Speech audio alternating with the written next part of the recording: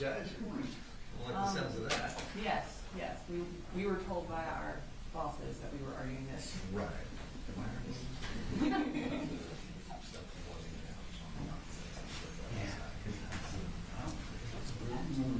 Go ahead. Did you know what you want now?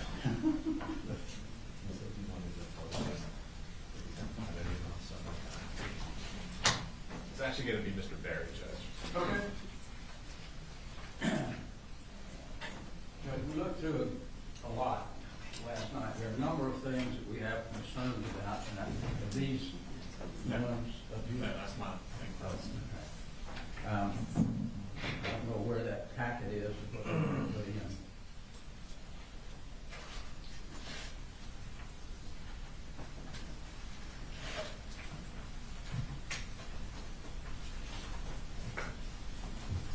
I have it. We have it on. Oh, here it is.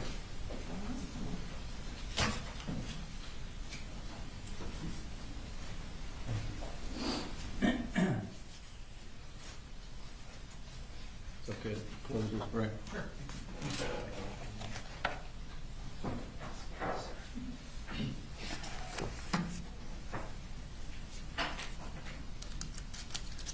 And I don't know whether the best way to do this, Judge, these are numbered pages, so I'll just go by the numbered page. On page 1 is Wells Fargo bank records. I don't know what they're, other than what was purchased at Mike's gun room. I don't know what the probative value would be for bank records. I don't know what they plan to show by that. Is it one page or are there several pages? I haven't seen any of Right, this. so that first page is just us explaining what records are in Investigator Gilliland's presentation, like what we're going to be talking about. So one of the things we're going to be talking about is the Wells Fargo records. So during the course of the defendant's interview with Investigator Smith, he talked a lot about how he didn't have enough money to buy a gun safe. He just needed $78 more. He indicates in multiple text messages about needing money for doctors for Colt.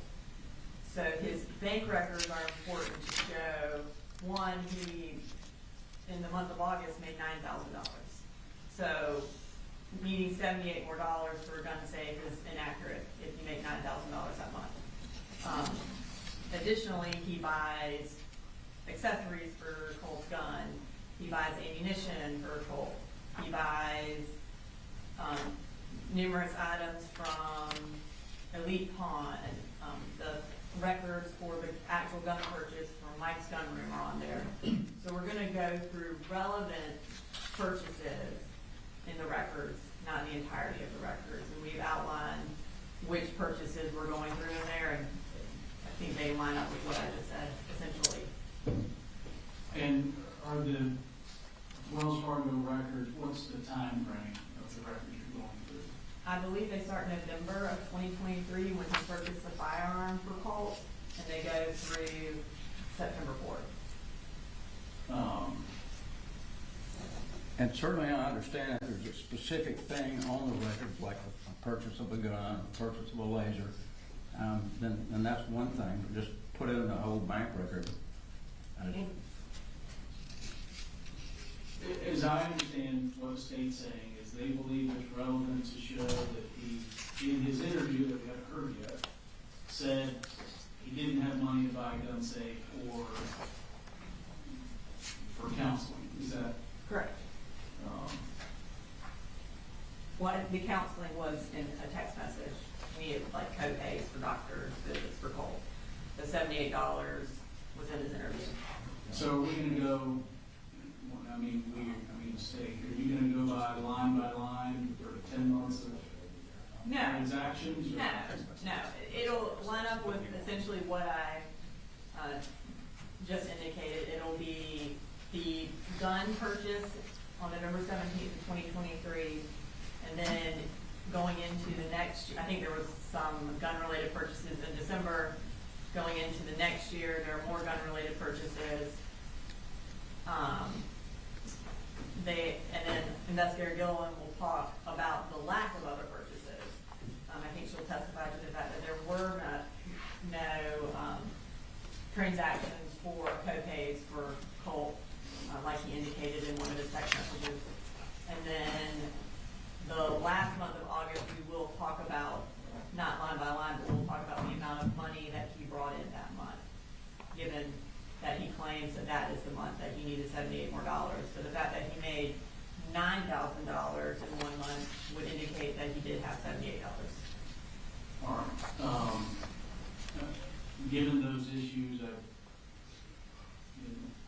do find that they're relevant for those limited purposes. So I would, if we call this a motion in limine, I would deny the motion to exclude these Wells Fargo records as has been outlined. What's next? On page 3, Judge, and on many of these exhibits, And let me give you this back, just so you can keep things in order. I don't know if you've got your separate set that you're working from, or if this is a So we do this, we had the list. Yes, sir. Oh, you want me to keep that then? You think I need this for the future? Okay. I see.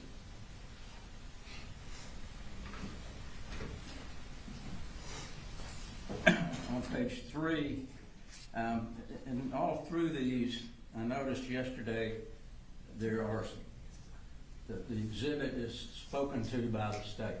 It's not just the exhibit, but they put on there, like on page 3, purchase of laser sight from Amazon.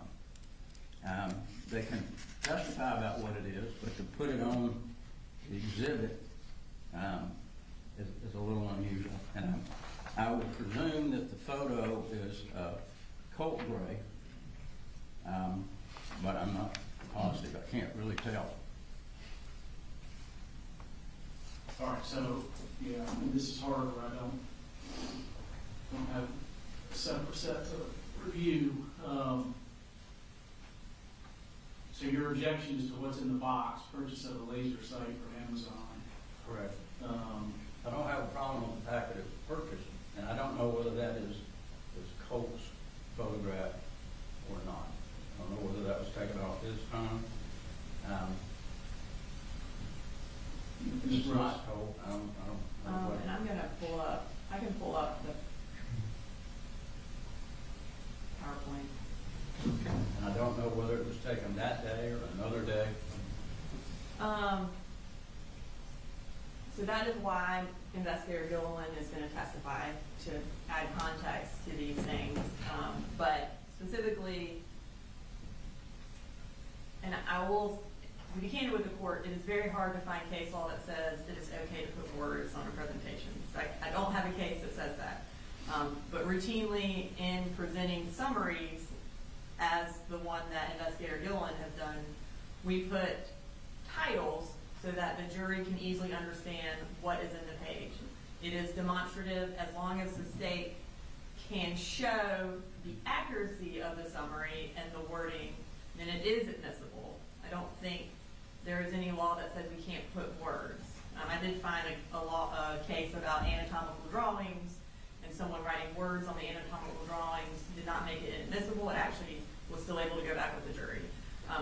So I disagree that we can't put words. I do believe we can put words. The words are simply a summary of what is in the slide. It is a title to that slide. It's not prejudicial. It is accurate. Investigator Gilliland will testify that is a picture that Colt took of himself with the laser and with the rifle that he sent to the defendant, which again is relevant because our whole, one of the things that the state has to prove is that the defendant gave Colt access to the firearm. A picture of him with the firearm that he then sent to the defendant is clearly evidence that he had access to that firearm. All right. Let me ask this, Mr. Gray. So, where the witness gets on the stand and says, this exhibit shows the purchase of the laser sight from Amazon, where she says those words,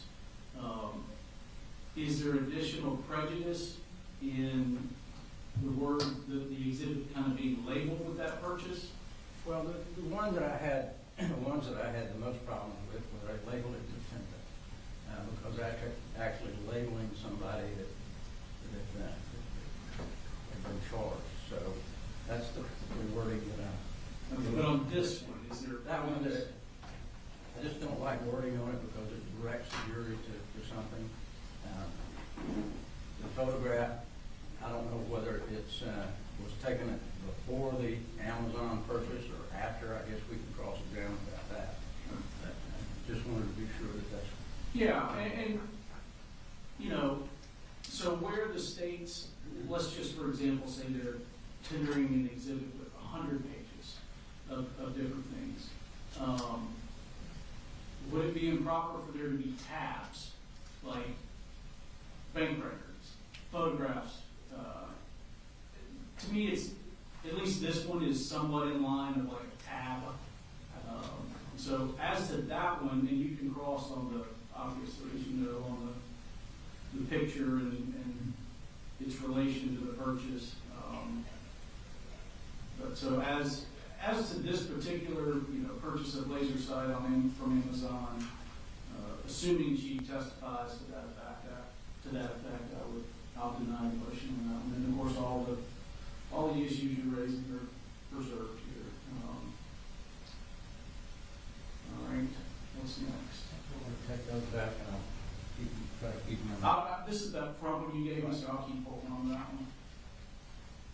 And Jeff, we're bringing up a second copy of the PowerPoint to testify. Page 4 is email from the sister to the defendant. I do have a problem with the use of defendant about school enrollment. That's really more than what would be on a tab. 4 is, I'm sorry, I didn't pull that, but yeah. I guess, do you want me to display it for you? Yes, ma'am, please. I'll have it pull it up on the screen, so you don't have to keep walking.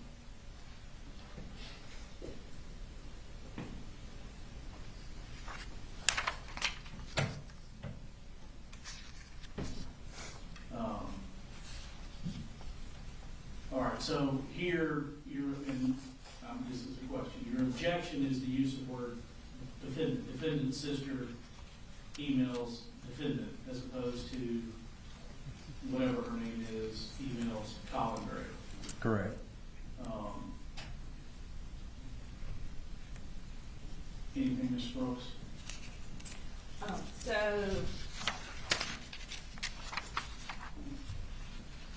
again, finding a case that talks about whether or not the state can use the word defendant was also a task. I did find a case that says that we can call the defendant a predator. So I feel like calling the defendant a defendant is less prejudicial than that. So the fact that the state is allowed to call the defendant a predator in a trial would suggest that calling the defendant is okay. We have identified him as the defendant because that is his position in this case. Everyone has the last name Gray, calling him Mr. Gray, or Colby Gray, or Colin Gray. I don't believe there's any difference in prejudice between calling him defendant versus that, but I do think it is more clear who we're talking about when you call him defendant. I don't think it's prejudicial. I think, again, it is a title page to an email so the jury understands who is talking to who. We have called him defendant throughout this whole trial. I believe the court calls him defendant. I'm sure the defense counsel, their defense counsel, their defendant's counsel. It's just a word that we commonly use in crime cases. Do you know a case? I understand the line of cases dealing with, call anybody anything in closing argument if you want to, pretty much, according to the cases, but putting it on a document that you're going to put before the jury, I think, would be an issue.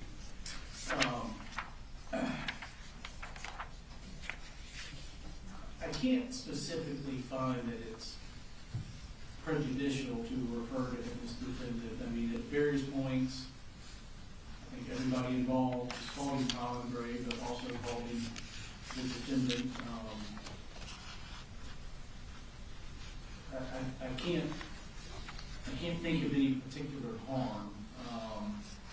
You know, I've had cases where somebody filed a motion in limine to prevent the state from using the word rape, which is certainly has prejudicial attachment to it, and case law said you can use the word rape. You can use the word, I'm pretty sure this case law says you can use the word victim. So would I like it a little better if it said whatever her name is to Colin Gray? Probably, but I don't think it's prejudicial. It is his position in the case. So as to that exhibit, I'll remind you. We don't have a problem with page 5, Judge. Page 6, we don't have a problem with it other than the fact that it does use defendant again, where it says Colt, Jenny, and defendant visit Wilson Show gun range at 10:25 a.m., which is, of course, direction and comment on the document. And I assume these are not going back to the jury if they have comments on them anyway. We agree that the comments would go back with the jury, the actual exhibits. They're conceding that one on not going back. It's conceding the others.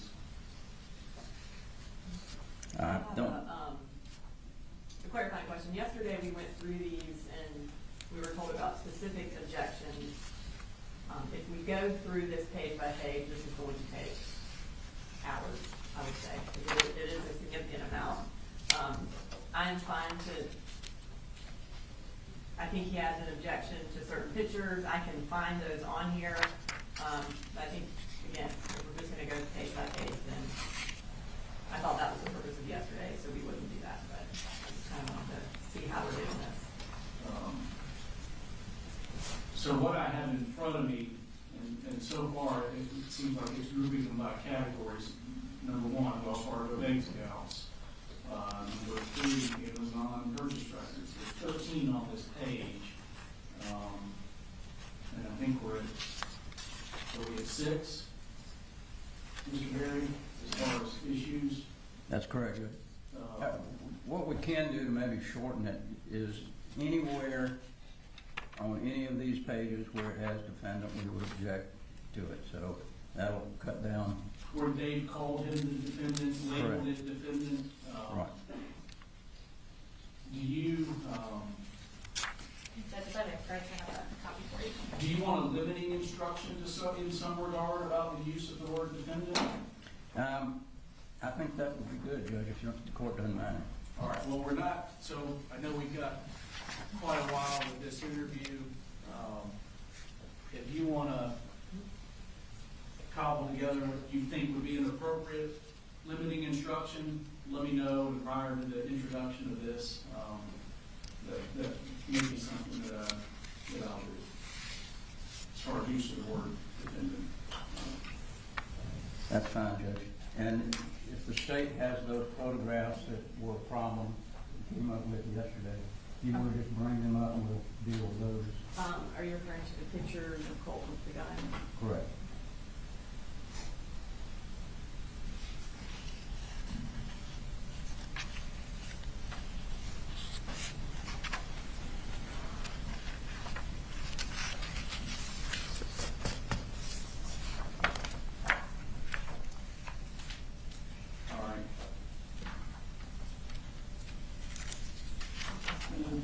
This is just the first grouping of pictures of Colt with the gun at the gun range with the defendant. Objections, Mr. Berry? One second, Judge.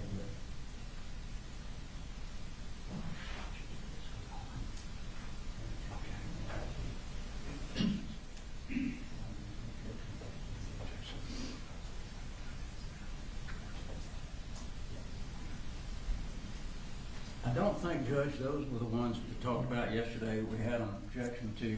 There are some here. I'm sure the state will know what page they're on. where, And also the final objection to the school shooter. where Colt is putting the gun to his head and in his mouth and that sort of thing. And we do have, like on page 23, there are photographs of children, which is not something that we talked about displaying. There's an email there, but there's also a photograph which they've blown up. And I was just gonna go through the PowerPoint beginning, and, I know y'all also had some objections to the school shooter shrine pictures, so I was just going through it and displaying it if you wanna. That would be great if you don't mind doing that, to make it much quicker. I'm just gonna go, I'm just gonna kind of go straight through the PowerPoint. So this is the first picture of the school shooter shrine from April 15th of 2024. How many pages are we about to go through? So my understanding is we're gonna go through, pictures of guns, and the school shooter pictures. I think it's like 10 to 15, if we do it that way. Okay. All right. Mr. Brady, let's just address each one they put up. Objections to this particular one, I'll call it a slide, this particular slide. That's correct, Judge. I I'll think zoom that, in on the picture, Your Honor. I'm sorry. I was gonna zoom in on the picture Okay. so that the court can see what it is of.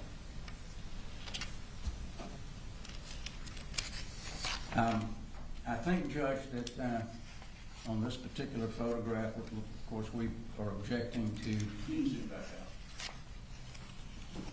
out. all of the photos that show Colt Gray. And I think we would object to this picture. That shows the picture itself that shows Colt Gray with the photographs on the wall behind him. That's correct. What's the First objection? picture of the school shooter shrine. It may not be. That's directing the jury to think that's the first picture. It may not be. It may be. We don't know. But the photograph, from what I could see yesterday, is not in the same position as the one that the officers took when they came to the home. So it's changed positions. So I don't think putting that wording on their first picture of the school shooter would be proper. Mr. Brooks. As far as the relevance of the picture, again, in the interview that we haven't heard yet, the defendant denies knowing who is on the wall. In his initial interview, he indicated that he did know it was the last school shooter, and then when he talked to investigators, he said he doesn't know. He also said it was only one picture and that Colt took it down. So the state, in order to prove its case, needs to prove that this shooter had been on the wall for a significant period of time, and that would also corroborate Jenny's testimony that had been there. This is the first picture that investigator Gilliland found in Colt's phone, and of course she'll be able to testify to that. She'll be able to testify that there are two pictures that are identified as Nicholas Cruz on the wall. And so we believe it is relevant and admissible. I don't have an issue, and I do think it's relevant. The image, the date, the time. I do think that calling it the picture of school shooter shrine, that's proper for argument. Calling it a school shooter shrine.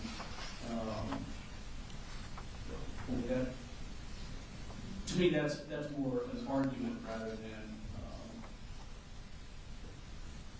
the labeling as such. Are you able to scrub that? We can delete that. I guess it's the ruling that our, in creating this PowerPoint and trying to figure out what to call it, we did look up shrine. It is a place associated with or containing memorabilia of a particular revered person or thing. I think that is how investigator Gilliland would describe it when she testified. We are fine to delete it from the slide, but we do think that it would be able for her to be able to identify it as a crime, given that it's the definition and that is what that is.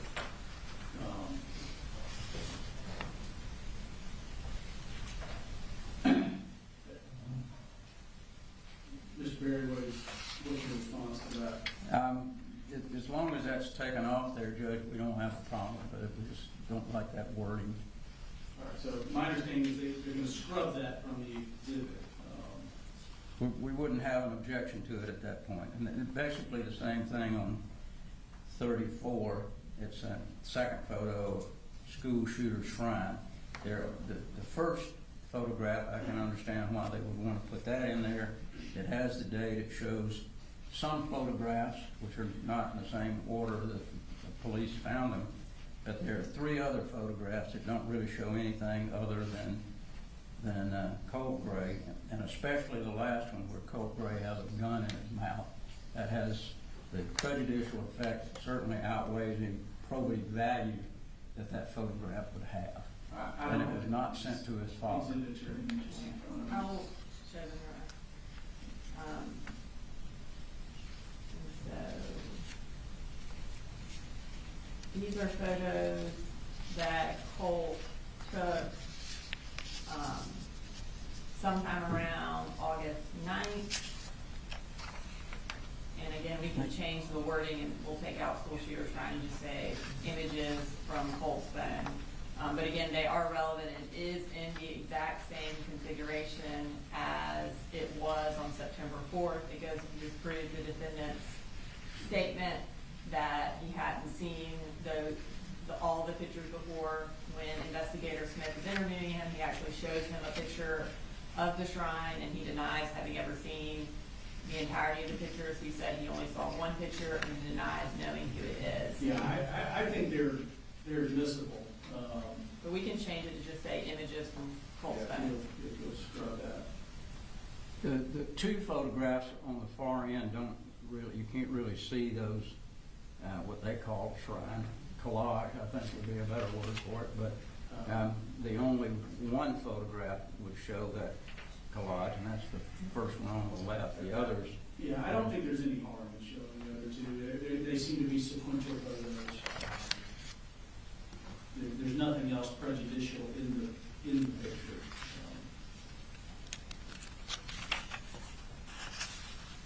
And this is the other photo that Mr. Berry was talking about. Again, this is a picture from Colt's room. It is in the time frame after he had dyed his hair, which would have been in August of 2024. And he just has the rifle in his room, which would be evidence that he had unfettered access to that rifle. And what's your position, Mr. Berry? As I said, Judge, the prejudicial effects was he got the gun in his mouth. The prejudicial effect of that photo certainly outweighs any probative value. What probative value does it have? They've already got the other 2 photographs showing that, the kid. And I think they've got others showing Colt with the gun around that same time period. So it really does not have any value other than disturbing. In as much as Colt's access to the gun is an issue in the trial, it is something that's squarely before the jury that they have to make some determinations about. While it's prejudicial, I can't find it unfairly prejudicial. It's a probative matter, issue in the case. So I deny the motion there.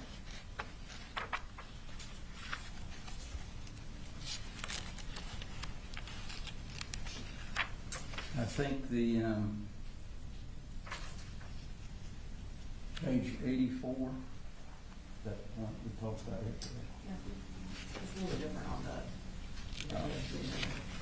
This is the ones showing him with the. Okay. And of course, Mr. Berry, you're free to argue that, or cross, something on Colt's phone doesn't mean Mr. Gray had it or knew about it.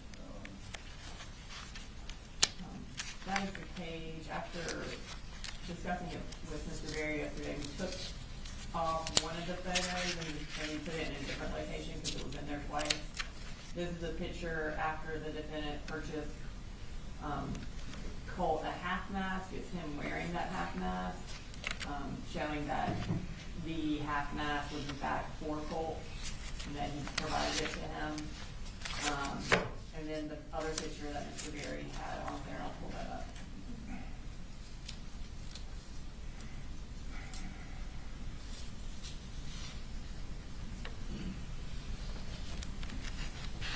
This is from August 28th, and again, it shows the firearm, that Colt has access to that firearm. And then it's also wearing the half mask, so it shows that that photo was taken after that was purchased for him.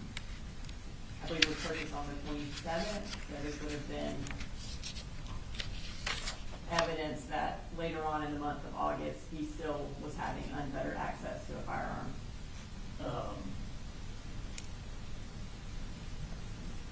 Was he wearing a half mask at the school? Was No. that something that was part of? Not to our knowledge. It wasn't something that he wore to the school, but it is something that, so in the school shooter shrine, Nicholas Cruz is wearing a half mask in one of those photos. And so one of the contentions is that he also is wearing a vest similar to the one that the defendant purchased for him. So I think the contention is that he was buying things similar to what Nicholas Cruz had that were quite visible on his wall. And so I do think it's relevant for that purpose. Well, Again, it also shows the gun being in his room 3 weeks Yeah, after. clearly the image with the gun and him, I think, was relevant. So this was originally a dual exhibit for both pictures. Yes, we moved the second one because we had the exhibit on there, this picture on there twice. Mr. Berry brought that to our attention, so we removed it the first time and left it just on this exhibit.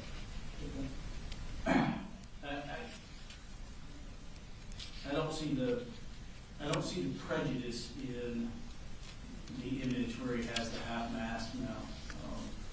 I think I know they say relevance is binary.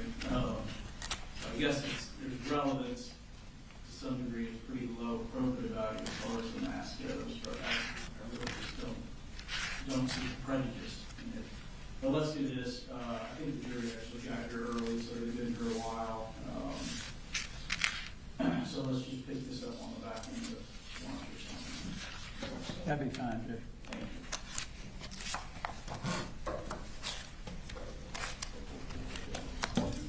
I realize the jury has been here and back there, but we've been in here. Can you take us a quick break? All right, we'll take a quick break and then here's that. We'll take a quick break. And then Brooks, you go and just kind of get them ready. Don't put them in the hole. They're ready.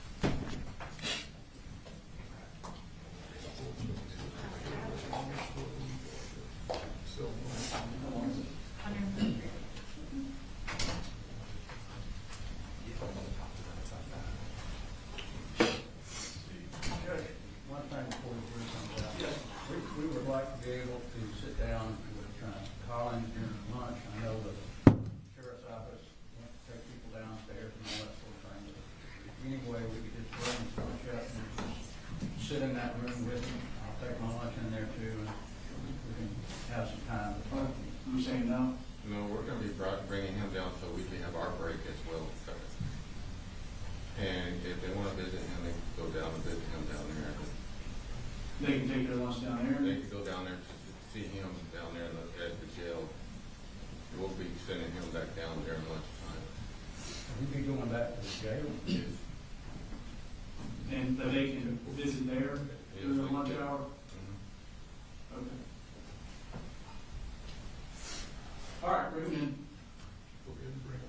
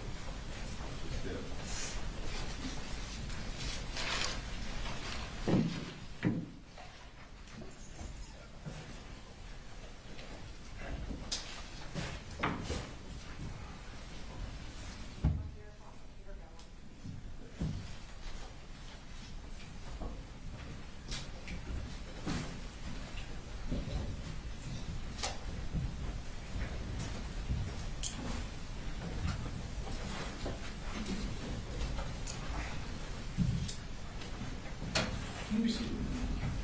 Good morning. All right, is your investigator here? Yeah, John.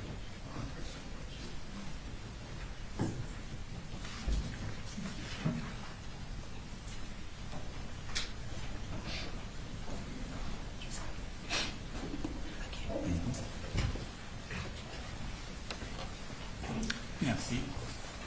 So back there, Smith, I think when we left off, you ready to proceed on? Ready to proceed? Yes, sir. When we left off yesterday, I think you had left the Jeannie's interview at the treehouse. And Yes, sir. invited Mr. Colin Gray to your office for an interview. That's correct. Okay. How did this interview begin?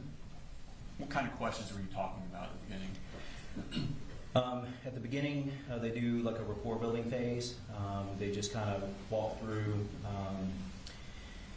Are you talking about the forensic interview? No, we're moved on. We're at Okay. your office and you're interviewing Colin Okay. Gray. How did you start your interview with Colin Gray?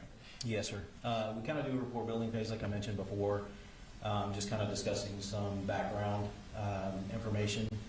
In this case, Mr. Gray talked about his family. Okay.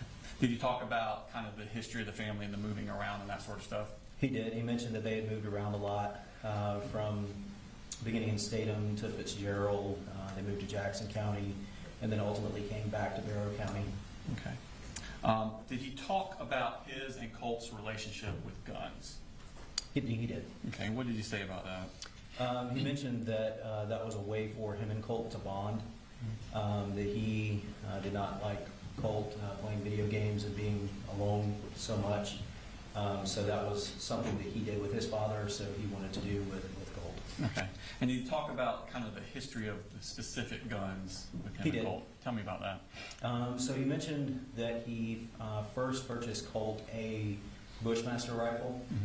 And I think that they had gone hunting, if I'm recalling this correctly, in his 7th grade year, to around 2022 was his first hunt.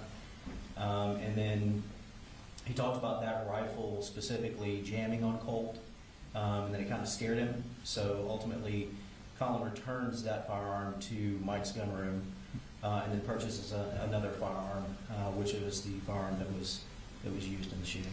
Did he say what time period he purchased that second firearm? The second firearm was purchased for a Christmas present, Christmas of 2023. Okay. Did he say after Christmas where the gun was kept? He did. He said that the gun was kept in his closet. And when I say his closet, I mean Colin Gray's closet.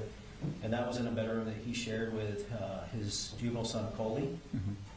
And he mentioned that the guns were kept in the closet on the top shelf. The ammunition was also kept in there as well. Okay. And did he keep that narrative throughout? No, he didn't. Okay. Did he change where the gun, Colt's gun specifically, was He kept? did. And what did he say about that? He mentioned on 2 separate occasions that Colt had actually gone into his bedroom, and that Colt had retrieved the firearm from Colin's bedroom and taken it into his room to clean or mess with, take it apart or put some new attachment on it. He said this occurred on at least 2 separate occasions. Okay. And then ultimately, towards the end of the interview, Colin admitted that Colt was allowed sometimes to keep the rifle in his room leaned up in the corner. Okay. Did he talk throughout this interview about Colt's tendency towards physical violence? He did. Tell us what he said about that. He mentioned that specifically over the past couple of months, that Colt's whole demeanor had changed, his whole attitude had changed. That he had become more aggressive, that they had gotten into multiple physical altercations, that Colt on one occasion had bull rushed him, that Colt had struck him with his fist in Colin's face. He said that he talked about them wrestling to the ground, talked about a screwdriver being thrown against him. He also The screwdriver incident. Who's throwing to who? I apologize. That would be Colt Gray throwing the screwdriver at Colin Gray. Okay. And then he also mentioned that Colt had done some property damage to the house, that he had punched holes in either the walls or doors in the house. Okay. Did he talk about his daughter Jenny and his son Colt's interactions? He did. And what did he say about that? He mentioned that there was at least one I'm recalling right now is they had gotten into an argument and Jenny had run from him. And who's him? Had run from Colt. I apologize.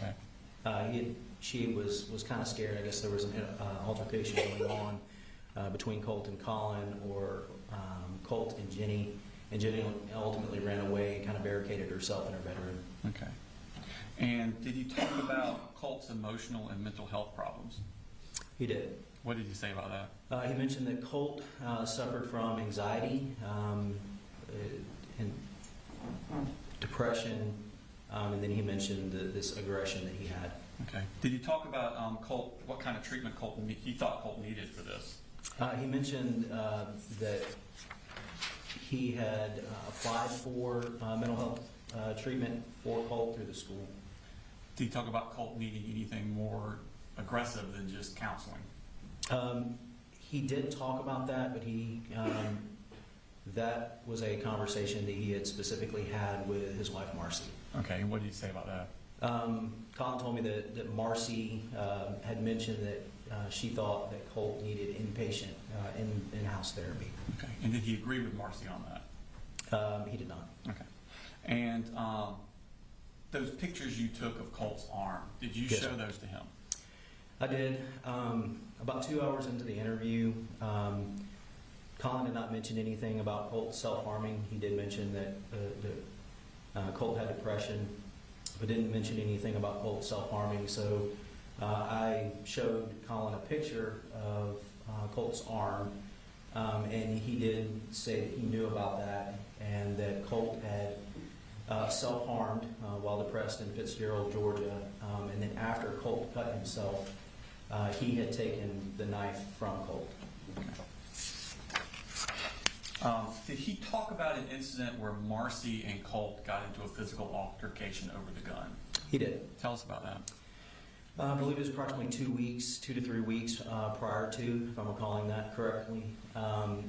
There was a incident where Marcy had confronted Colt in part about the firearms and mentioned getting the firearms out of the home. And during that incident, Colt had pushed Marcy to the ground. Okay. And did he know about this? He did. Okay. Did he say anything about, after that incident, whether Marcy asked him to do anything with the guns? He did. He said that Marcy asked him to put the guns up. Okay. And did he ever do that? He says that he put them in his closet. Okay. And did he ever talk about any sort of locks or anything on his closet? No, sir. He said there were no locks. Okay. And did you discuss the pictures of the school shooter on Colt's wall? We did. Were you aware of those at the time that you were interviewing him? That they Yes, sir. discovered. Okay. And what did he say about that? He said that he did not know who that was. Okay. Did he say anything about asking Colt who it was? I recall Colin telling me that he believed that that was a guy from Green Day, Okay. but he did not say that Colt told him anything about a school shooter. Did he deny that Colt told him that I was a school shooter? Yes. Okay. At this point, had you talked to Kelsey Ward about her interview with the defendant the previous day? Yes, sir. I have. Okay. And is what he telling you different from what he told her Yes, sir. about that? What specifically was different? Specifically on where Colin initially said that the firearm was located. Colin, according to my conversation with Special Agent Ward, initially told her that it was allowed to be kept in his bedroom. Here, there was a very, very different kind of 3 separate places that it was kept. That was different, as well as him having knowledge about who was in the kind of pictures that were up on Colt's wall. Special Agent Ward told me that Colin told her that 3 days before the shooting that he was told who that was. And he denied that to you? He did. Okay. Did he admit that him and Colt, or that Colt talked about school shooters to him? Yes. Okay. And what did he say about that? He said that Colt had a very analytical mind, that he noticed very small details. He talked about him looking into researching school shooters or different trials that were going on. Okay. At this point in your investigation, had you seen anything on Colt's phone? No, sir. Okay. What happened at the end of the interview? At the end of the interview, I did confront Colin about the inconsistencies in his statement, and ultimately I placed Colin under arrest. Okay. Have you had a chance to watch the video of your interview with Colin Gray? Yes, sir, I have. And does it accurately reflect the interview and the totality that you had with him? Yes, sir, it does. Your Honor, this time I tender State Exhibit number 185. It actually, I think because of email purposes, it came to us in 3 separate parts. So it's going to be 185.1, 185.2, and 185.3. But it is one video. No objection. All right, 185, various forms is Your Honor. And Your Honor, just for the court and the records, it starts with them going in the room, a quick introduction, and then Mr. Smith, Investigator Smith, leaves the room. So we're going to cut through that. That is going to be, he leaves the room at 0040, comes back 10 minutes later at 11:00. So we'll cut through when he's not in the room because nothing's happening. I assume no objection. No objection. That's what we- No, sir. And that's in State Exhibit 185.1. And then, Your Honor, in 185.3, towards the end of the interview, Investigator Smith steps out again at 39:30 and is gone for about 5 minutes to 45:30, so 6 minutes. So we'll cut that part out because it's just Mr. Gray sitting in the room by himself. And then it ends at 53:35 when they walk out. So that's just for the record. And in total, you said you have to wait 2.5 hours? Is that Yes, right? Your Honor. The first one's going to be, when you take the stuff out, it's 41 minutes. Part 2 is 67 minutes, and Part 3 is 47 minutes. Thank you. And then I'm gonna let you sit next door for a second.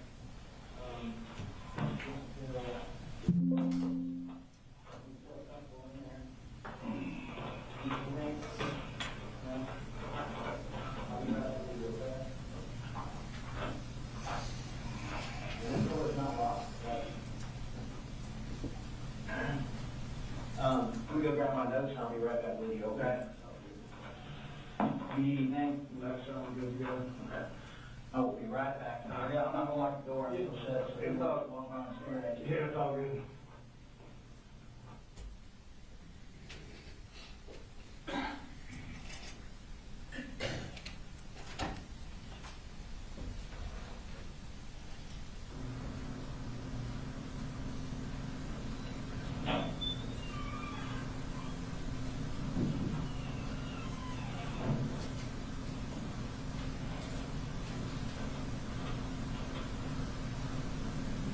Okay. I apologize for that. I have not gone to the bathroom at all today. Yeah. It's all good. So I promise I'll wash my hands. It's all good. I'll introduce myself again. Yeah. My name is Investigator Jason Smith. I'm with the Barrow County Sheriff's Office. Yeah. And you're Mr. Colin Gray, correct? Okay.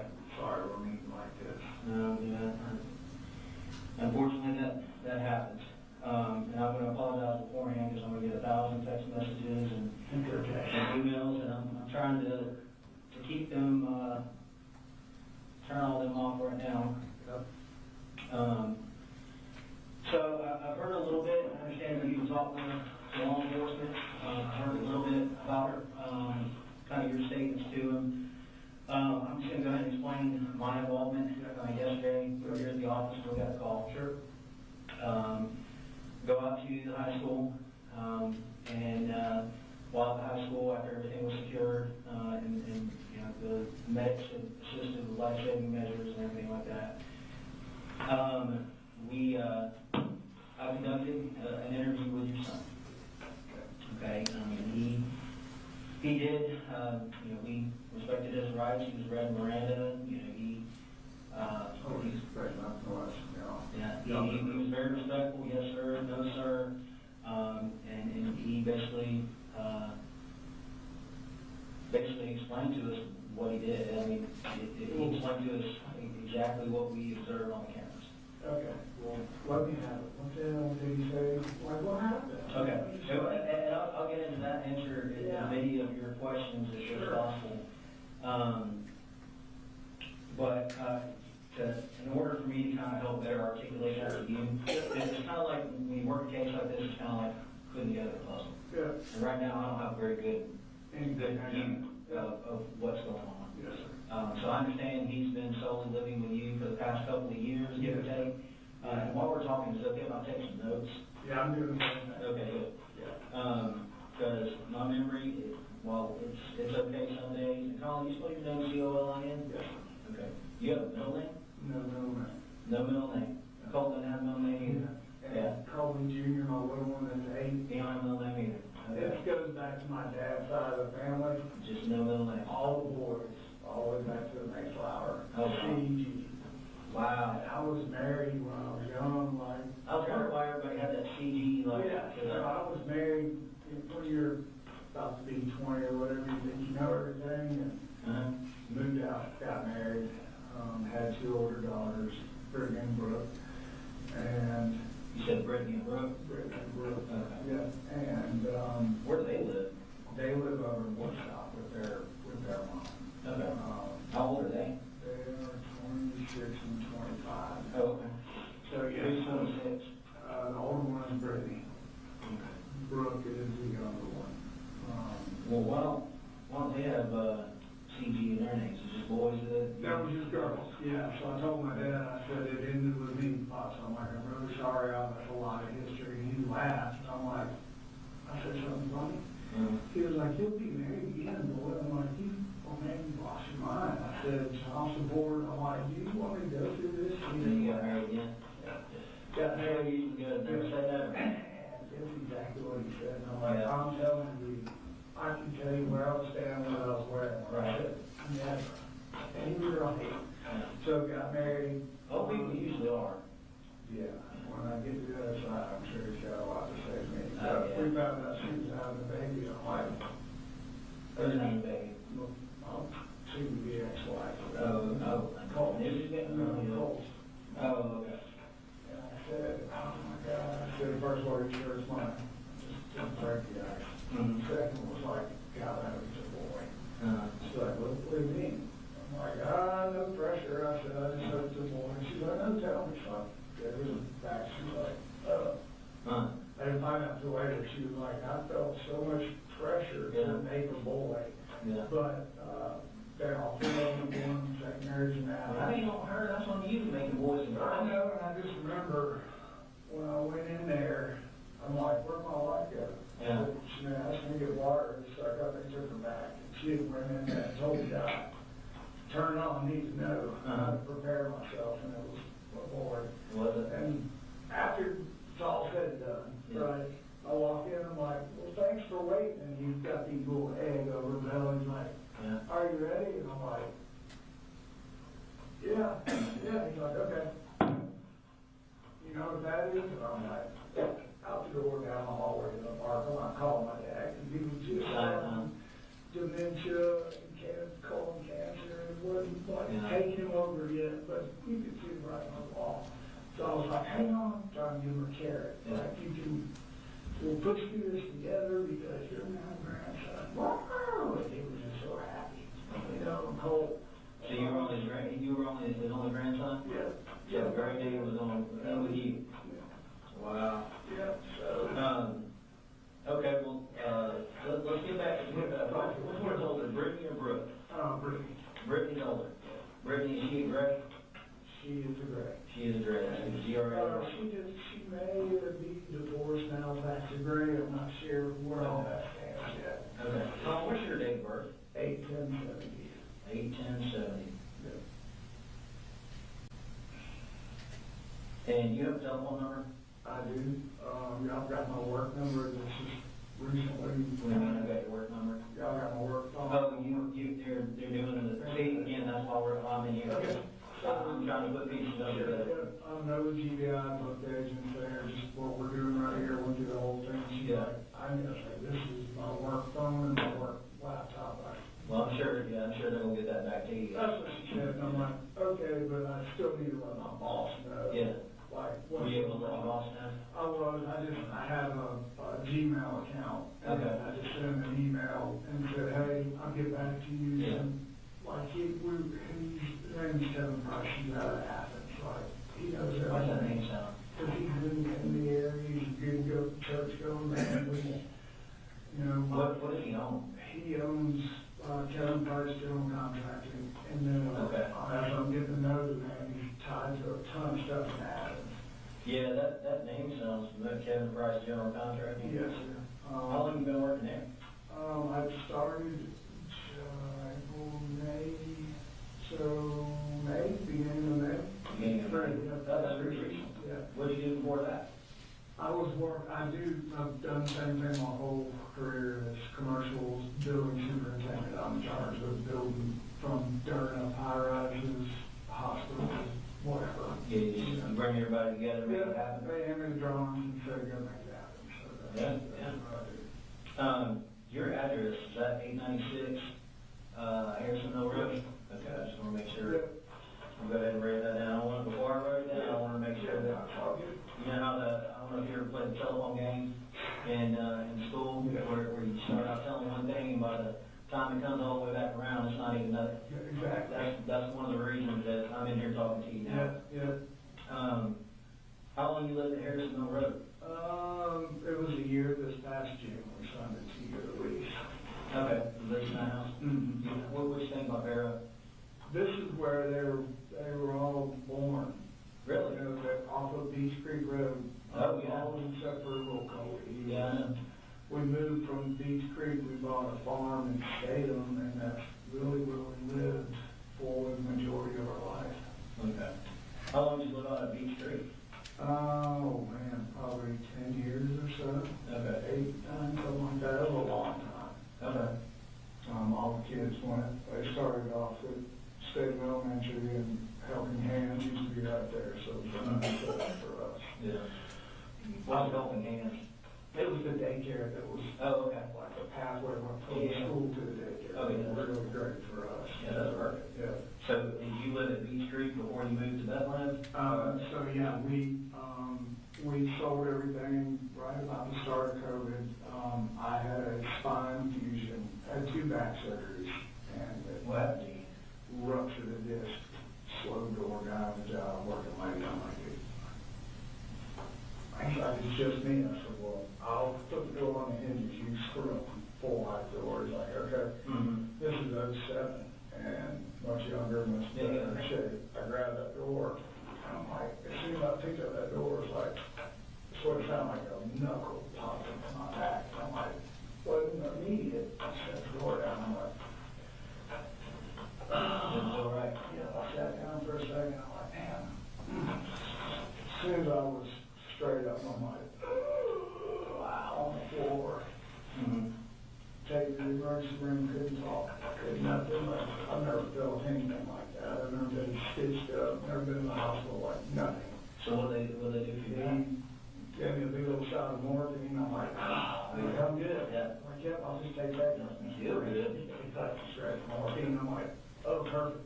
So I can get that and go. He was like, well, I'll show you a picture. He's like, Yeah. like, what is that? He goes, he said, I call it crap. He said, you have ruptured your disc and blown out everything on the inside and gone down your nerve channels and back to your legs, and it's pretty hard. So he used everything you got? He said, I can fix it. I've done a bunch of them. They screwed a laminectomy in '07. I was 9 months to go. Any damn thing happened again. I was on the table 10 months later,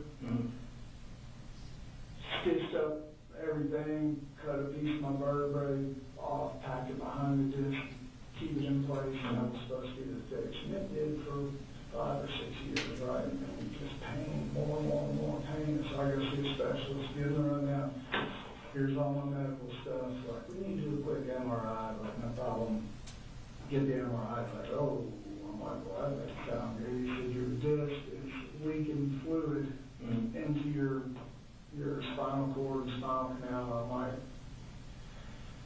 I can't, like, have another surgery. Like, I can't do this recovery. It was sort of pain in the ass. Like, this is totally different. They go through the front instead of I said, you go through the front of my belly, you go through my spine. I'm like, it kind of seems like you're going around the mountain there to get to the real problem. Hey, man, they do some weird surgery. You know? Yeah, so I like anything, I verified who he was, like, oh, shit, this guy's like, he rewrote the book, he really did it for this surgery, the fusion, and Right. he's telling me he's gonna give me it.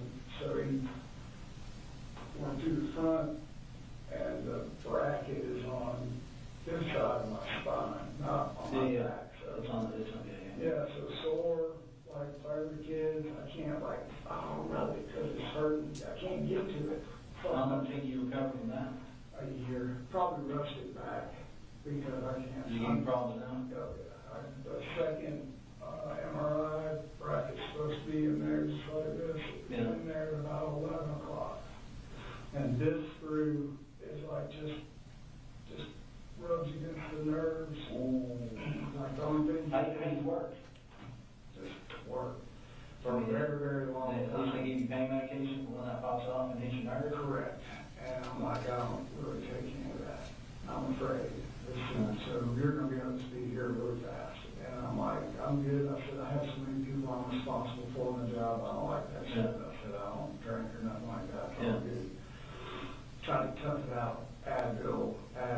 Like, this is not, working. And it's like, so we'll start you on some low grade hydrocodone basically. I'm like, okay, never had it. What to do?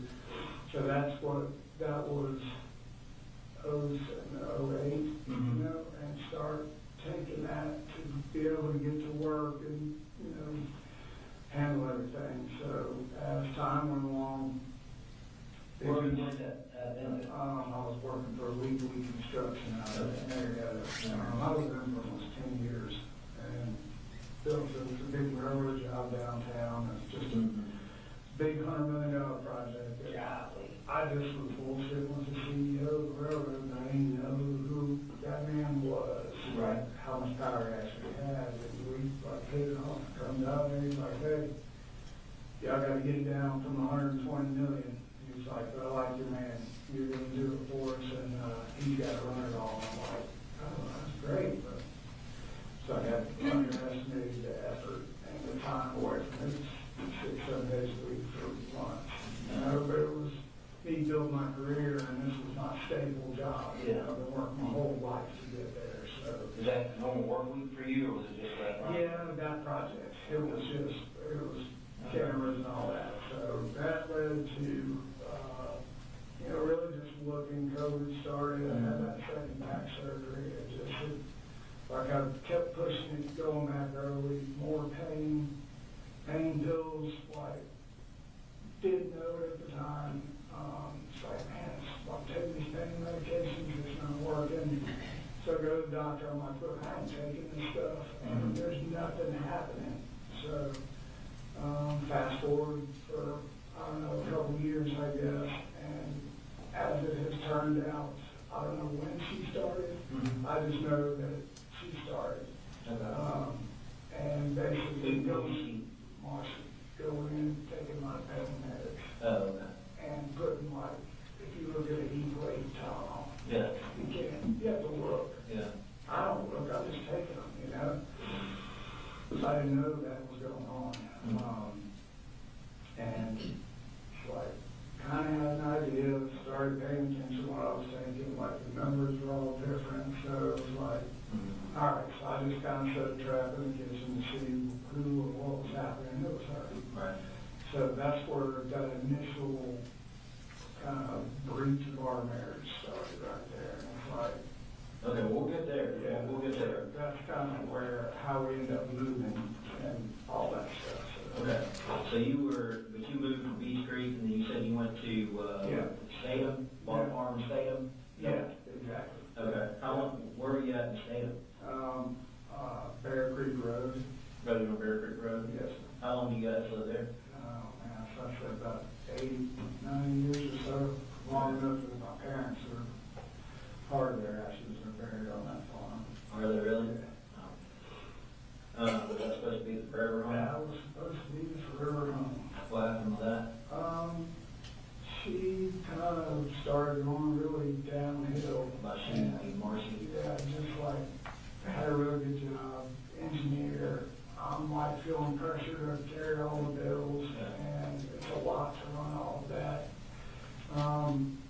Paying bills, boats, all that stuff, to be honest, never made that much money a year of my life, and really, like, failed miserably at controlling money. Yeah, never for me, our family, we never had more. You know, it was clear, I was buying, just make the kids happy, we buy campers and stuff like that, you know.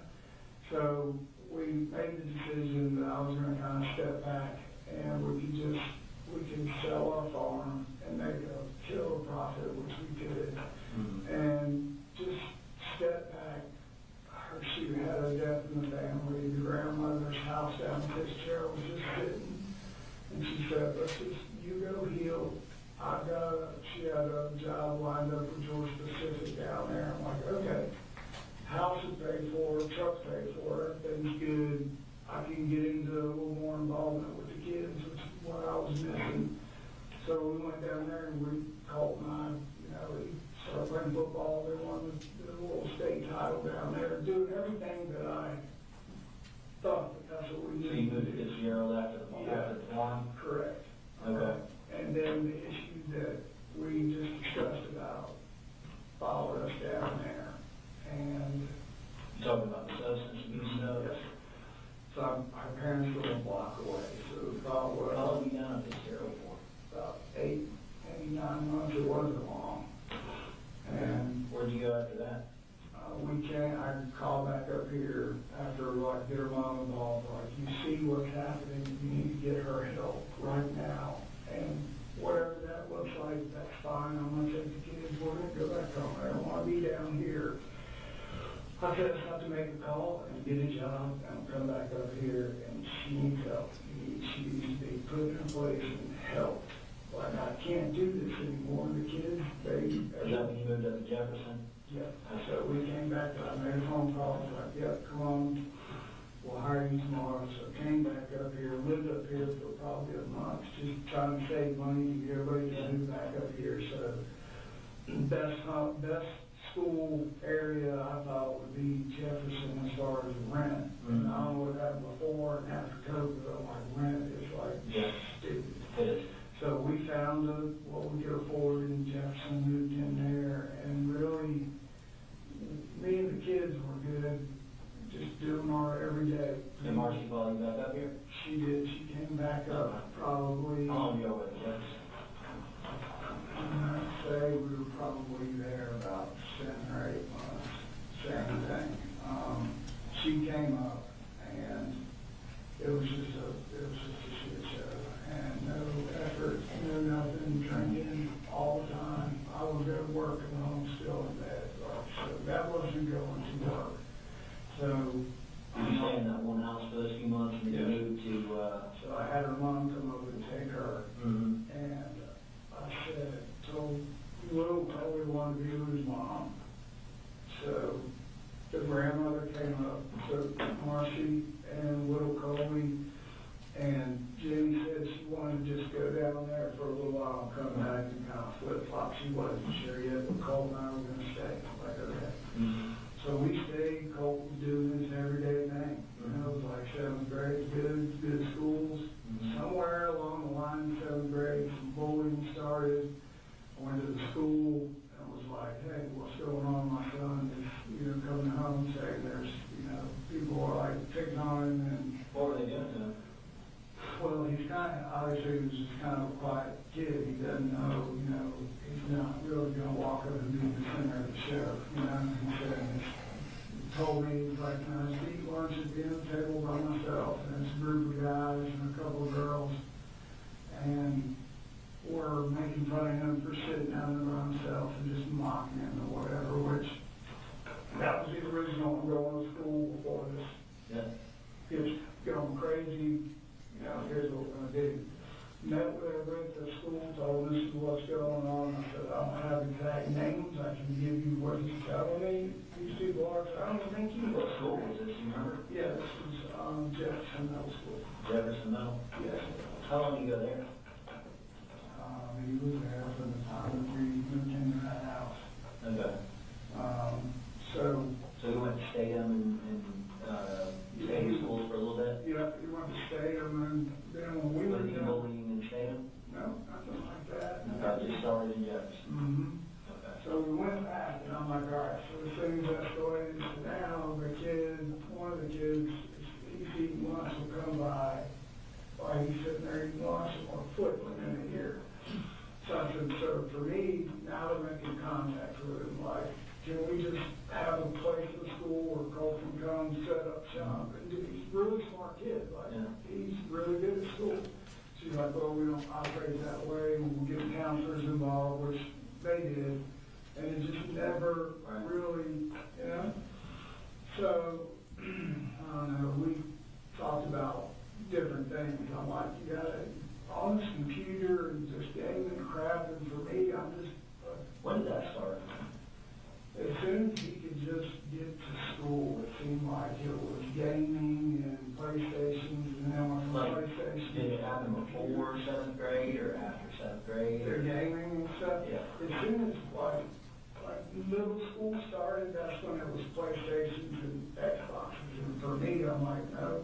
So he played football and all that in elementary school? Yeah, and for me, I'm like, I don't want you sitting in front of the screen. I'm this all day. That's not how I was raised. I want to show you how I dealt with things growing up. It wasn't always easy. I said, I deer hunted for my first memory.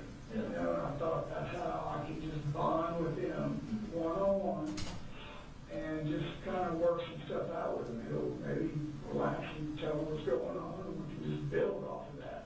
When did you guys start deer hunting? How old was he? Not last year, the year before that, the ending of that year. So what's this, 24, 22, so 22, I guess. 2022 is when you started deer hunting? Mm-hmm. How old was he when 2 years old? 12? 12? Yeah, 12 going on. So about 7th grade. Yeah. So got my plumber I was working with, like, holy man, this is great. He said, come out to the house, got a big farm. He said, I'll set you guys up a blind.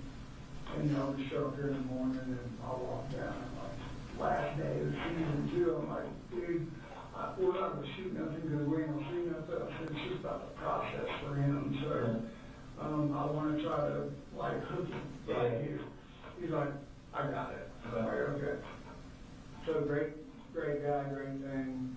Throws a nice blind shirt. My son comes up and I'm looking through binoculars, and he's looking, and he starts shaking. I'm like, what's wrong? He's like, it's a big old deer. I'm like, okay. So we go through that whole thing. It was a little buck, and he knows I was little. The first deer I saw was a broken horn, 5 foot tall. He shoots that deer, falls straight over. Couldn't believe it. The gun jammed. That was the only bad thing. So He shot it? He shot it. Like we had gone to the range up in both ranges actually. Charlie Elliott, the one up in by Big Laser, I think is what it is. Right, Charlie Elliott. He shot his first deer in 2022. Yeah. And What kind of gun was he using then? so that was a Bushmaster 450, and How hard did I ammo bill shoot? I don't know. That's okay, you know. Yeah, because I bought it from Mike. What kind of gun? I'm not a gun expert. What kind of gun is it? So, the Bushmaster is kind of like I said, when I told Mike, I said he's little. I want to scare him when he pulls the trigger. I said, something's not too big, but I don't want to wound the deer. When he pulls the trigger, I want the deer to go down. I said, I don't want to think about that. So, he's like, hey, this Bushmaster's good. It'll do the trick. Is that like a hunting rifle or is that like an AR-15? That's the thing I said, man, like the AR platform, shotgun, they've got that look. I said that's kind of what he's excited about. And so Mike was like, here, let's try this Bushmaster. I'm like, okay. We only held 5, or 3 actually in the clip. I'm like, okay, that'll be a good start. So just him and I, we sit down on the floor, we go That's to a hunting rifle, right? Is it like the old wood kind? no, it's a plastic AR platform. You said it held 3 rounds in the Yeah, magazine? it's really a small mag, and I'm like, you only need one. Yeah. That's fine. Okay. So. Did he want a bigger bag? He just thought that, yeah, he wanted more bullets, and he just thought that it was like, he said, can I break this? He had his little pellet gun. Right. He's like, can I put my pellet gun in a holster and walk around the woods? And I'm like, yeah, that's fine. So we sat down on the floor and went over everything that we were going to do and not do with these weapons in the house. Okay. There's a no bullshit rule in this house. That's how that's going to be, or they're gone. And that was never have a loaded weapon in that house. We're kind of jumping around a little bit. Well, yeah, Not get too far. So that was Jefferson, basically. Okay, so Jefferson is the first time he really kind of got in. Yeah. When did, what, you said you went to Charlie Elliott? Yeah. How many times did you take him to Charlie Elliott? I'd say probably twice. Twice? Yeah. What did y'all shoot while you were there? We shot, I had a deer rifle, a 308 deer rifle. Mm-hmm. I don't have that anymore. He shot his Bushmaster, and I had a shotgun. And we shot the shotgun. Okay. Shotgun. He shot all 3 of those? He wouldn't shoot my deer rifle. He's scared of it. Okay. Well, why was he scared of it? Because it's just big and loud. And he said, it kicked me back. He used to be one. Anything to do with that. You went to another shooting range? Yeah. Which one was that? I want to say it's Big Laser. Big Laser. Yeah, up in Banks County. I think up there by the what's called the Tanger outlets. Okay. How many times you guys do it there? I think only twice there as well. Okay. Because once we moved, it's Did y'all shoot something different up there? no, Same guns? yeah, we got rid of the AR, the Bushmaster, because that's what I was trying to tell you, because it jammed. Yeah. Called Mike, I'm like, I can't get the bullet out of here. So literally had to took it apart so it wouldn't, but so I had a round hung up there. Okay. Took it back to Mike, I'm like, hey, I can't, he's excited, he's hooked, this worked. Mm-hmm. And I said, I just need to size it down on something that's not gonna do this with him. Because now I got scared of it, I don't want him to. So you took that first gun, you got him shot there, you took it back to Who you buy that from? Mike's gun room. Oh, Mike, okay, yeah. Is that who you buy all your guns? Oh, yeah, I talked to the sheriff in there one day, it's like, dang, you are the biggest sheriff I've ever seen in my life. I don't know about big, he's tall now. He's tall, you know what I mean? I'm like, God, no. So you want Mike's gun run, what you guys trade So on? what we talked about was like, the guy was leasing land from, we were talking about, like, he really likes his hunting, the whole aspect of it. Mhm. I said, we were talking about, I was telling him coyote hunting during the summertime is how we kind of keep track of the land, put the cameras, like, I'm going through the whole deal for him, right? Like, is this out of the house, the farmland in Salem? Yeah, no, this is that he grew up and we worked the shooting range, and I tell him all the hunting range to do as a kid. And I said, where you shot that deer, it's just run over with coyotes and killing these. Where do you guys hunt at? So it's out, my plumber's got family land, it's like 20 acres, it's just right out behind his house. And I said, we can get a different style weapon, and we can work our way up to where you feel confident shooting a gun. They'll say, So what do you upgrade to after the rest of the nothing, we just left it at that, and I told Mike, I just need to think about it and talk about it with him. How does he feel, did that jamming mess with him or anything like that? So for Christmas, we were talking, and he said, Daddy, he said, I would really like to get another AR. He said, but I'm scared of the jam. I said, okay. He goes, he said, what? He said, that the AR that I had, I said, that's a 223 round. Just, that's our coyote and our pig hunting gun. Is that what you have? That's what I have. Okay. What kind of AR do you have? I have, it's not a name brand. It's, I don't say it's a Franklin or a Johnson. It's just like a 223? Yeah, 223. So you wanted one of those? Yeah. What you said for Christmas, was it Christmas of the 7th grade year? This past Christmas. Okay, so 2023? Yeah, we were living in our house where we are now. Did you guys shoot or anything between 7th grade and?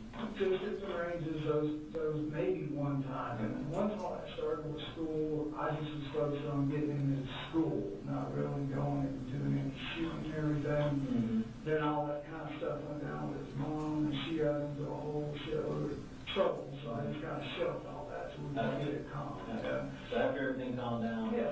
you got an AR for Christmas? Yeah, I said, Bought that from Mike's too? Yeah, I said, the whole goal here was, even if he cared, like, he had so much fun, we bonded, like, I That was wanted, his gun, right? That was for him? it was for him, Yeah. but, like, it didn't say in his room or anything, it was all in my closet right there, but when we go shooting, that's when I let him shoot. Okay. So, So is that where you kept the guns in the house, in your closet? yeah, Was that where they were the other day? that's where I thought they were, yeah. A couple days before, I bought him just, I'm a single dad, like, trying to pay for all this, so I can't, like, go do all this on a whim, so I'm like, hey, I'll try to upgrade your scope. I know it's shitty, but I said it's enough for us to go shoot in the range. You shot a deer with it, you're good, and when we were moving, he was worried about, I was explaining foresight, and just all of this in the effort for him to be safe with a weapon. Okay. What did you bought him something to upgrade the rifle? No, it's just a laser cartridge that you put in there, shoots a laser, Okay. and you just look at your scope. Okay. And so that came in, and he had it. So the laser was Yeah, it's like a 223 round with a laser in it. Oh. And when you put it in the barrel, it turns on and force like your scope. And I said, the whole effort with the hunting and the rifles and whatnot was, hey, attaboy. You keep doing good in school, doing these good things, making good grades, which he was, then this is something that we will do. It's not like a carrot. Yeah. Kind of like the driving. Correct. You do all this, you go to school, Correct. we can shoot. Yeah. And it's always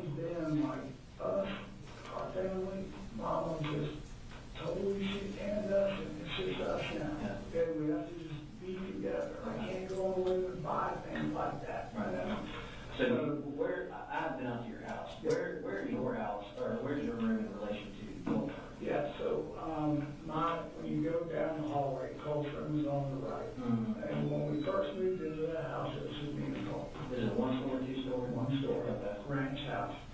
And Jenny, his sister, she was like, hey, I want to come back up and stay with y'all. I miss you. Don't like it really down here. It's like, no problem. Mom's in trouble. I'm like, I'll be there in the morning. About a week goes by. We'll try and get things ready. I get a call from DFAX in the middle of the night and all that. I'm sure that you read about her mom, his mom. Yeah. No. So the phone rings 2 o'clock in the When morning. is this? Huh? When is this? This is here recently, probably when, I can't give you the exact date, 6, 7, or 6, she's been going out for 8 months, she was old, 7, 6, so 8.5 months ago. Down there, living with parents, and painkillers, graduated to math. I had no clue. DFAX lady called me, like, where are my kids at? I thought, DUI, and she's like, well, she's driving, I can't tell you until I see you. Stuff's got to be signed, I got legal. I'm like, she's like, can you be here tonight? I'm like, it's like almost 2 in the morning, it'll be 4 hours. And you and Marcy, y'all married, right? We're married, we're not divorced or, legally. Yeah. You're separated, but legally together. Correct. If I didn't know my kids, I probably. So Marcy got a DUI on. No, that's what I thought. Oh. So I'm like, okay, I said, I'll come, it's gonna be middle, like 4 or 5 o'clock in the morning. She's like, okay, let's just meet there at 7:30. I'm like, you need to tell me what this is about. I had no idea. She said, just know that your kids are safe. You just need to come down here and get them. And I'm like, okay, so Colt and I are riding down there, and he's like, what do you think this is? I'm like, I have no idea. So we get there, we go to her mom and dad's house, open the door, and we sit in their living room. She gets her pole out, like, okay. Marcy, they gave her a hair blood test. She starts reading the results. Why did they give her a hair blood test? Her sister, apparently. I never got the whole story. She had all the kids down there? She had my little one Colt and and Jimmy. Yeah, Colt. Colt and Jimmy. Colt is with me. And I'm like, at that time, I started thinking, like, okay, this is why Jimmy's wanting to come back. Something's wrong. I don't know what it is, but I had issues with drinking. That's where I'm like. So what was the result of all that? So they read it all. I'm like, yep. She used to have a prescription for Adderall. That was in there. Opioids were in there.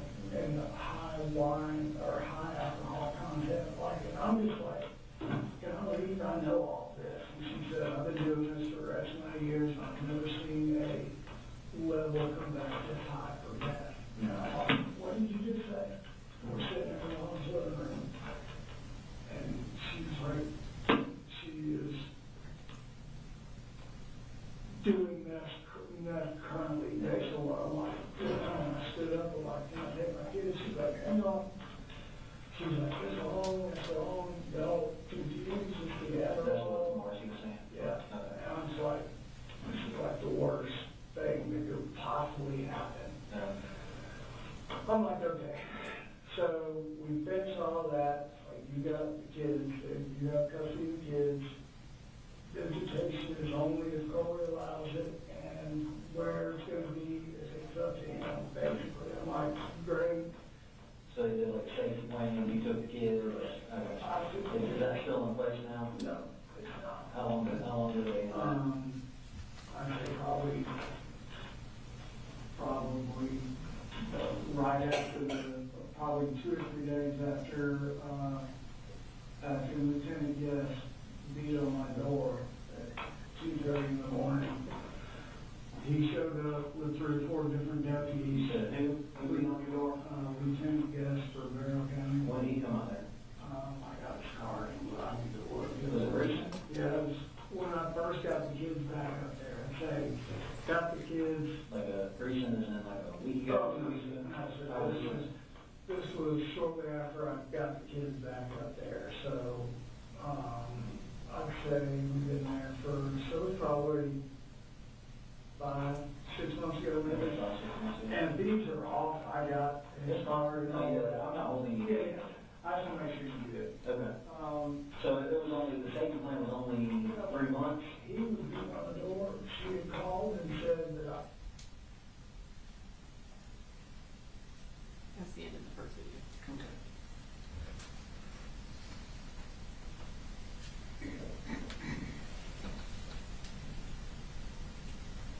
I took the kids for fall break, and never came back. I'm like, no, it's like, can I go to some truck? He's like, yeah. I had a letter from defects, and he's like, this is safety plan, so this is what? Yeah. He's like, I don't understand thing. And I'm like, well, it should, because that's how I want to get kids. Well, can I explain that better? What kind of guess was, I was like, we don't get involved with that.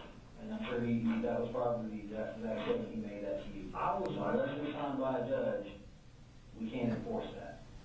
can I even say that? Yeah. Okay. Well, that's kind of clear that Guy. up. So I don't know who grabbed him, somebody walked him out my front yard. It's like, you're still married? I'm like, yeah. So he came back, he was like, okay. Whatever that conversation was, he was just a dude when he came back on board. Okay, good. So then, once that settled, I right, didn't figure out when the safety plan was it's like, holy shit, because I called the defense lady, I'm like, I got the law telling me that this doesn't matter. what you said. She was like, it's completely false. She was like, no, I'll go down there, I'll talk to everybody in the morning and tell them you're abiding by the plan, it's no problem. You're doing everything that you're supposed to do by law. And she said, I'll sit down with Jenny after this, make sure everybody is good and safe. And You said what you did. Yeah.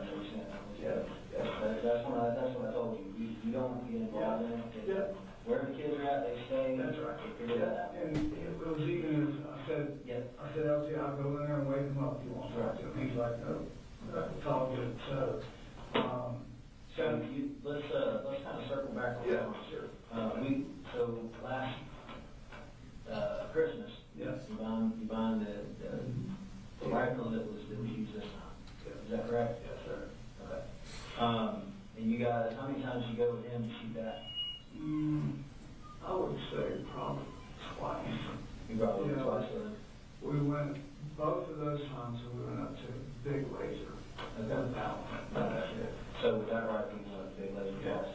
Yeah. And the goal was to What, you said you bought him the bore scope? Yeah. Attachment, right? yeah, it's just a little Laser, yeah, I know what you're talking about.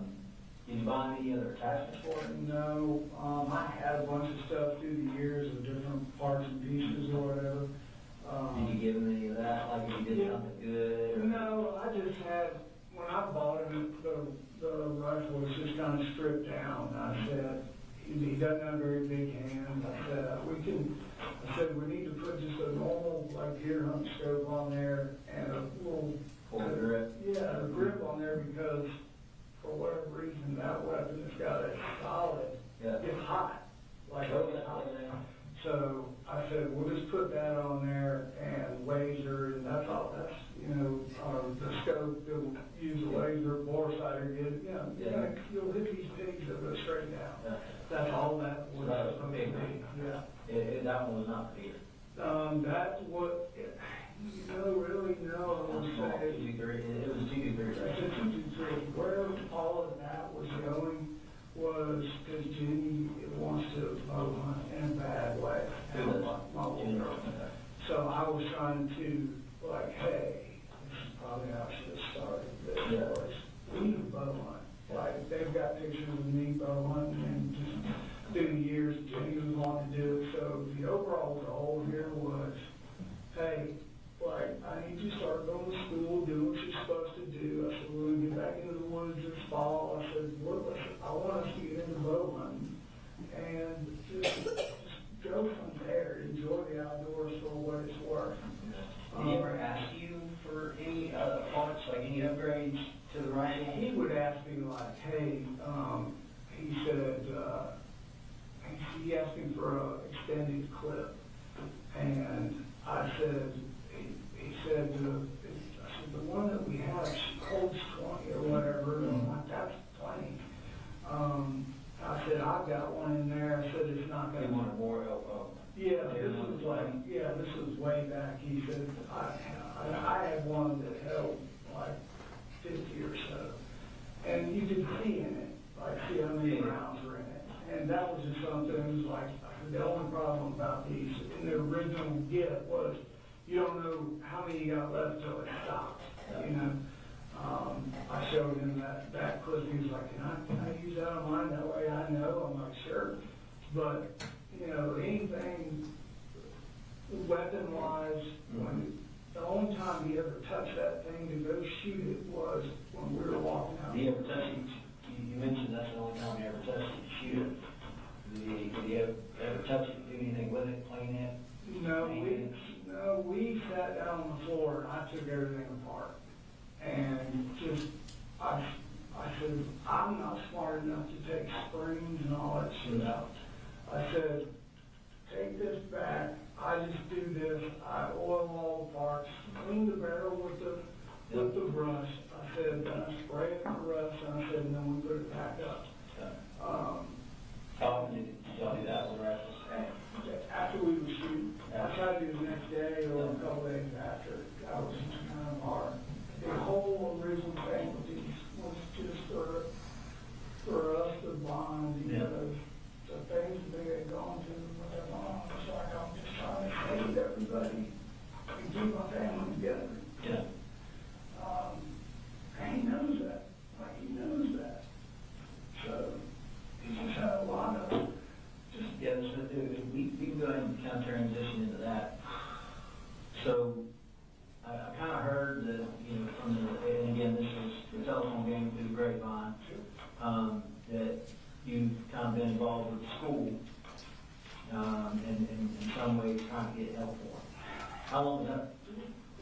Can I just say this? Yeah. Do you know where I'm at? Yeah. Like, I'm not bothered because like I named my children, like I knew, like, I need just one more day. I think this would just change everything because I could feel it. I could feel what? Just his whole attitude changing. How long could you kind of feel that? So we had an argument. I don't know dates or time.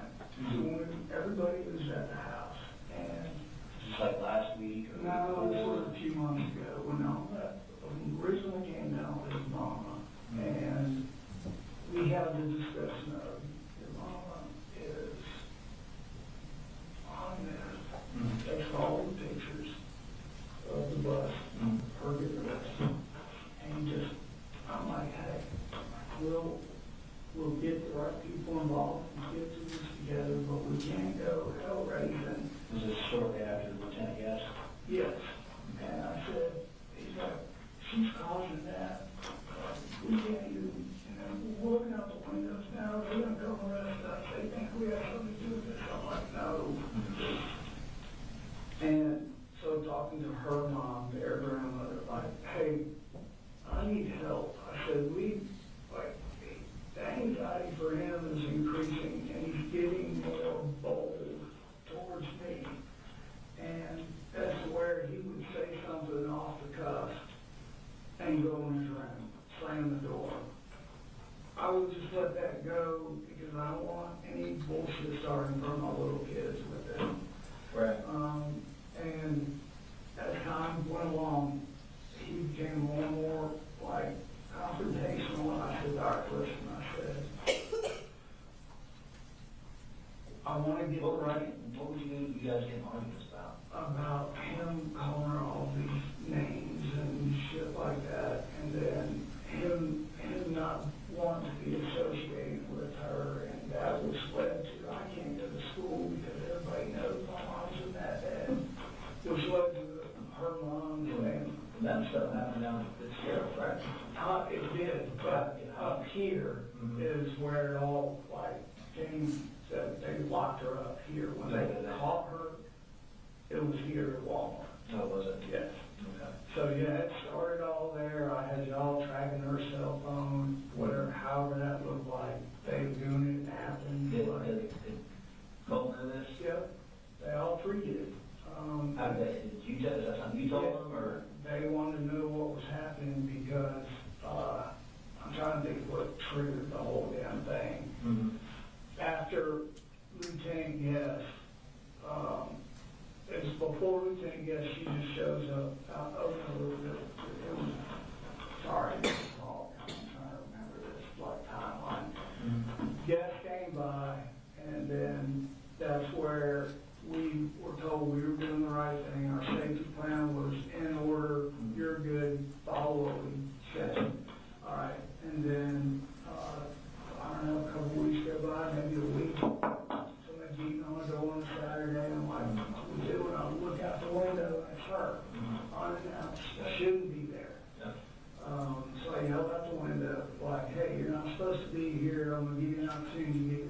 leave before I call the law. You can't just show up. Right. And she's screaming at me, I want my kids, but just carrying on and on and on.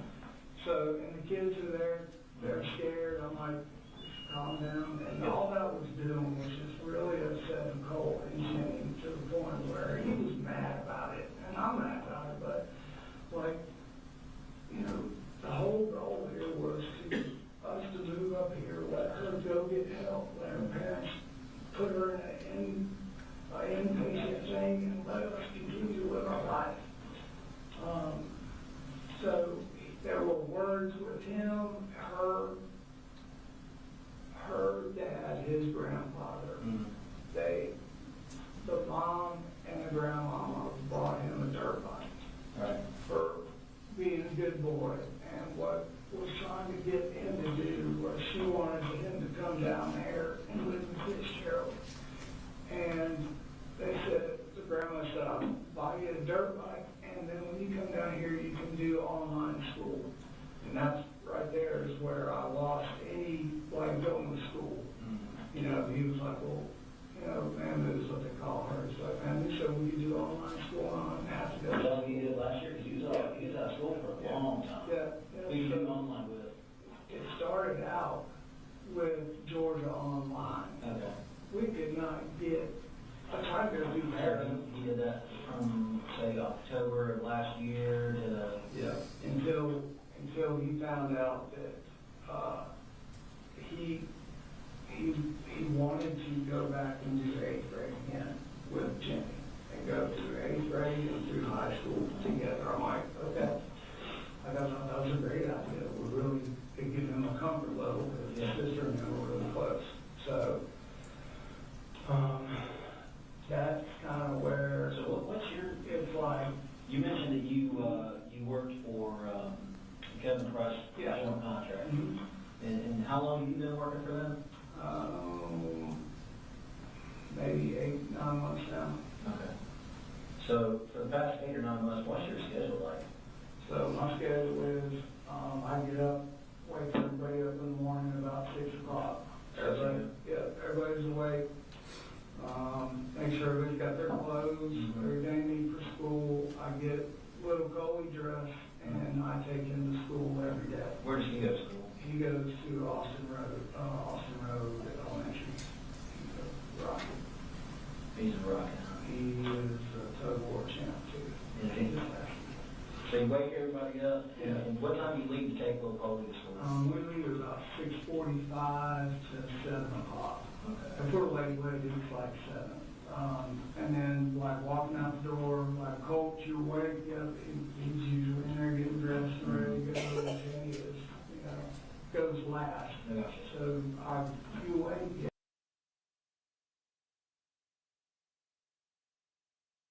or texting like, everybody good? You off to school? Yes, good.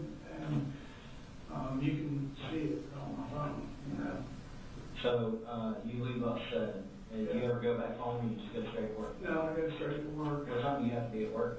I'm the boss, so. Whenever you get there. What time do you normally get there? Yeah, I try to get there by 7:30. So are you that close to, where's Kevin Price at? Yeah. Is it? Okay. So you try to be at work at 7:30? Yeah. What time do you get off? It's saying it could be 12, it could be later.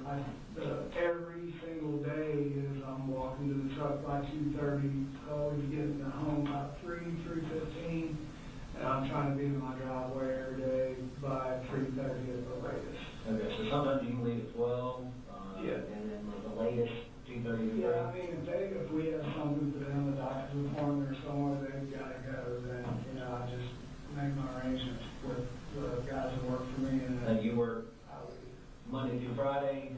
You work on the weekends? If I've got a project that I have to do Saturday, So you get to be at home with the kids a lot? Yeah, and they go with me. They've all drove cranes and podcasts and like that. How often does Colt go with you? He used to go all the time when he was little. When do you stop doing that? Probably about the time puberty hit, to be honest. About 7th grade? Okay. So he doesn't go anymore. He hasn't been going. No, he hasn't.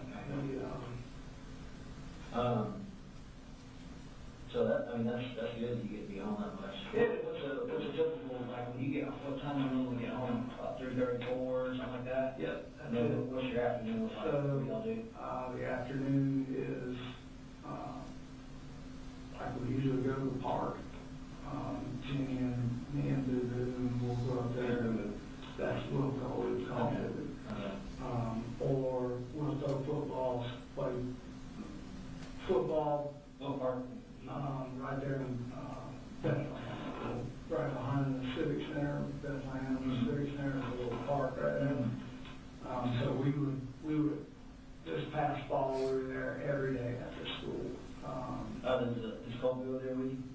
Sometimes he would go with us, and him and Jenny would just swing, and me and Boo would run around and Gotcha. chase and play on the swing. So sometimes you go to the park. What time y'all normally eat dinner? We try to eat dinner, they're always chomping at the bit by, 6:30, 7 o'clock. When the time change comes, I try to make sure we're obviously in the house, dinner, and everybody's laying down by 8:30.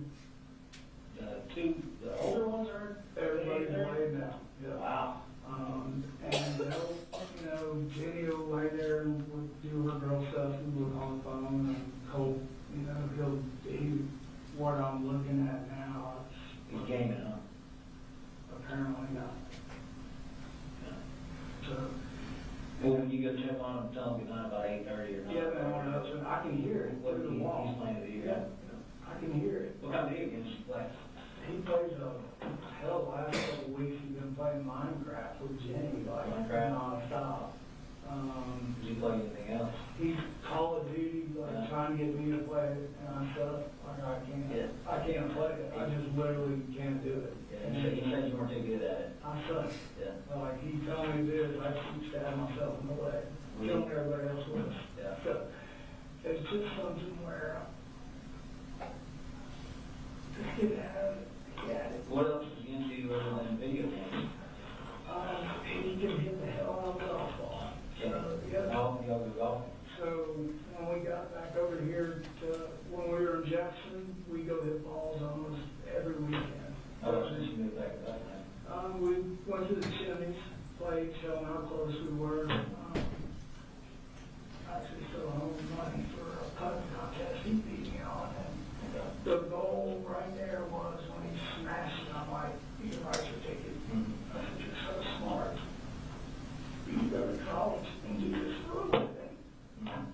Like, you're a good-looking kid, but you're smart. Like, the world is just right there for you. You're such a good boy. When, so you said the last few months have been pretty bad. Do you guys argue a lot? No, we Don't argue a lot? Not leading up to the whole meth bullshit is when it came off the rails, And, So that's when the argument started between you and him? yeah. What's the typical argument look like for you guys? It's, just stop. What's he doing? He's just cussing, slamming doors. And it's just like, I need you to stop, or I'm gonna take the kids on the lead till you calm down. So the first time, Did you ever break anything in the house, throw anything? yeah, he broke the door. You broke the door? Yeah. What door did you break? The hallway door. Why did you do that? Well, I guess because Jenny locked the door. What are you so mad at 84? Jenny had said something about what they had been arguing about, and he chased her down the hall. What were they arguing about? I don't remember what exactly they were, but whatever she said, something, I think it was something at school that happened, and he was embarrassed about it, because he ran down the hallway.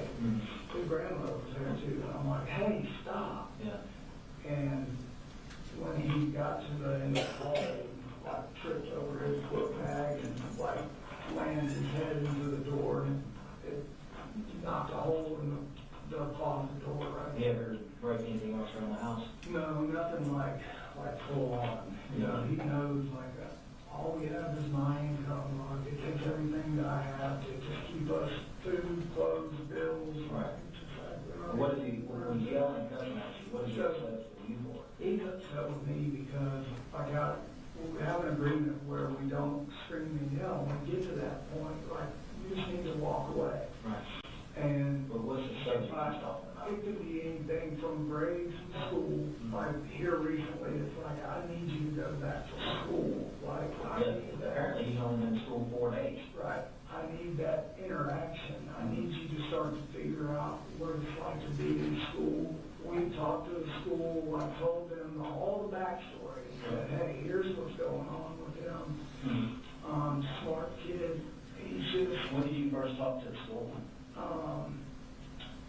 like when we signed him up, like when he said he was going to go back to school.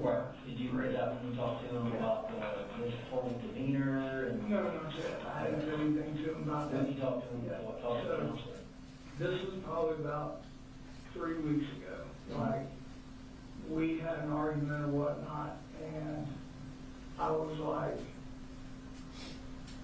where I would get up and slam the door, kind of shit.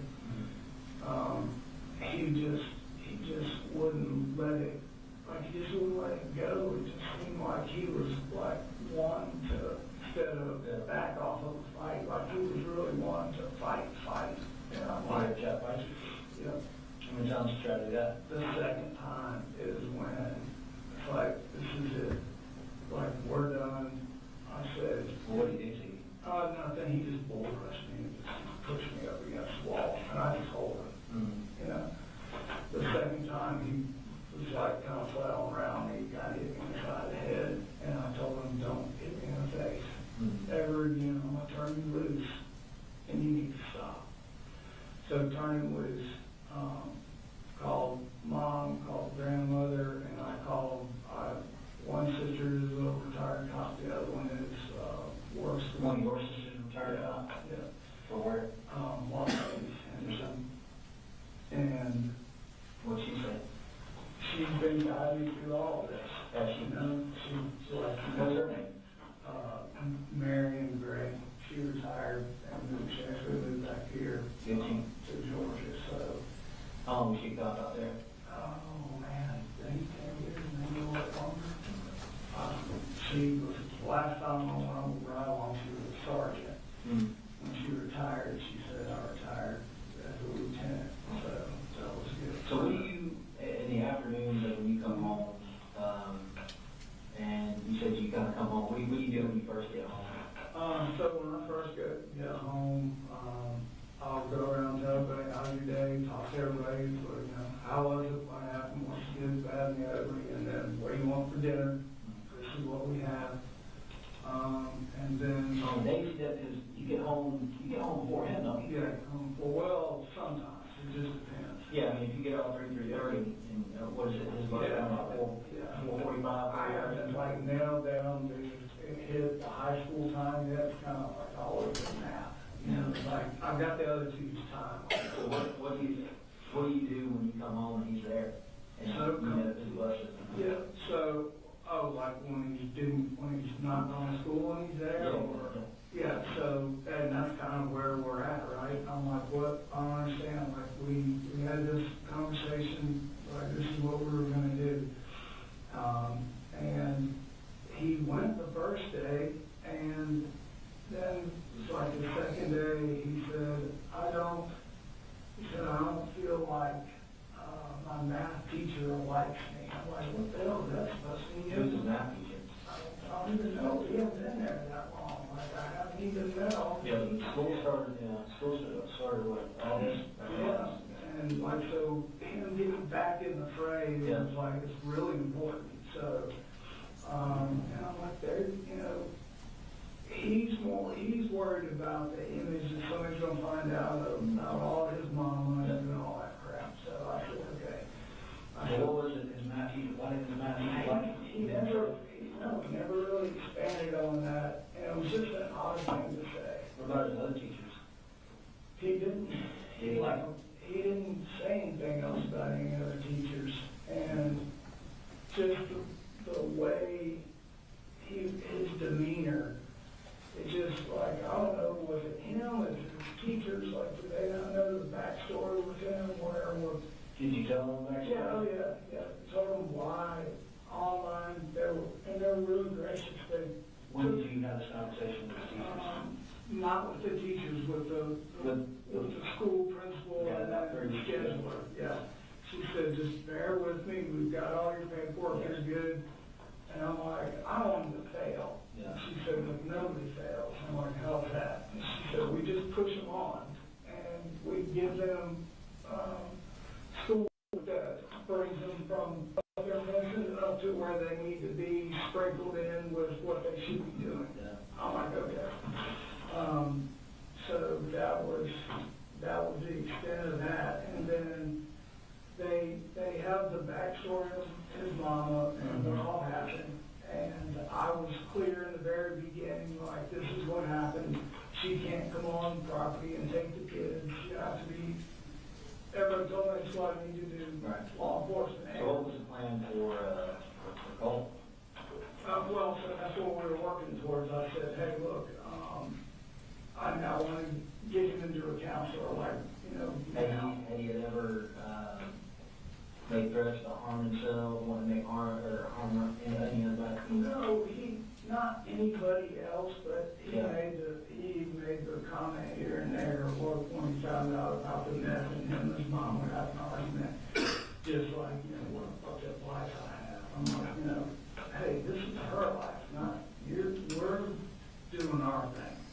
Don't let what she's done define you. Right. That's kind of what I'm doing. So, I could not convince him to go back to school after he came back that second time. And I don't know what to do at this point. So I called up there and said, I want him to see the in-house counselor. Can we do this and set it up? What's the counselor's name? Lisa, I need to look at my phone. Lisa Hughes, I think she sent me an email and said, hey,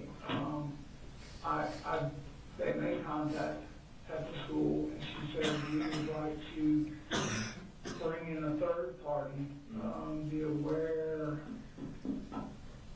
Bring like a third-party therapist or psychologist or something? Yeah, but the awareness is the count. Okay. When were they going to do that? This week. I had to fill out all the paperwork, which I did Thursday and Friday. So you had an appointment this week?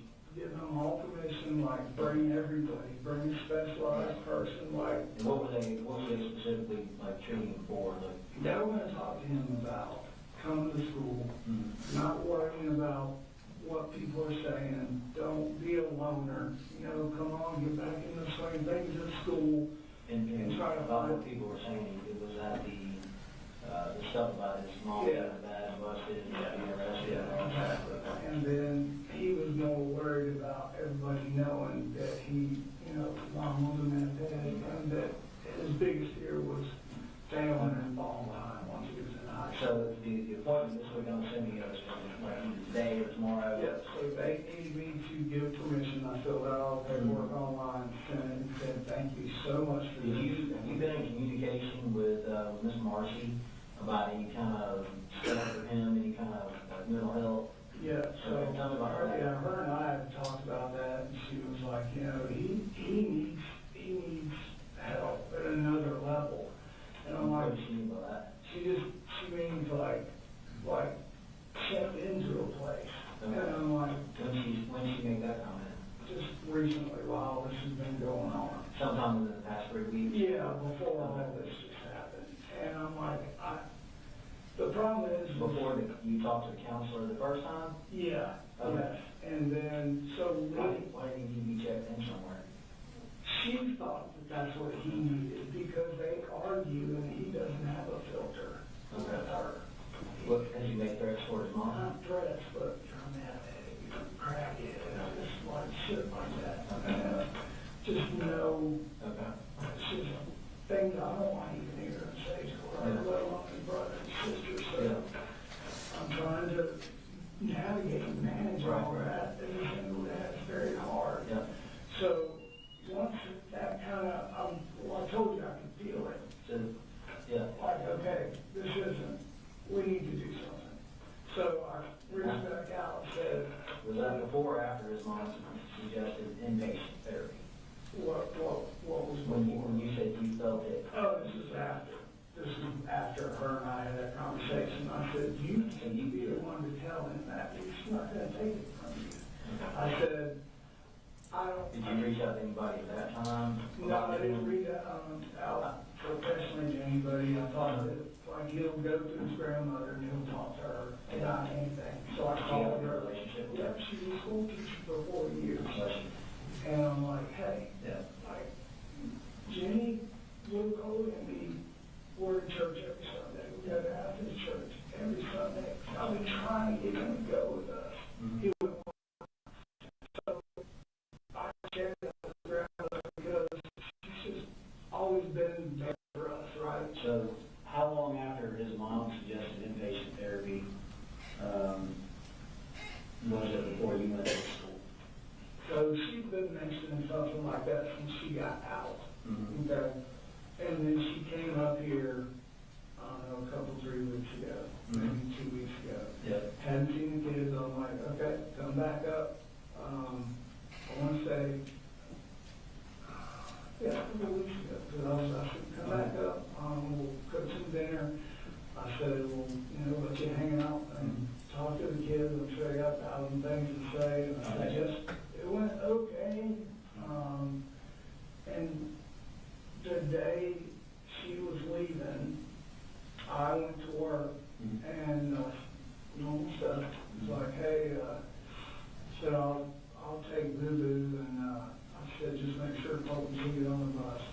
Apparently Colt and his mom had a huge fight, so they had a call at work.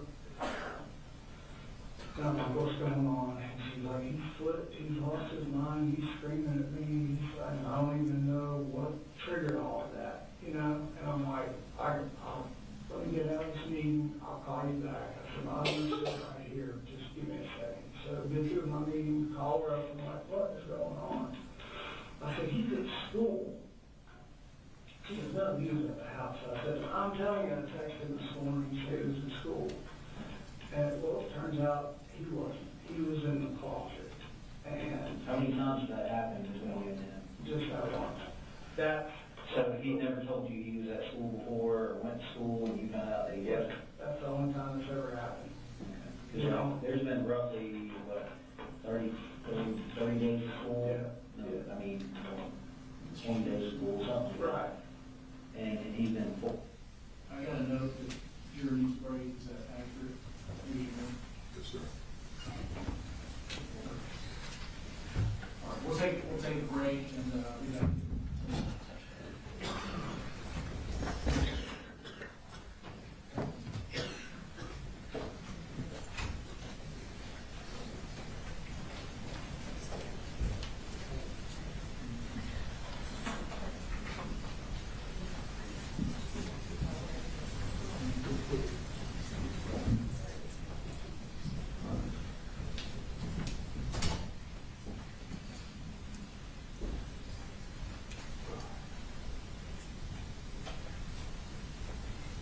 All right, take a short recess.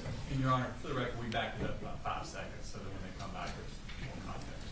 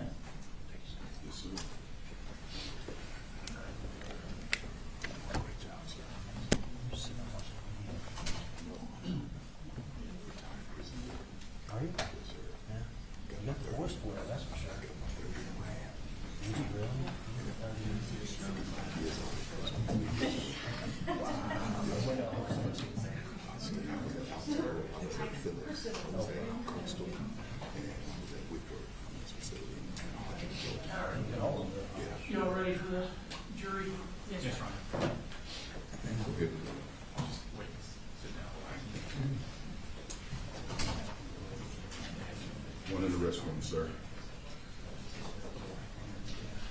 That's 10-4.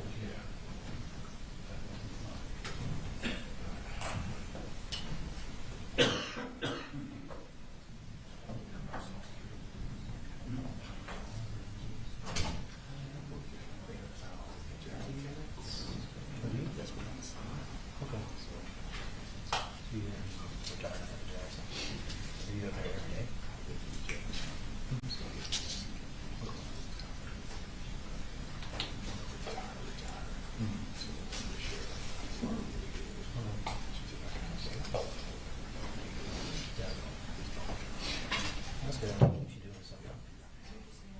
Kind of keeps you sharp. Retirement is not good for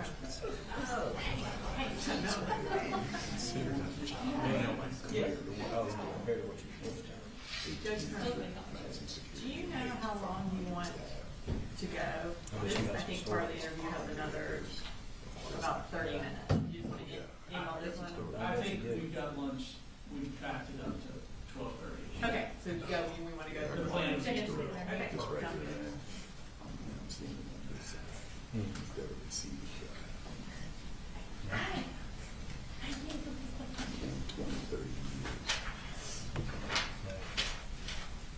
Yeah, well, I'm gonna do it on 16, so I'm gonna do another, probably 15.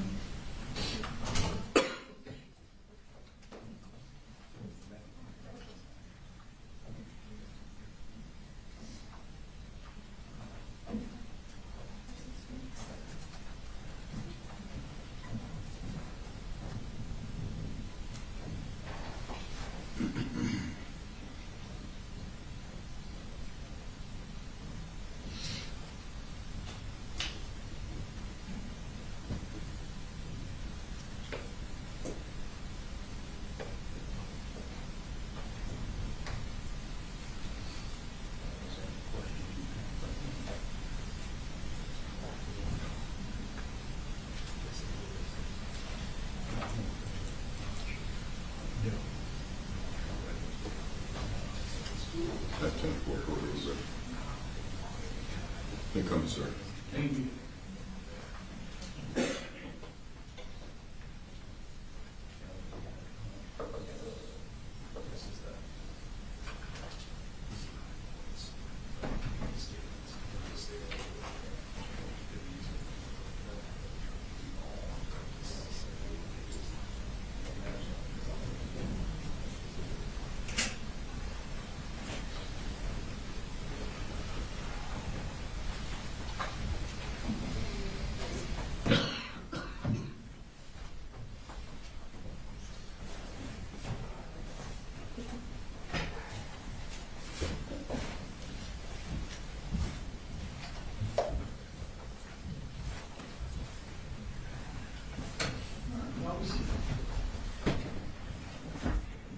We're going to resume with the interview.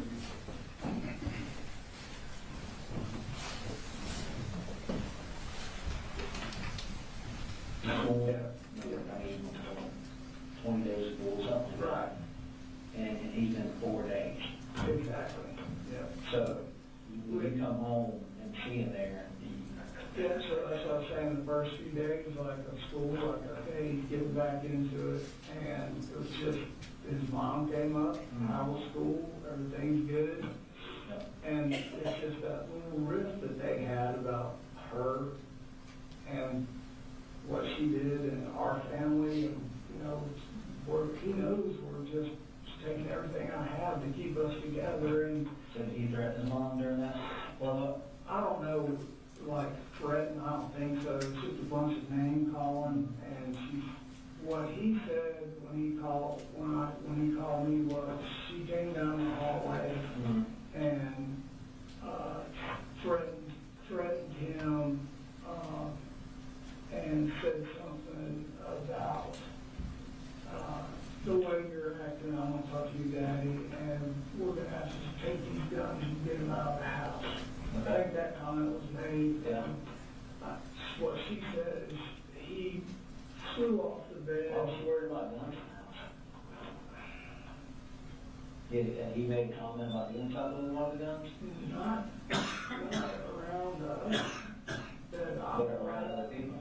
No, I don't think that was the case. I think her dad. Told you that? Yeah, no, nobody said that directly to me, so I would be speculating. I know her dad's a retired Marine. No. He's always like, you know, telling her like it was gonna be an issue and. So she told you to take the guns out of the house? You know, she said, hey, she went down in there and said, you need to get your shit straight, go to school, and we need to just get these guns put up, is what she said. And what he said? And that's when it went from bad to worse. And she said, she was going out of the bedroom and he pushed her, and she hit the door of the wall and the side of her head. And I'm like, okay, I'm on my way home. So, got home. You guys call law enforcement for that?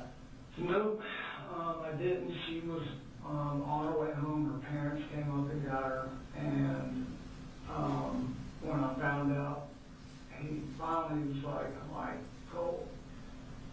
I said, where are you? Because she's telling me he's there. I'm like arguing. No, like I'm on the bus. Everything's good. Like in my mind, that's where he's at. I'm like, no. And when I got home, I'm like, what's the deal? He said, I hid him in the closet. And I'm like, why?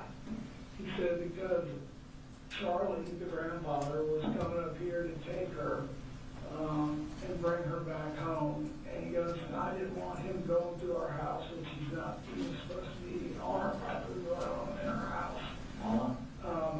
Him and I just have a... You can't figure it out? Oh, yeah, no problem. Yeah. Why did just in my house. Why did he think he was coming in the house? Who, Colt? Oh, because he came in the house.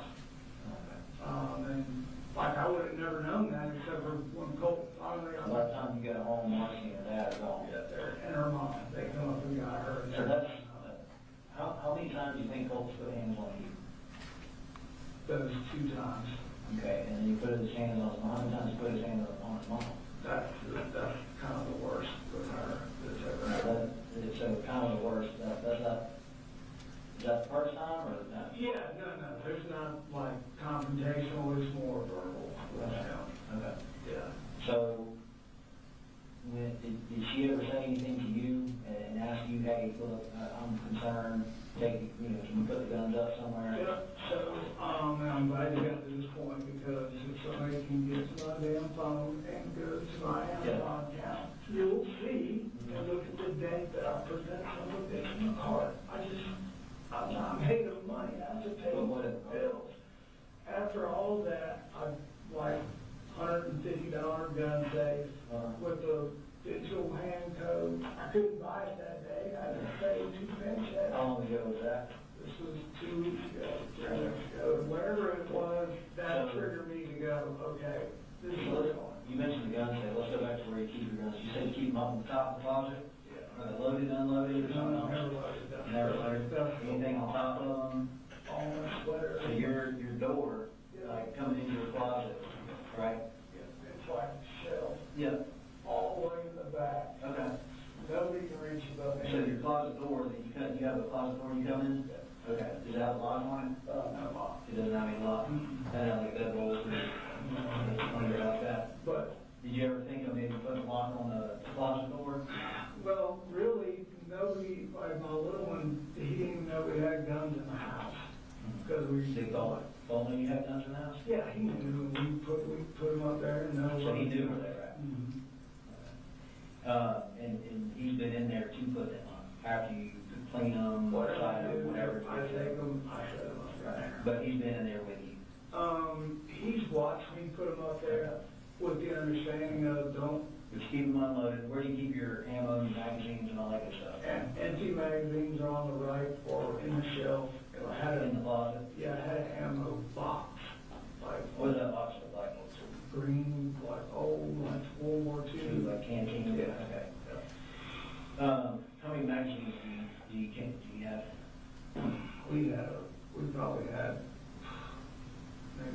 6, 7, 8 of them, something like that. Now, do you keep ammunition in those magazines, keep them loaded? Yeah, we keep them unloaded, and, hell, half of the ones that are in there, we bought, like some surplus place, and they didn't even fit the rifle we got for, so. So you keep guns in top of closet, Yeah, and that's your AR, that's right. his AR. Yeah.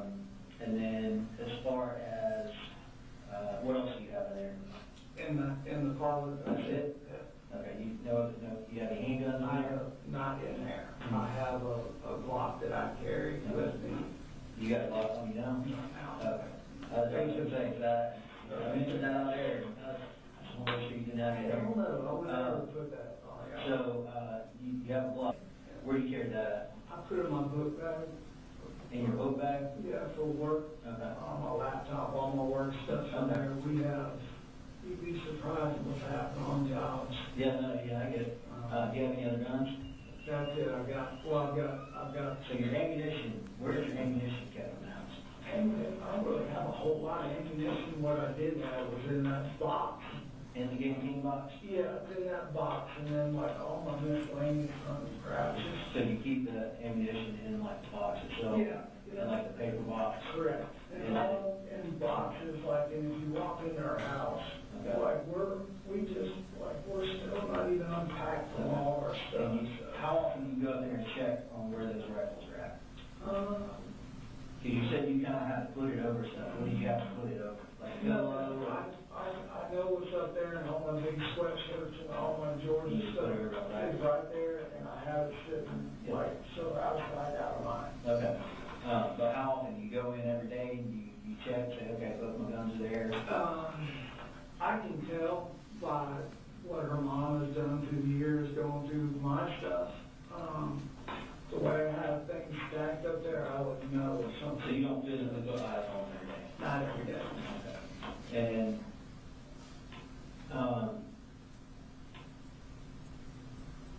have you ever let Colt keep the rifle in his room? No. After Christmas, he was super excited about it. And I said, no clips, no nothing. I said, you can wind up in here, in his bedroom. Okay. And he's got his golf clubs and his guitars and everything. How many guitars do you have? Two. Each two. Okay. Well, actually 2.5 ones, kind of a speeder. Yeah. So you let him keep it in there, when did you stop letting him keep it in there? There's no real set time or, like, not to have it in there. Really, once we. So he had a gun in his room? No, not all the time. We would have it in there, we'd shoot, he had it in there after Christmas here and there, but the majority of the time, it was in my closet, not really out for anybody. Once Little Man and Jenny moved in. You ever come home and you say you go in there, get the gun, clean it, doing something with it? If he did, maybe 1 or 2 times, but it was always back. When I come home or whatever. Would he text you or call you and say, hey, Dad, can I go get the gun?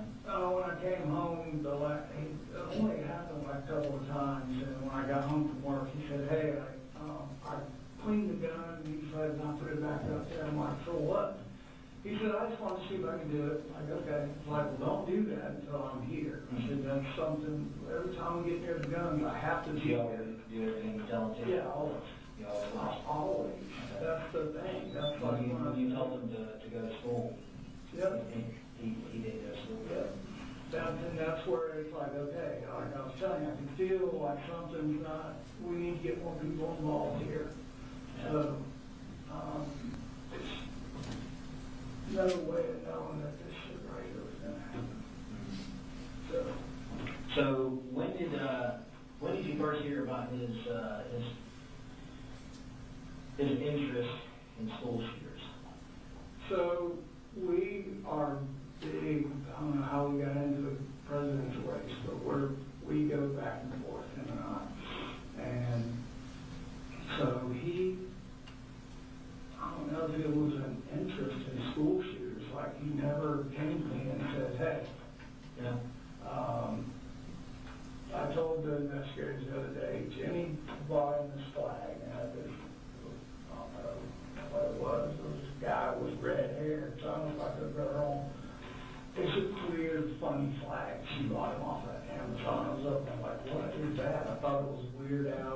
bitch. And he's like, who's that one? Never mind. I'm like, that's the craziest flag I've ever seen, just in passing. Okay? Who was it? I have no idea. Did you ask him? Yeah, they told me, but I can't. You can't remember? Yeah, some computer guy that does the videos and all that stuff. I don't know. Okay. Really, I didn't. It's such a horrible picture of the guy. I didn't really want to know anything Okay. about him. And then the flag was gone, and when I went in and said, hey, what do you want for dinner? This was probably a week ago. And it's like, hey, I'm going to fix some dinner. You want pizza? What do you want to do? And I'm like, who's that? And he's really into music. Like, we're learning how to play guitars and all that. He looks just, I thought it was the guy from Green Day. Like, I'm like, oh, I said, that's that old man from Green Day that his son, I told you, has a band. He's like, no, that's not who that is. I'm like, Who was it? he never did tell me. I said, he goes, you don't know who that is? I said, no. I said, I think it's that guy from Green Day. Like, whoever it is, just bad glasses. He had more power. Eyeglasses on. And I laughed, he laughed, and that was that. So, What's the last, was it just one picture of? yeah, just one picture. How often do you go in his room? Now I go in there, you know, hell, there's no one place that I'm in because I'm trying to, do laundry, cook dinner, take out the trash, cut the grass, clean kids. So you go in there every night, tell me good night, you go in there every morning, wake up, you go in there to, like me or my wife, sometimes we go, I'll go in there and, just sit down and hang out because my kids like studying. Yeah, so he does that, and I go in there, and what? Maybe just that one picture of glasses. Yeah, just that one right there by his computer, that was the only thing on his wall. That was all me. Yeah, and then, Can I take a picture real quick? yeah. This is the guy. None of that was up there. None of that was up there? That one. Just that one? Yeah. Okay. 'Cause that's kind of a whole lot more. Do you know who this guy is? I have no idea who that is. You have no idea who that is?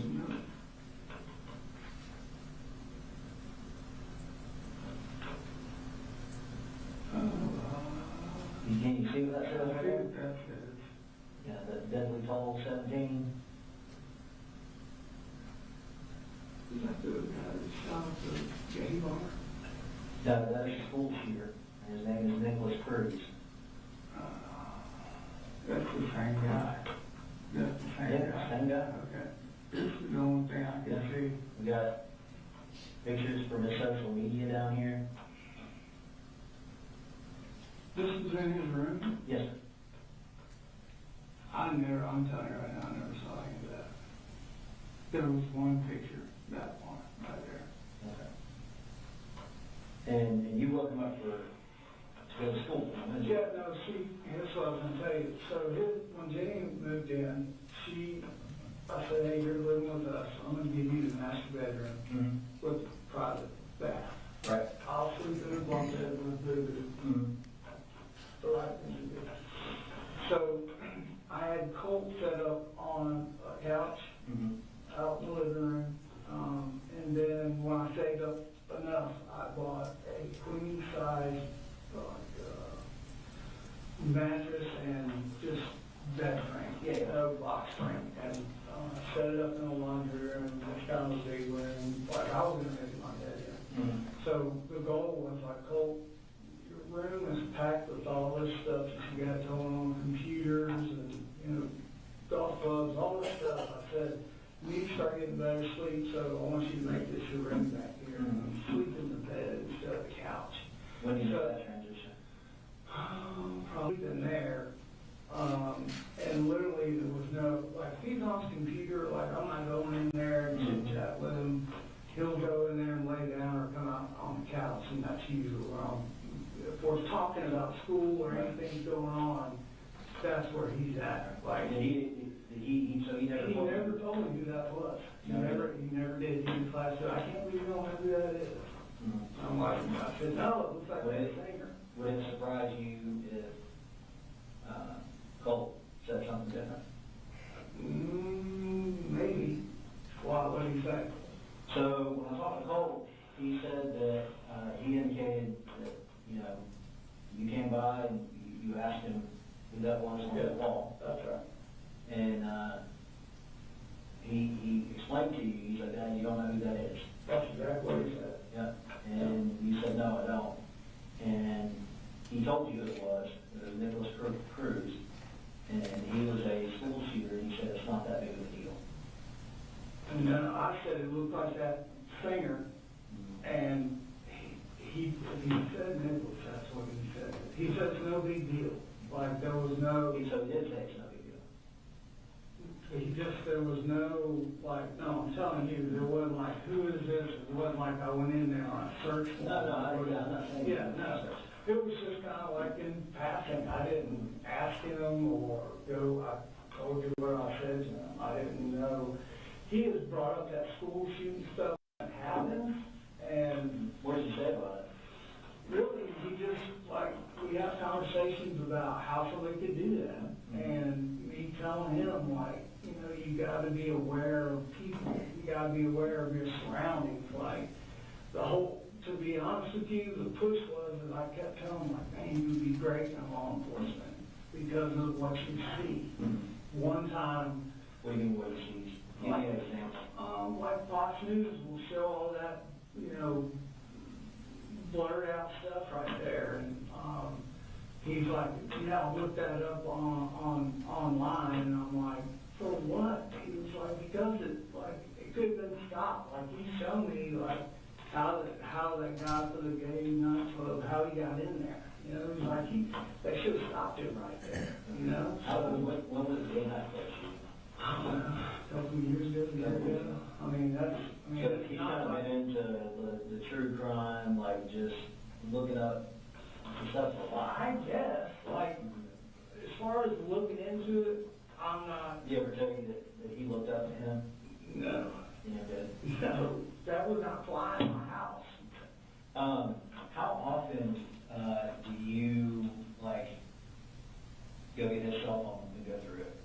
I just bought him a pay-as-you-go cell phone, so I haven't never gone through his phone. When did you buy him a cell phone? I guess it was right before he was going to start back school up here, 7th grade. Okay, so in Jefferson. Yeah. Okay.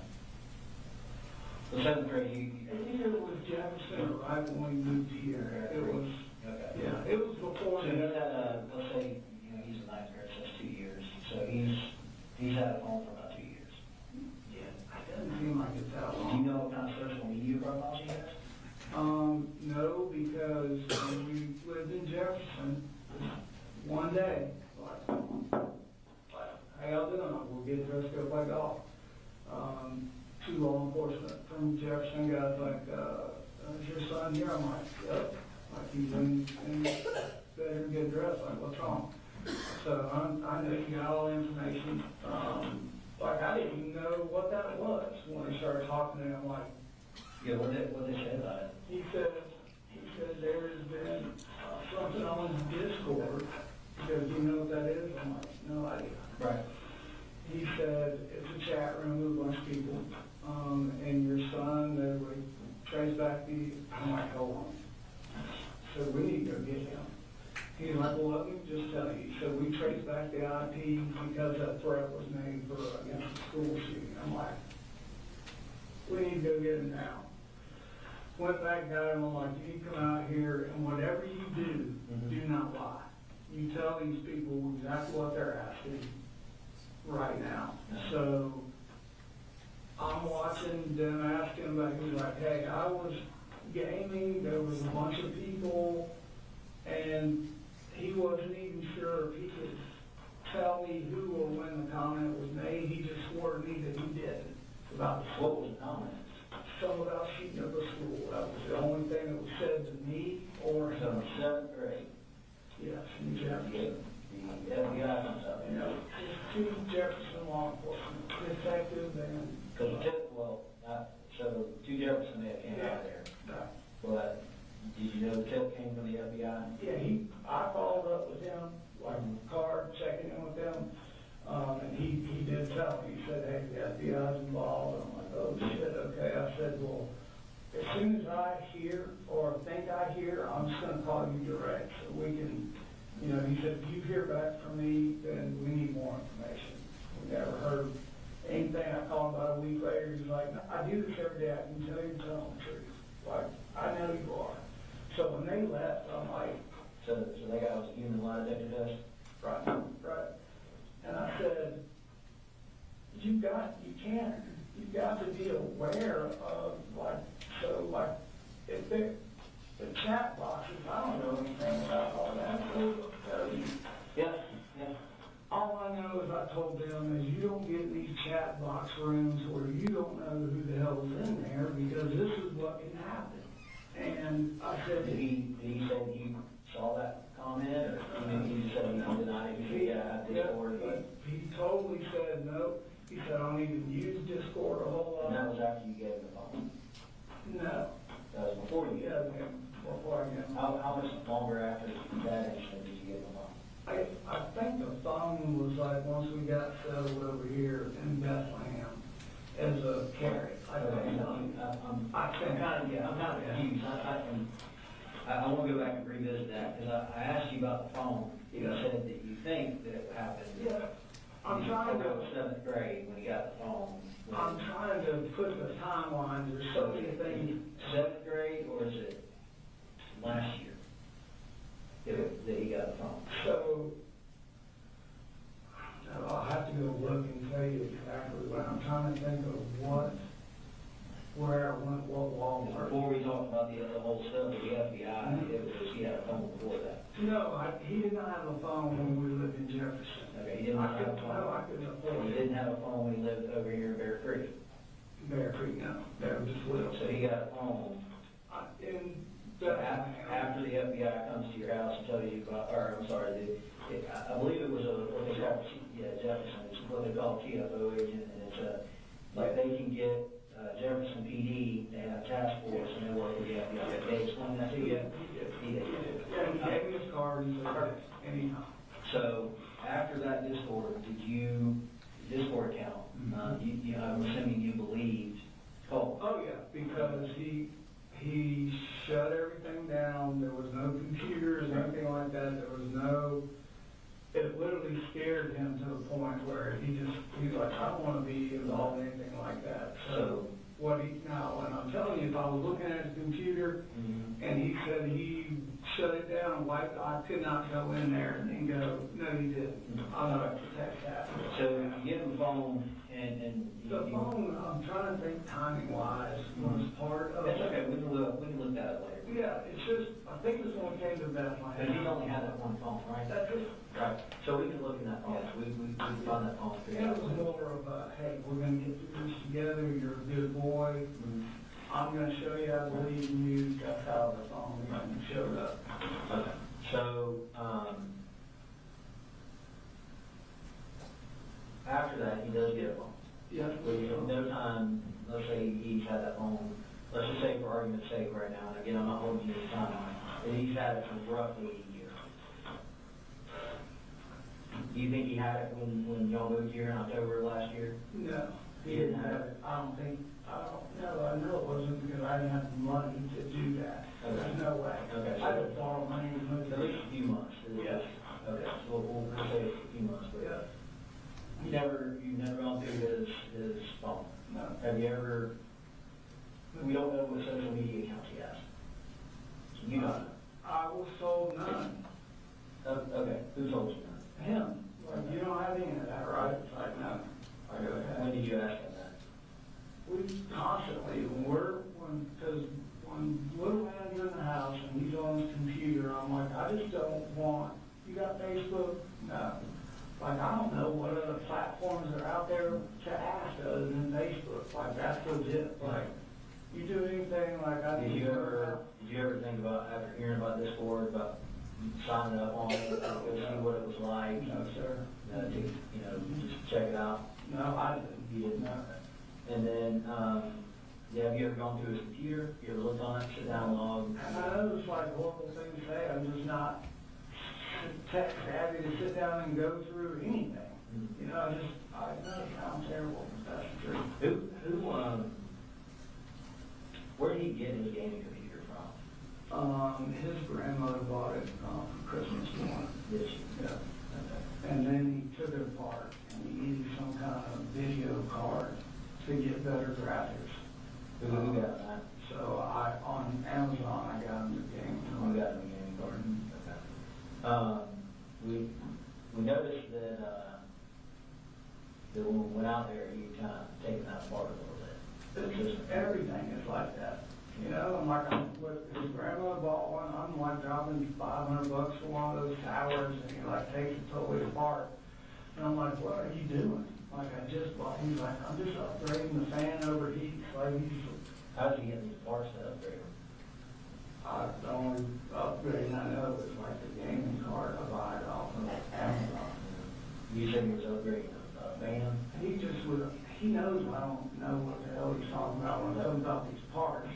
I'm like, just, what's wrong? Is it overheats?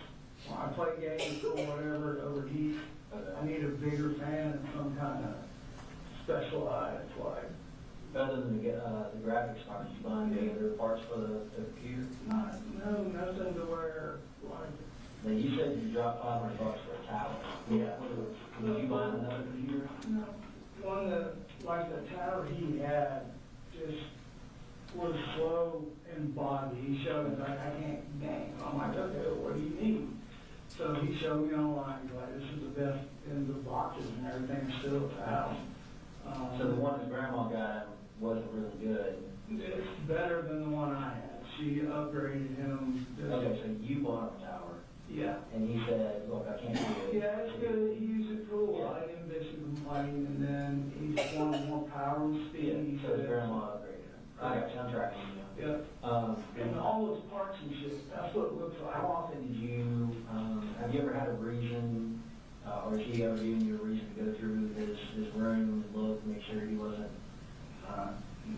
Nothing, never like.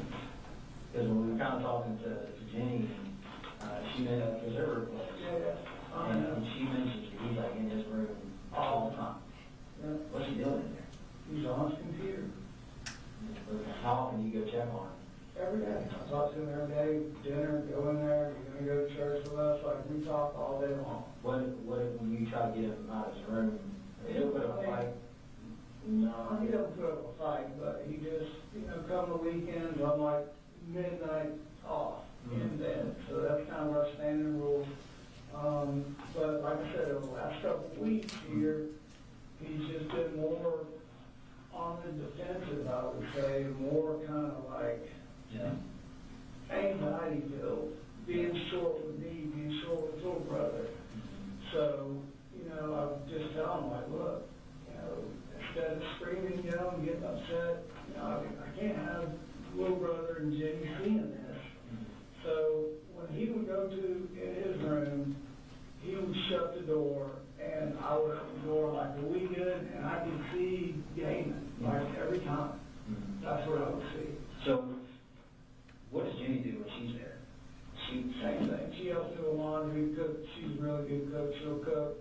She does her own laundry, and then she'll chill out in her room. What do you do for fun at the house? Play games. What do you do for fun at the house? I'm at the house, not for fun. I'm there to cook, pay bills, do laundry, try to keep everybody You don't sit down and watch TV? motivated. We will here and there. We watch the Masters, some of the Olympics, but we're not. If you're watching TV, what are you watching? Probably the Weather Channel.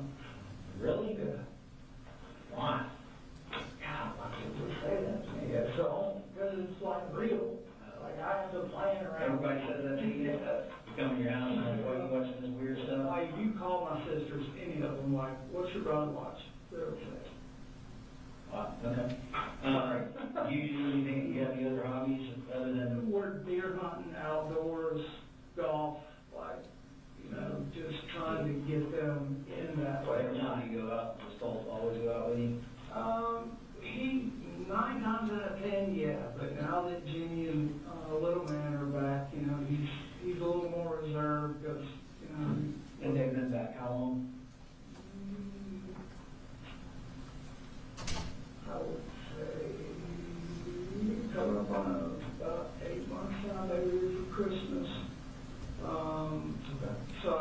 look, but whenever you see that lieutenant guest visited me, that's when they came. So, kind of to go over a little bit with you, first I'd like to kind of discuss what I talked to him about. What did he look like? What kind of shape was he in? I mean, please tell me he was remorseful. Okay, well, You want to approach? Yes.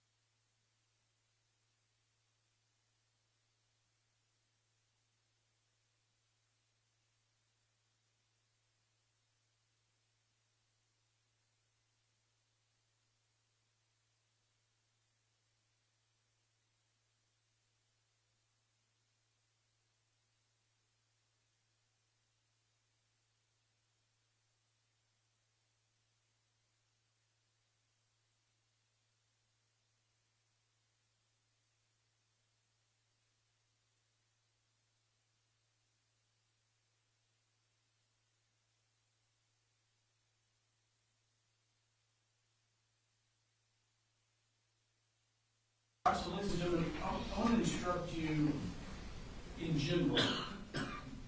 Colt Gray's interview with law enforcement is inadmissible hearsay. He cannot be cross-examined. It's inadmissible hearsay. It does not make it admissible when it's discussed in Colin Gray's interview. So a little while earlier, Investigator Smith said, well, Colt told me that he told you that was Nicholas Cruz, the school shooter. That's inadmissible hearsay. So understand, I want you to disregard that. It does not prove that Colt said that. Okay? That's inadmissible hearsay. Do not consider that. All right? And we're going to pitch back up with we've got a little while left remaining on here. You kind of mentioned that. I do have a picture I'd like to show you. So I talked to him yesterday afternoon, all right? And this is what he looked like when I talked to him. Okay, so I took a picture of him. Okay? One thing that I noticed when I was sitting here talking to him was that it looked like he had some cuts on his arm. And that's kind of one of the things I wanted to. Have you seen those before? Yeah. Have you seen those before? Yeah, I think these are Fitzgerald. Those are Fitzgerald. Yeah. What caused this? Him? He was better. Yeah. And we talked about that. How long ago did you do that? It's been close to a year. It's been a long time. Has it? Yeah. That's what he said. Well, he said he cut himself. Yeah, he has, and it's been a while. And like when I saw those, it's like. So he says, when I talked to him yesterday, again, I'm not gonna go, I can't go line by line by line yet. I haven't gone through and listened to everything, but just going off of them. That was the end of the second part of the interview, Your Honor.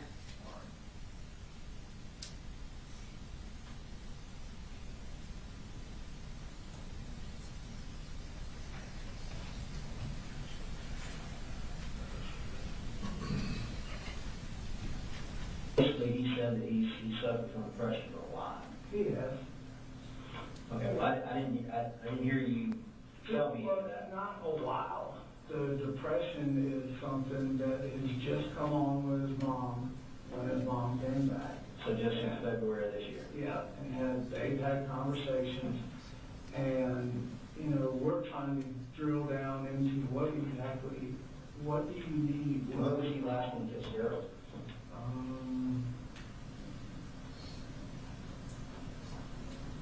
I guess when I went down there to get everybody. Yeah, that's a good bit more than a year ago. Yeah. But yeah, the original. Did you ask him like that? Oh yeah. Like I said, I'm just upset. I took all his knives. I had a pocket knife I gave him for beer, and I took them all. I'm like, that's not what we do. I'm like, I don't understand. Like what? And he said, I was just sitting here putting it with the knife, thinking, and I'm like, but you did that on purpose. Mm-hmm. And I'm like, Why do you think somebody would cut themselves? I tried to just talk to him about that multiple times. He just said it was just something that happened. He would say it was just, he was upset and it happened.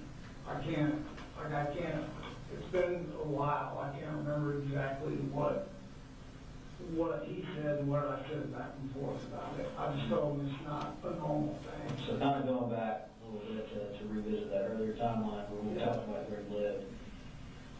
You've been here in Barrow since October last year, correct? And I moved in June into Bethlehem. Okay. Where did you live between Bethlehem and, because I thought when I talked to Colt, you mentioned that he was here in Barrow. And you guys moved back here in October of last year.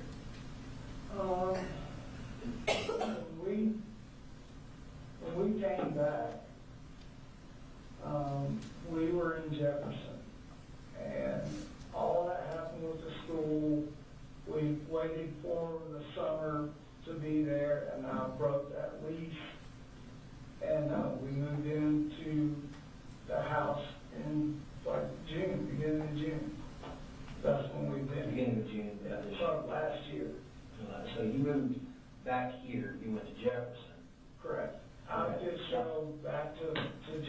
So when did they come and? Jefferson to here. Okay, because when I talked to you, you talked about you being in Jefferson for 7 to 8 months. Yeah, that's right. Okay. So they came to visit you in May in Jefferson. So maybe about a year in Jefferson? Maybe. Did you lease the house up there? You normally sign a year lease? Lease, but I was a little short on that lease, but she was gracious. Okay. And we were good. Okay. And then we came here. Okay. And then Fitzgerald, so let's say roughly June of last year, so at least a year and a half, y'all kind of had an idea that he was self-harming. Yeah, that's what people do that, and usually it's depression. I mean, I think that this wasn't something, that happened and it wasn't like I had to worry about it happening if we had a disagreement. Like, it wasn't. You were worried enough to take his knives. Well, when I first did, it was like, you did what? Mm-hmm. And then as we kind of just went through, it was like, hey, we're good, he started back being normal, Mm-hmm. you know, day in, day out, doing our normal stuff, and it's like, you know, like, he only had a little pocket knife out. I didn't say like, here's your knife. Did Colt ever come to you and tell you that he was suffering from mania? No, this is what just came up and with his mama. This is a hot one on the Since press. roughly June? No, this just happened. Like, just happened. She was up here last week, whatever, like, here recently, last weekend. But Colt never told you he was suffering from mania? To me, never heard that. Why do you think Colt was telling me what he told you? I don't know why he would say that, but I'm gonna tell you where I heard it. Marcy comes up, or she's going home, one of the two. We start having a conversation about Colt. Like, we were talking about counselors in school, and she's like, well, this is what he asked me. And I'm like, okay. He said, she said, I was talking to him. He said, do you think I need to be, what is it? Do you think I need to be, or how do you get into an insane asylum? When did he say that? Here recently, to his mama. And she said that to me. And I'm like, what is that? So that's kind of like another thing where, like I'm telling you, I can feel something is off. Like, this is not getting better. But for you, that all feeling's only been in the past month or so. Like we need to do something immediately. Like, yeah. You know? And when, like, hell, I can think the other day we were talking about that. I'm like, well, how would he say that? I've never even heard him talk like that.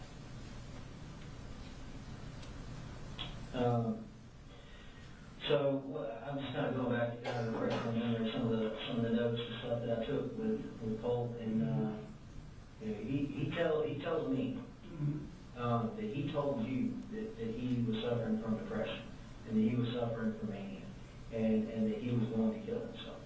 Yeah, no, that seriously. No. Yeah, I mean, if that's the kind of stuff, we're in the truck and we're going to the hospital. okay. And he knows that. He can't say that to me and he just sit there. Judge, just to be consistent, we would ask court to give another limiting instruction after that last statement. So, again, ladies and gentlemen, in general, there are exceptions, but in general, things Colt has said to an investigator are hearsay. His statement that he's been considering killing himself or has mania, it's not offered to prove that that is in fact true. Does that satisfy, or do you? Yes, sir, that's fine. Thank you, Judge. Thank you. May we approach? Yes.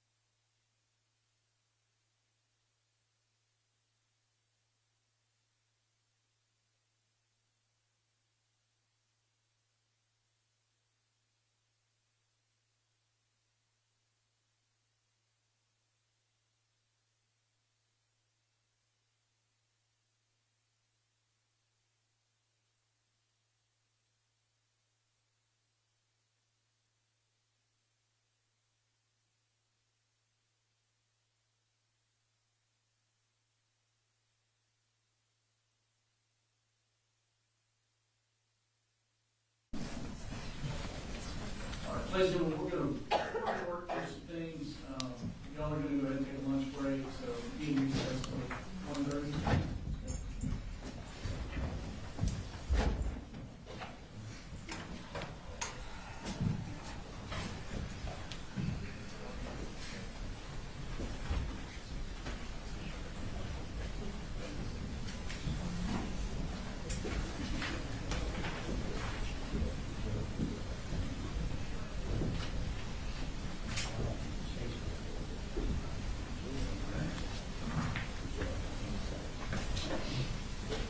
Don't use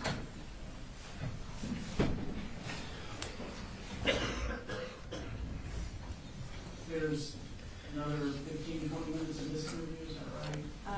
I would say 40. I thought this one was 40 to begin. Oh, this is The whole 47 thing minutes is long. 47. Okay, sorry. The whole thing was 47 minutes, this particular clip. It goes to 53:35. We are at 18 minutes. 6:47. No, that's not right. He steps out at 39. Yeah, I got 40. 34 minutes. Sorry.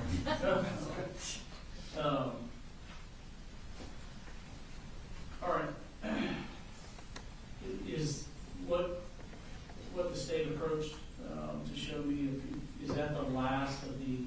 That's what I'm looking at, Your Honor. That's why I wanted to break for lunch. I didn't want to keep Okay. coming up there so I can see things. I think that's the last of it. All right. We'll go ahead and break, then if that is beneficial.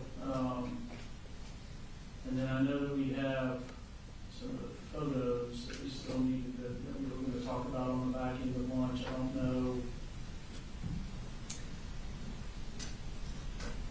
And you're out, based on where we've gotten with Investigator Smith's testimony, I do anticipate there being another break between the next witness if you want to wait until that. All right.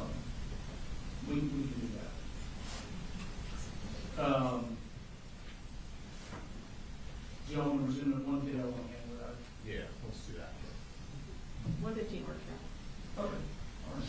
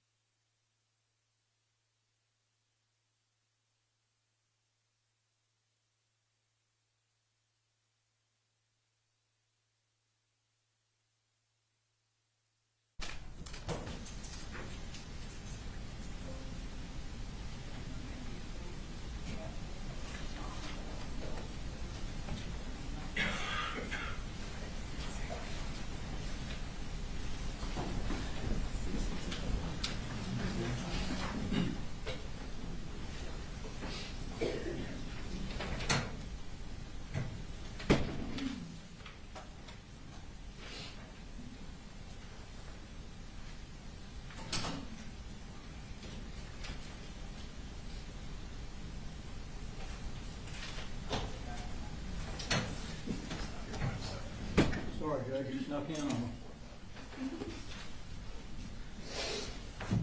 I'll knock on the way next time.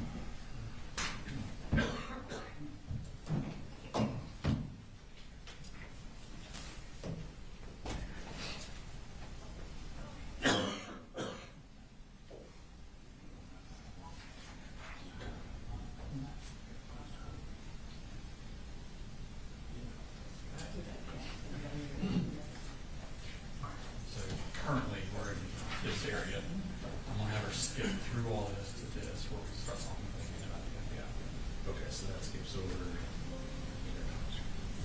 Yeah, they're all different. Okay. This is coming off the side.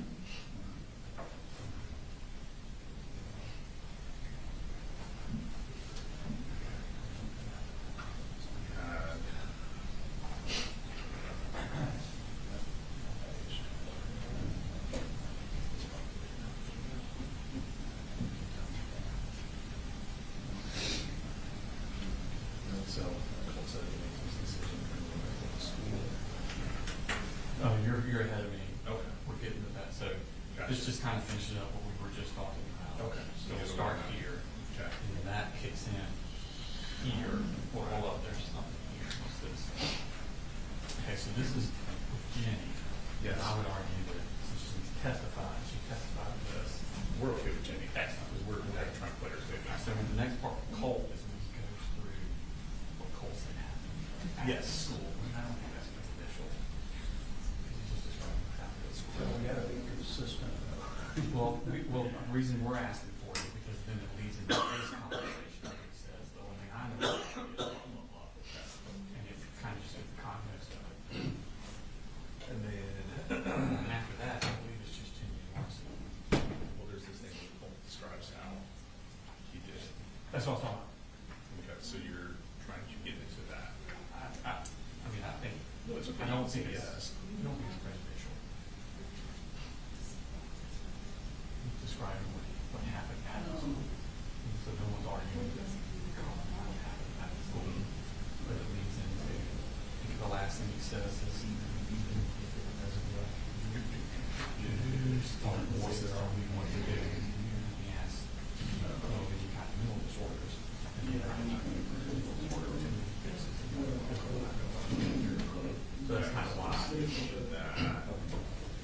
Where are you gonna stop?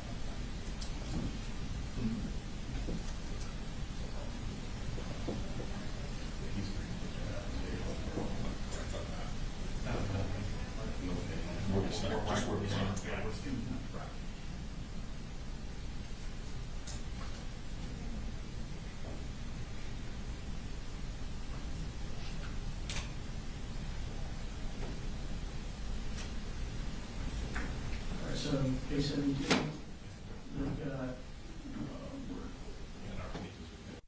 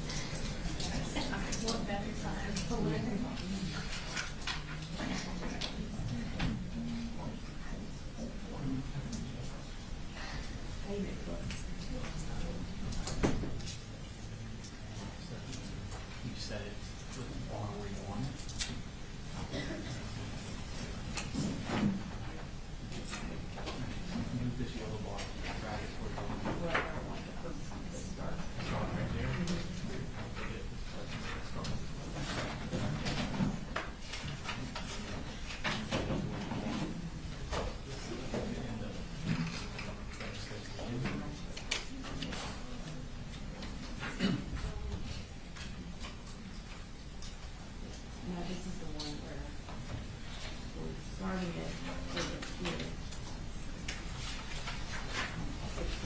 We'll have to learn to allocate something.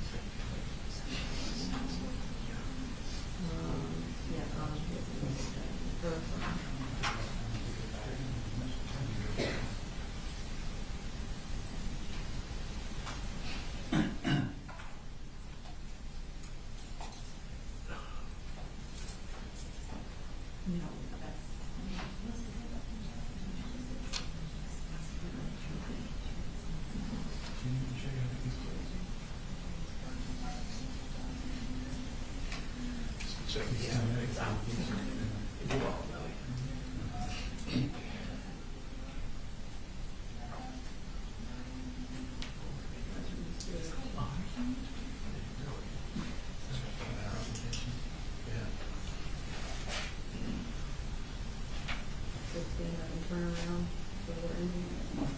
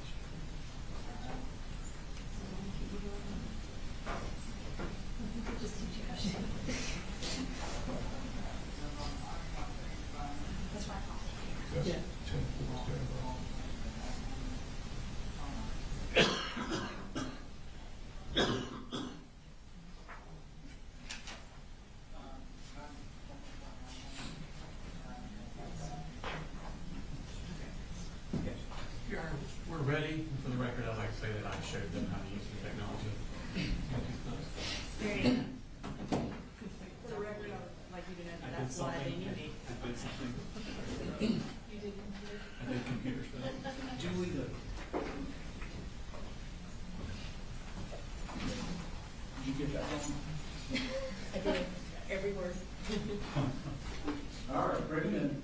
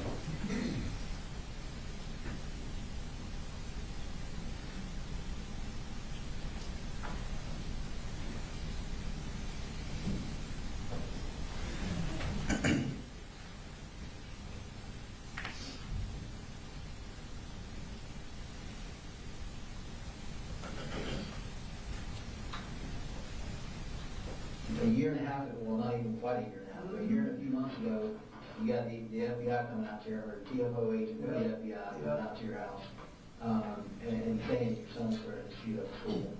No, he said it was in that thing. Okay. And I'm telling you, we went round and round. I was like, I need to know what he was. And I'll get I'll pull the report from him. But basically, he was in a chat room. Your son was in a chat room. Correct. Where they were talking about shooting up school. Yep. And then we have, him cutting himself. Yep. And Well, we have, so the chat room is something that he, to this day, swears up and down, he didn't even know that was said. He just said it was a bunch of no, people. he said the same thing to me. Okay, good. So I'm not red flagging that. Like, okay, well, you learned your lesson. It's a hammer for me. I just know, and what I try to do to help me better understand cases is I try to put myself in someone else's shoes. Sure. Yeah. I have kids. Yeah. And again, just say I didn't work in law enforcement. To me, as a regular dad, if the law enforcement comes from, no matter who they are, law enforcement comes to my house and tells me that my son was in a room where they were talking about committing a school shooting, that is going to be a giant red flag. Oh, and it was. No matter what my kid says, because kids can lie, right? That's right. That's right. Yeah. And it was. That's a huge red flag. Yeah. It was. And I talked to that officer. I'm probably going, you're not going to have a computer, you're not going to have a phone, you're not going to be on the internet. Is that what happened with you guys? It was done. No, nothing. You took his computer? Yeah, we just, like. Right, just like when you took his lines after you cut it, so. Everybody take a break. Right. When you feel like coming back and being normal, let me know, we'll talk about all this. Right. Something along those lines. And then you kind of sprinkle in there his interest with true crime. Yeah. That you guys talk about, that he had this innate ability, like, as a 13, 14-year-old man or child, he is looking at these news cameras or what's being printed on the news, and they have the blurred out images, but he is seeking to go find the graphic images. I don't know about that, but Well, there's a blurred image, right, on the Fox News, and then he went to go see the actual image. yeah, and it was more like fear, to have to worry about this in school. Like, no, if they've got officers there, like, hell, like, no, you're not, this is just like, that was I thought at the time was the interest, like, is this gonna happen to us? Like, no. So, when did you give his computer back to him? Because he was able to go look up all this about the school shooters and stuff. When did you give his computer back to him? In Jefferson? Yeah. I have no idea when I gave it back in, because that was towards the end of school, and then we started moving. When did you buy him a computer? I bought him a tower, I guess right before we left Jefferson, like just a gaming, low budget gaming tower. Okay. Like a GP40 or something, a good gaming computer. But never, let me be exceptionally clear, right now. If he ever said anything to me about killing himself,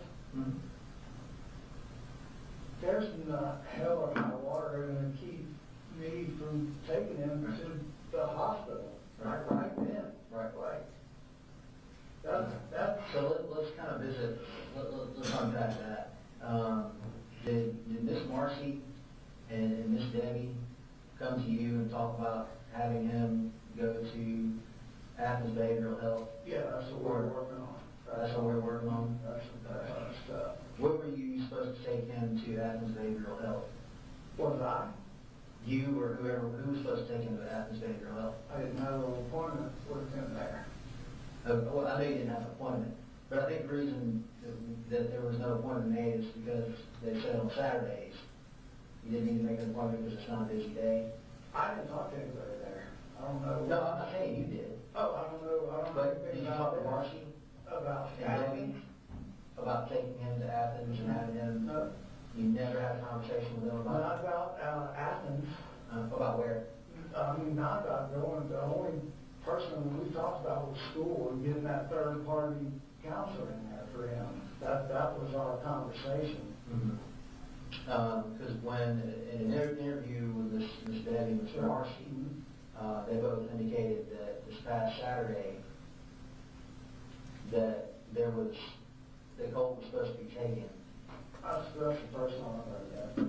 No, you Swear to God, never heard that before. never heard that before? Nope, never. Okay. Why do you think that would be said? Because that's what I told you, we were trying to get help for him, like, so he, like, it's not normal for the way he's not wanting to go to school, and it's just been through a lot with his mom.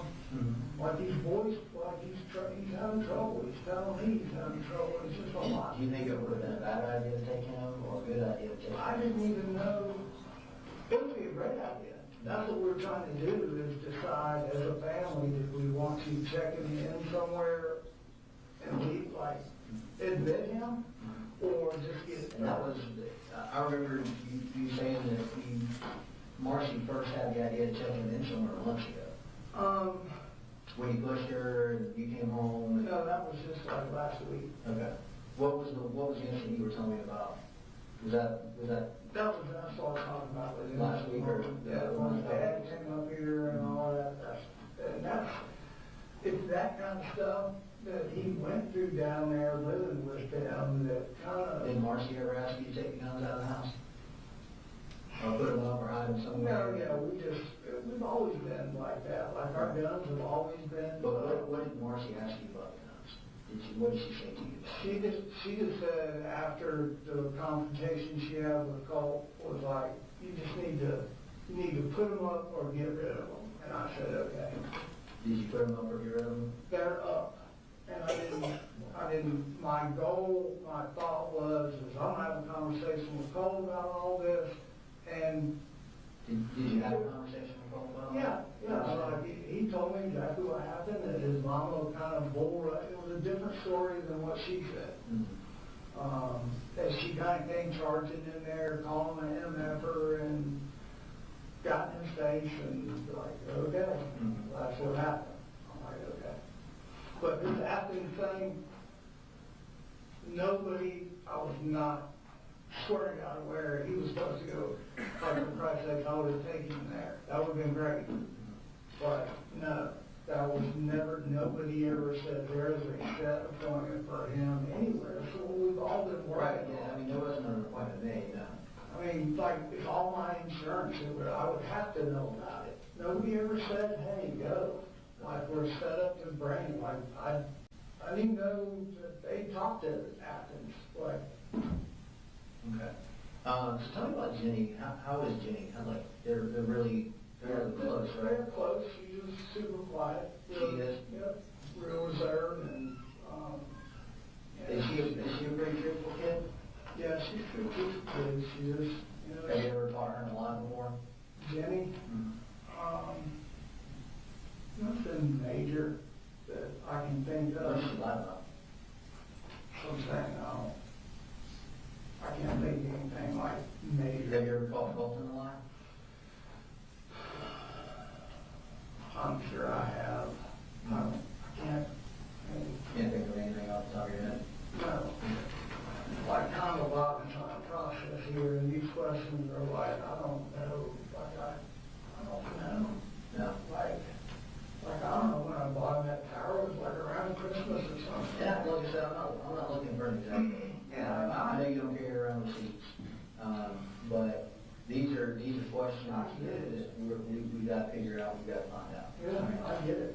Because, you know, a lot of people want answers to these questions. Yeah, I do too. Yeah. You know, like, I do too. So these are some things that, you know, you kind of need to be thinking about. But we did talk with Jenny today. Yeah. And she did very well today. And we kind of, when we talked to her, and she's very close to her brother. She goes in his room and they play video games together, and so on and so forth. One of the things that she stated was that was the Colt kept his firearm in his room. It's not all the time, though. Okay. So how often? There was never an inkling or a thought of anything like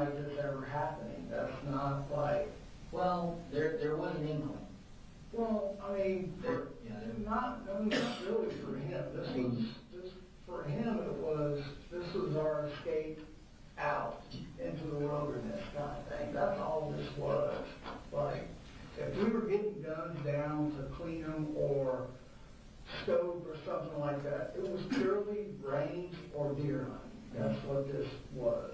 I thought, but apparently not, so. Yeah, fair enough.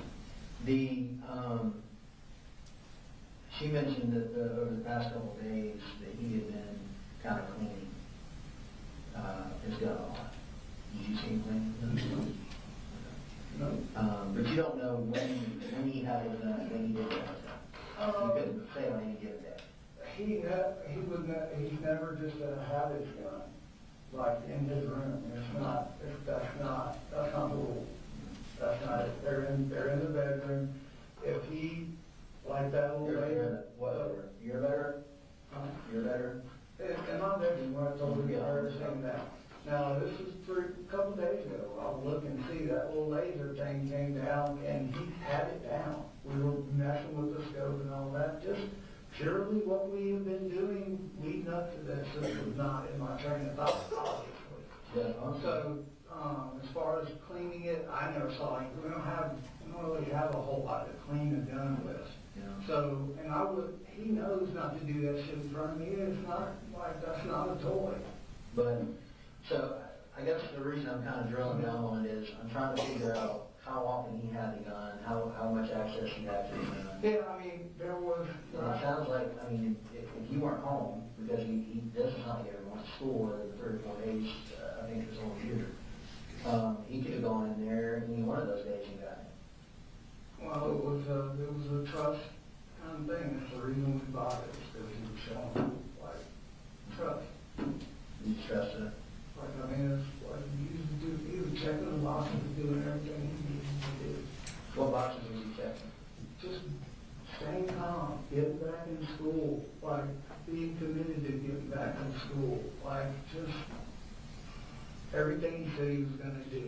And then when the mess shit happened, I guess, Colin, I have a different understanding of checking the boxes, because he made the commitment to go back to school. Yes. But he didn't go to school, he went 4 days. Well, this year, he went 4 days. The conversation that you don't or not know about is, could he go to school? Mm-hmm. And that's where we're kind of like at with this whole thing. Go to school. Can he go to school and just say he's gonna go to school and do what he's supposed to do and not worry about all the kids and the bullying and all the, like. Who was bullying? In Jefferson. Okay, but not here. Not here. Okay. No, when he came back here, he was. He did online school for a period of time too, right? How long did he? I don't know, man. He went through all of online till, I don't know, towards the end of this year. Mm-hmm. And then his grandmother said that we were gonna just try to get him enrolled back in school. And if it didn't work, that, I was looking at sending him to different places for school, like not a military school, and there was just, this was his chance to get back into school and just have some normalcy, not worry about all of that. He got so far behind. Mm-hmm. I felt like he was like gonna be picked on and looked at because he was so far behind. And he never was just a go-getter out being the life of the crowd. He just, he just would be by himself and What did not you? want any crap started. What have you heard as far as the actual case? Have you been? Listening to the news? And been told about how many people were injured, hurt? I came home. When I came home, the TV was on when I got home, and I saw the overhead on the football field. I shut the TV off, and then talking to my family. So the news was calling everybody in my family, and I'm talking to them, and they're telling me what all that's happened and how many people. What did the news say to you? They just want in the house. They wanted what house? My house. They want to interview me and want to talk to me, and it's like, y'all need y'all's property. Mm-hmm.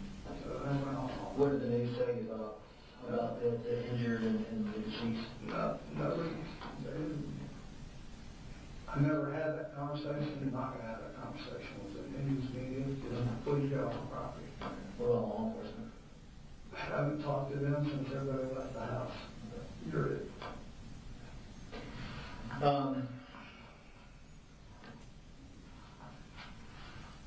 So I'm gonna share with you the warrants that we're taking. Okay. Cool.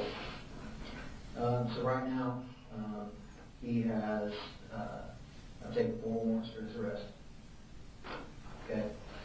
And they are, and this is preliminary because we're still processing evidence. We're still going over the evidence. There are 4 warrants for his arrest for the offense of felony murder. As an adult. It has to be. It has to be. What do you say it has to be? There's a lot of damage done. But it isn't just what. So there were 4 people who lost their lives. So and I'm going to give you the picture, kind of talking to everybody, kind of what happened that morning, to the best of my ability. All right, from what was told to me, this is kind of what I've been able to develop so far. So Colt says that he makes this decision to bring this rifle to school. How do you even get a long rifle on a bus and in school? Like, I don't understand that. Well, he took some steps to do that, right?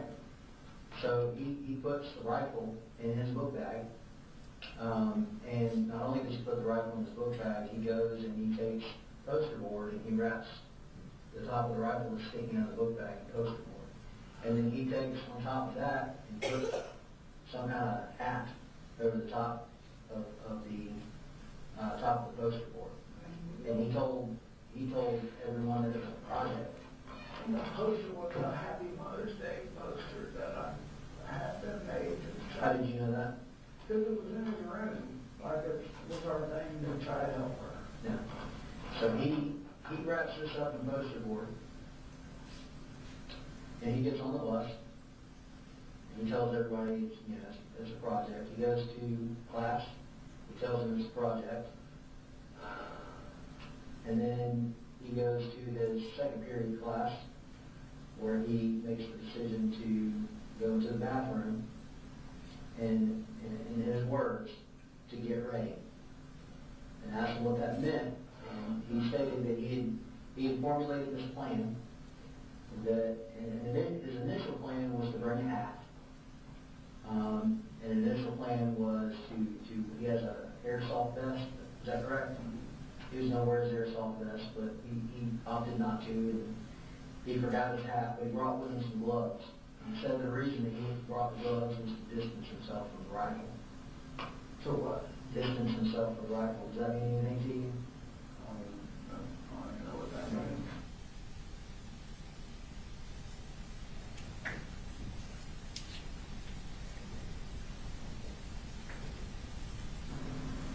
Has he ever been diagnosed with any kind of mental disorders whatsoever? No. Never have? No, sir. Never gave you any inkling that he had a mental disorder? No, sir, I'm telling you, the only time I heard those words about what he told, Right. what was it? Mania, Yeah. whatever, was a sane asylum. And that's where I'm like, he's gotta go. Like, we have to make this happen right now. Something's wrong. And when was that? That was just the other day that his mama told me that. Like, okay, we've gotta make this happen. Okay. When she came over, he pushed her? Yes. Okay. And when you guys talked about making it happen, it was nothing about this past Saturday? No. Okay. No. So he goes down, he opens up fire, and he strikes 4 individuals, and 4 of the individuals that he shoots and hits, they pass from the injuries that they sustained. 2 of them, Colin, were children. I know it, but like, why in the hell would he do this? 2 of them were staff.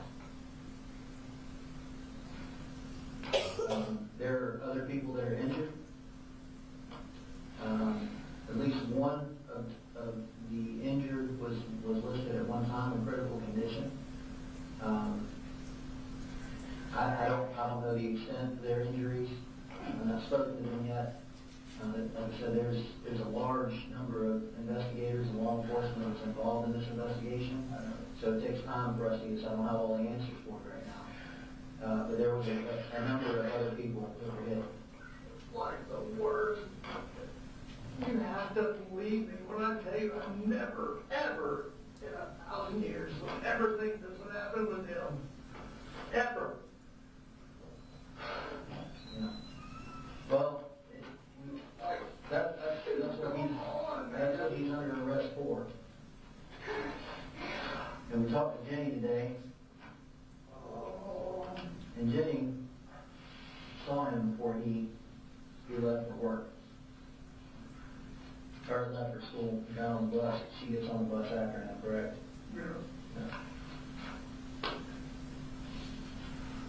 This is the picture Jenny drew for us of his backpack. And his backpack, open, poster board, rolled up paper. She even put the J on here for Jenny's work. I just bought it and I wrote that. Jenny is very talented. She's a very talented artist, and she's a very smart young lady. She's the whole reason She's the whole reason you're what? that I am committed to doing what I have to get my kids a good life. They did not deserve to go through all that shit with her mama and all the shit they saw and had to deal with. Right. So when they went through all that stuff with her mom and all that stuff they had to deal with, did you ever get them think about getting them counseling or sending them? You did? Who did they go to? No, we didn't formally send them to a counselor. They talked with defect counselors multiple times, and to the point when I was talking with Jenny, like, hey, Defects counselors or defects workers? both. They were both involved, and Fitzgerald, and she, that everything that I do, or Colt, your brother, and your sister are watching, you're the role model. Mm-hmm. And if there was any constant frustration, it was like that, like blame everything on his mama for what she put us through, and just kind of, like, I know it's tough, but we've got to push forward. We have to keep doing the right thing. And Jenny and little Colin, man, I'm telling you, when I look at those two kids, I know for me, it's like, okay, I know I'm a good dad, I'm doing the right thing, I'm trying to get Colt into the right people. I've only got so much money, so much time, like, but you're right, she's gifted, and little Colt is too, and they don't deserve any of this. Like, we were sitting there on the floor last night, like, it's like I'm scared. I'm like, I'm scared too. And she's like, is my life ruined? I'm like, no, your life is not ruined. I said, oh, we will get through this. I will be here for you. What have you told Jenny about this case? The only thing I said to her was, don't get on social media, which I know she has. And I asked her, I said, have you looked at any of this? What social media accounts does she have? I don't know. I don't think she has any. If she does, she doesn't. Like no Facebook, nothing like that. But I told her today, I said, she started to text, oh, y'all got my phone. When he said that last thing to me the other day, I left work and was texting him repeatedly, like, call me, like, something's wrong. I knew something was wrong. And when I got to her, Did you call 911 when you figured out something was wrong? it all happened like bang, bang, bang. Talked to Jenny, and she said, we're in lockdown. As soon as she said we're in lockdown, I started getting off the roof of the building I was on, like, I gotta go. And then it was just trying to contact him, her, him, his mama, grandmother, just, we gotta go get the kids. Like, I gotta get home, something's wrong, I don't know. And Marcy's like, I got a bad feeling about this. And I'm like, I do too. I'm like, I pray God you know, not in the middle of it. Well, one of the things that Jenny said in her interview, and I want to bring up some notes that I took.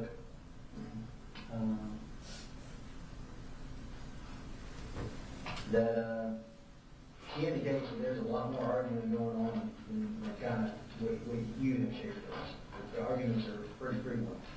Arguing, yeah, And, but, you know, him yelling at you, and she told us about the incident where he chased her into his room, and she said it scared her. it scared me. Yeah, and that you and her have talked multiple times about getting him help. Yep.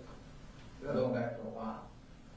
I don't know for a while. You're asking time frames. I'm sorry, I can't just snap off of what these time frames are, but yes, they're like, there was no like blind eye here. We're trying, like, once I got this new job, what I was waiting on was my insurance to kick in. And that finally just kicked in. That was, we've been talking like as soon as I... When did the insurance just kick in? A week ago, week and a half ago, 2 weeks, maybe, I don't know. I said, I don't know the exact date, this has all happened. I was waiting to get him into a, like, if it had to be clinical, I started going down the list. I even reached out to a psychologist in Bethlehem, like, do you take my insurance? Yes. Here's kind of the backstory I got with Colt, was talking about that. And then, Has Colt kind of stay on track with the argument? Has he ever told you that he hated you during the argument? yeah. Has he ever told you that he wanted to hurt you? He's always Threatened to hurt you? not like, more like, what are you gonna do about it kind of stuff. And what I chose to do is just to leave him alone. And Jenny described seeing him kick you, and punch you, and hit you. that was the second time. And that was how long ago? Probably a month and a half ago before he started back to school. Yeah.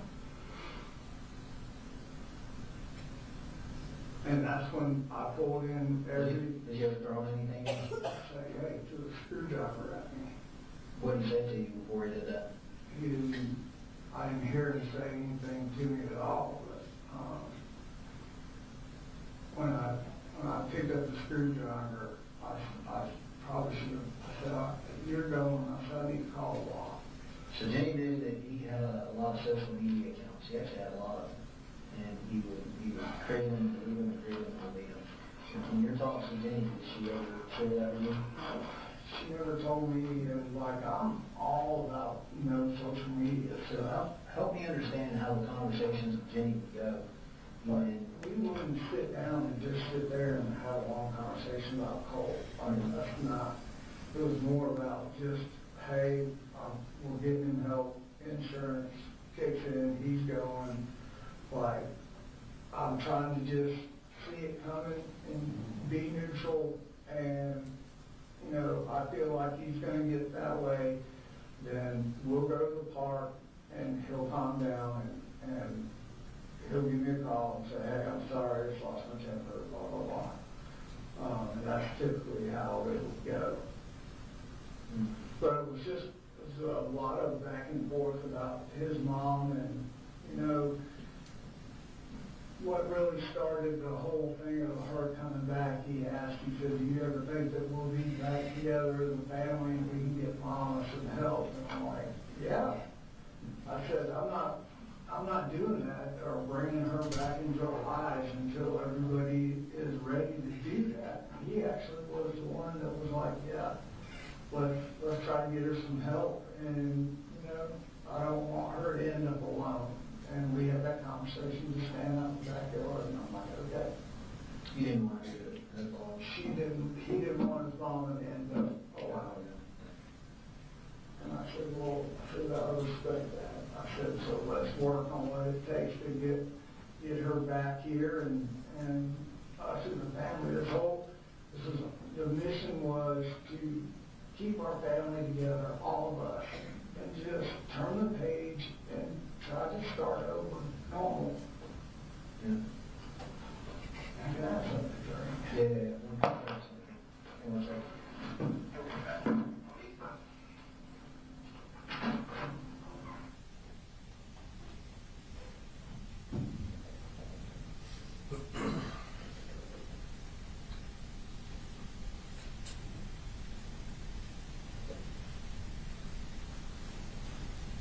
For the record, Your Honor, investigator stepping out of the room and we're fast forwarding until when he comes back.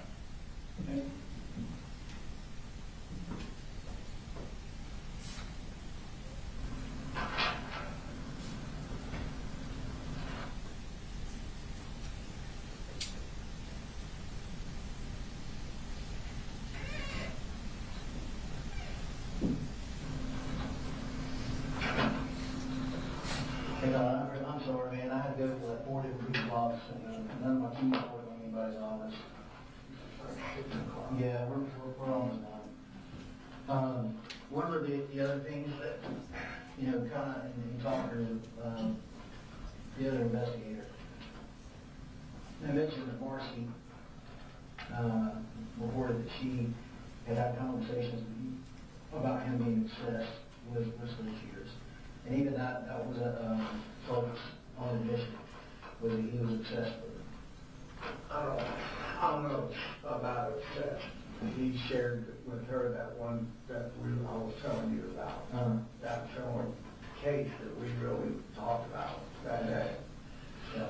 So, it's like in my mind, like, no, like I'm literally like having normal conversations with him. And even in my notes I got right here, I'm like, this Athens behavioral thing, like, nobody ever said that to me. Like, that is false, that's wrong. Nobody, or we would have been there. Yeah. Like, for real. But as far as that, him and her, ever since all that went down with all that damn meth and her getting locked up here and threatening did she bring up that she threatened to kill Colt and all that? You know, so that's where, when that happened, and her mother told him that, she should have never done that, like, she agrees, but looking back, hindsight, right?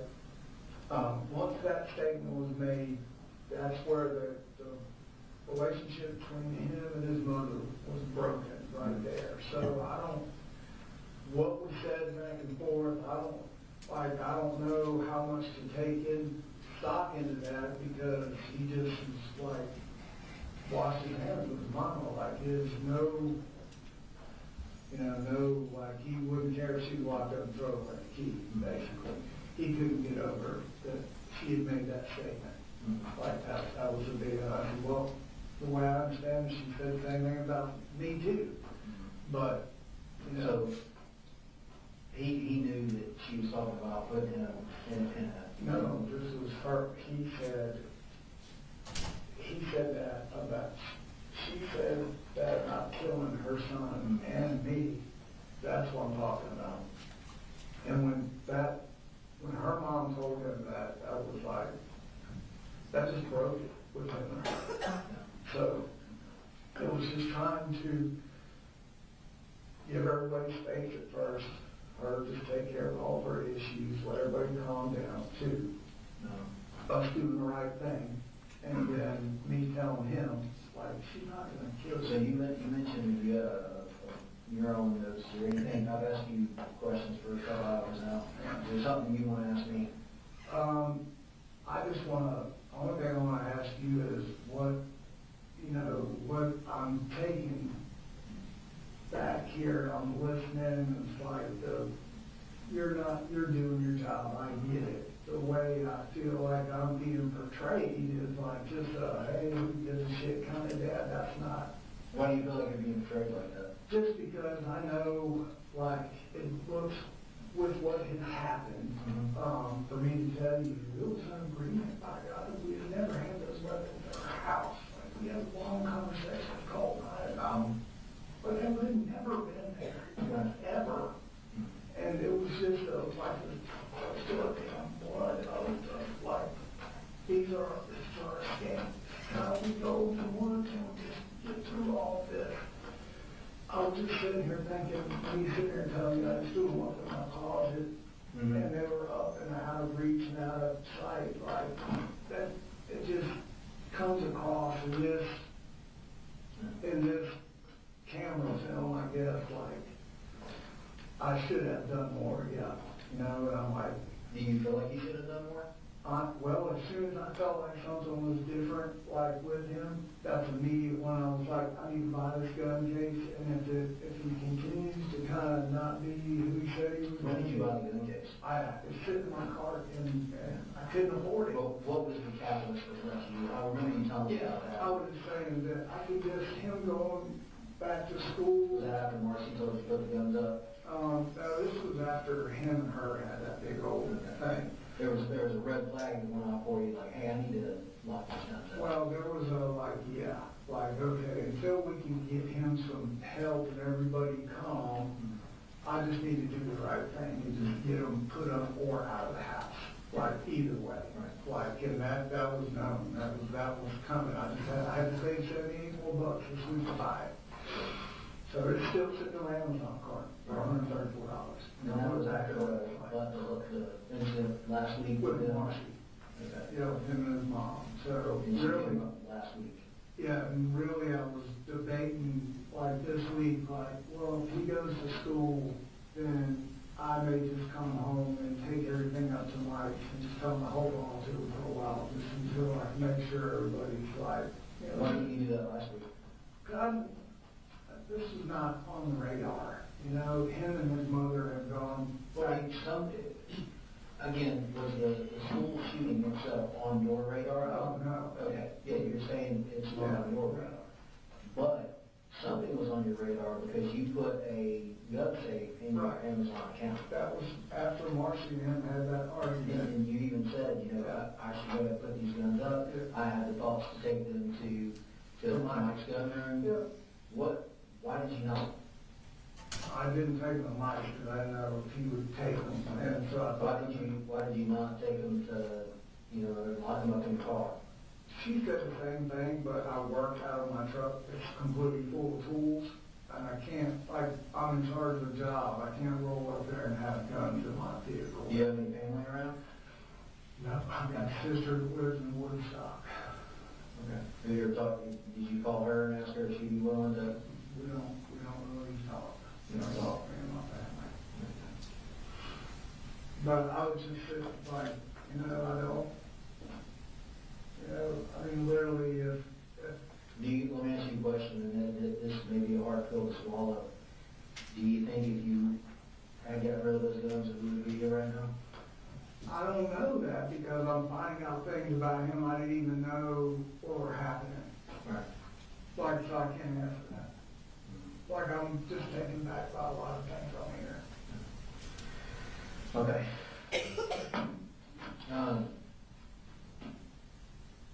I think that's about all the questions I have for you.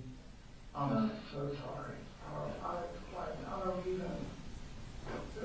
Yeah, I think you are. Go ahead and set that stuff down for him. You turn around, put your hands on your back. Is that the point where you placed him under arrest? Yes, sir. I don't think I asked you before, what time of day did you start this interview? I believe it was later in the afternoon, around 4 o'clock, give or take. Okay, there was a timestamp on there. Do you think The that's accurate? timestamp will be more accurate than my memory, yes, sir. Okay, that's all. Nothing further. Cross.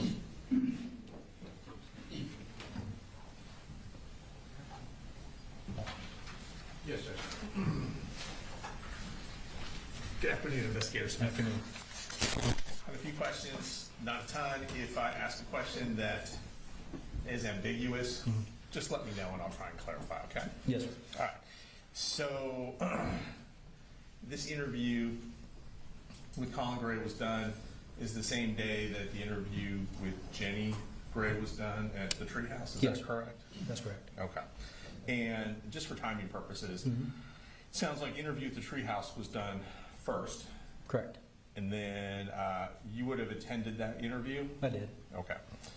Mr. Gray was at that interview? Yes, sir. Now, he wasn't in the interview, was he? No, sir. And subsequent to that interview, did you request Mr. Gray to meet you at the police station? Yes, sir. Okay. Which he did, obviously, and you ended up having a statement with him. That's correct. All right. And are you, just from my understanding, are you the lead investigator on the case, or where do you kind of slot in the hierarchy? So I was assigned the lead investigator for the Barrow County Sheriff's Office portion of this investigation, but this was a multi-jurisdictional investigation. Yes. And I believe for the GBI, it was Special Agent Nick Johnson that was the Okay. lead agent. And did you, so I'm going to ask you some questions about some different parts of the case. Mhm. And if it is not something that you were part of, just let me know. Yes. So I'm not exactly sure what your responsibilities would have carried I over understand. into. Typically, if you're a lead investigator, you would be familiar with all the cases, the aspects of the case, but with a multi-jurisdictional, that's probably not true, is it? Some, it just depends on what you're going to ask me. Okay, perfect. Well, let me just get started. All right, so a search was done on Mr. Gray's home. Is that That's correct? Yes. Are you familiar with that search at all? I was told that his residence was searched, and I was told about some things that were located in that search. Okay, gotcha. So you mentioned in your interview with Colin Gray that a computer was at the home in Colt's room. Is that correct? That's correct. And I believe you said that the computer was or had been taken apart. Correct. Was the hard drive intact? That would be a better question for the GBI. Okay, gotcha. So as far as you know, the computer was taken apart, but you're not sure what the condition of the hard drive was. Correct. I just knew that it was taken apart. Okay.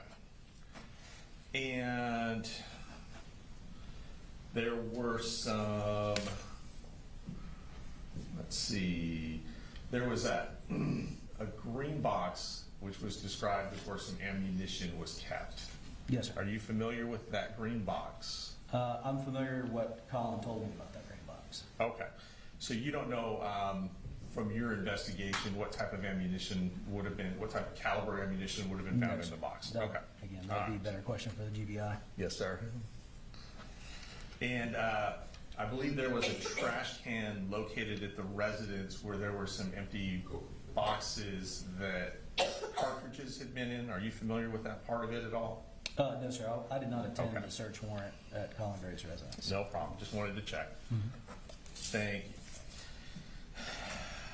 You got into a lot during that interview, and a lot of it was some historical information about the family and where they had lived and things like that. Yes, sir.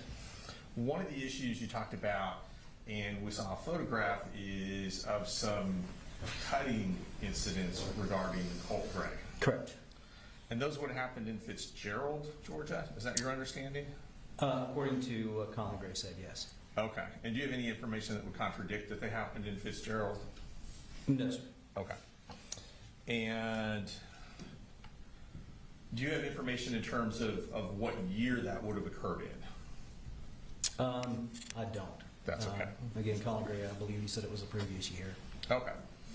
And the previous year, so Colt had just started ninth grade in September of 2024. That's correct. Roughly, within a month or so. Correct. Okay. And then eighth grade, we skip past eighth grade, we go to seventh grade. That would have been at, was it Jefferson Middle School, you recall? Again, that would be a better question for those that investigated his actual. That's okay. And School. I appreciate, just let me know if I'm covering stuff that wouldn't have been part of your Yes. responsibilities. Okay. And during your interview, Colin indicated that he found out about these cutting episodes. He did. And he replied that in response to them, he removed the knives Correct. from Colt's ability to use them.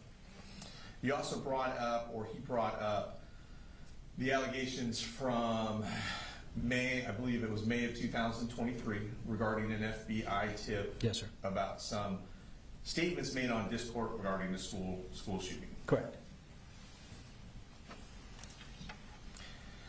Those statements, it seems like were in a chat room. Is that correct? Well, Correct. to your knowledge, Yes, sir. It was in a Discord chat room. in a Discord chat room. Yes, sir. And it's possible that that chat room was accessed by use of a computer, Correct. and there would have been an IP address, most likely, that put it back to a certain address, which is how the FBI investigates correct. those types of tips. Yes, sir. And you asked Colin Gray what happened to the computer after he found out about these allegations. Yes, sir. And he said when he found out, he removed the computers or he took the computers. Is that correct? Kind of. So Okay. Colin, he said two things in the interview. If you kind of listen to it, The first thing that he says is that he took the computer and they were gone. Right. And then he also states during that interview that he shut it down and made sure that Colt wasn't accessing any type of online chat rooms anymore. Okay. So he says both, so I'm not sure Right. which one he actually meant. Okay. All right. Now, there were some conversations about Marcy and her role in the family and some of the consequences that some of the allegations regarding her drug use took on the family. Correct. And that wouldn't have been a part of the case that you would have investigated, obviously, As far as, whether or not she had addiction issues or what the effect on the family was, or was it? I was told about the substance abuse issues within the family, both Marcy's and Colin's, yes. Okay. And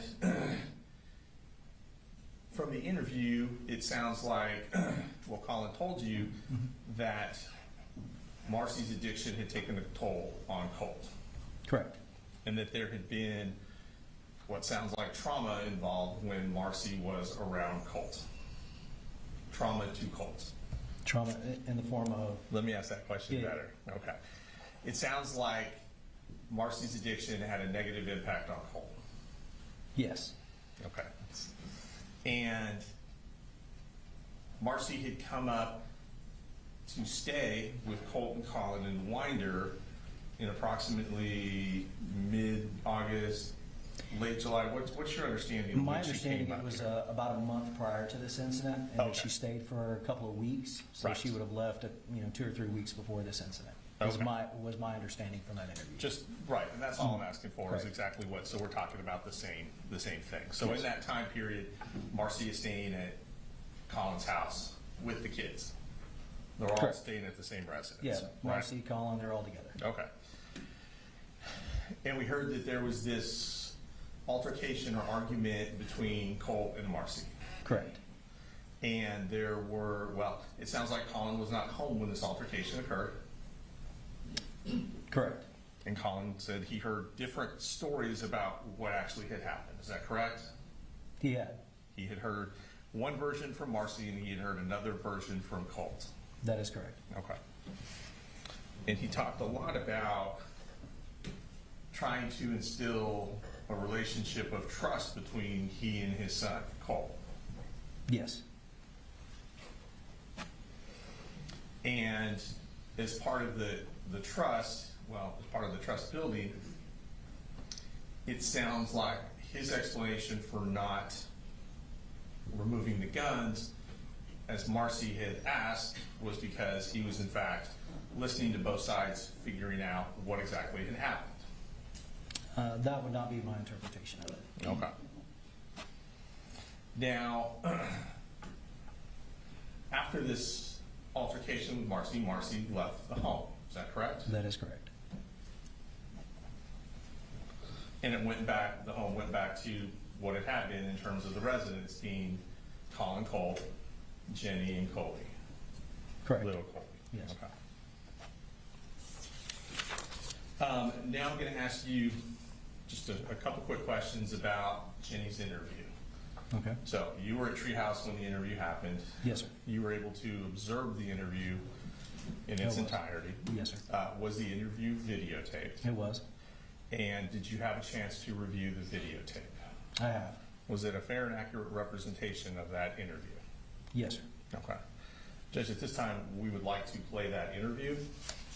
I can either, depending on how cooperative you all want to be, I can either hook it up to my computer or.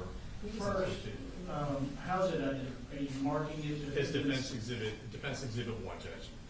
My understanding from the court reporter, I have to put it on a hard drive, so I'll do that and mark it as defense exhibit 1.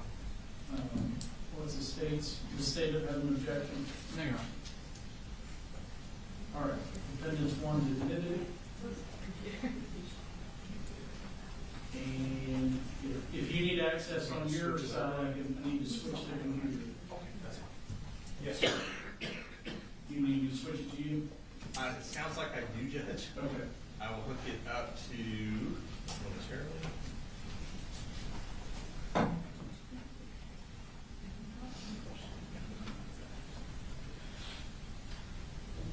Let me know when you have it on your screen. I've blacked out the other screens because you've got something else on there.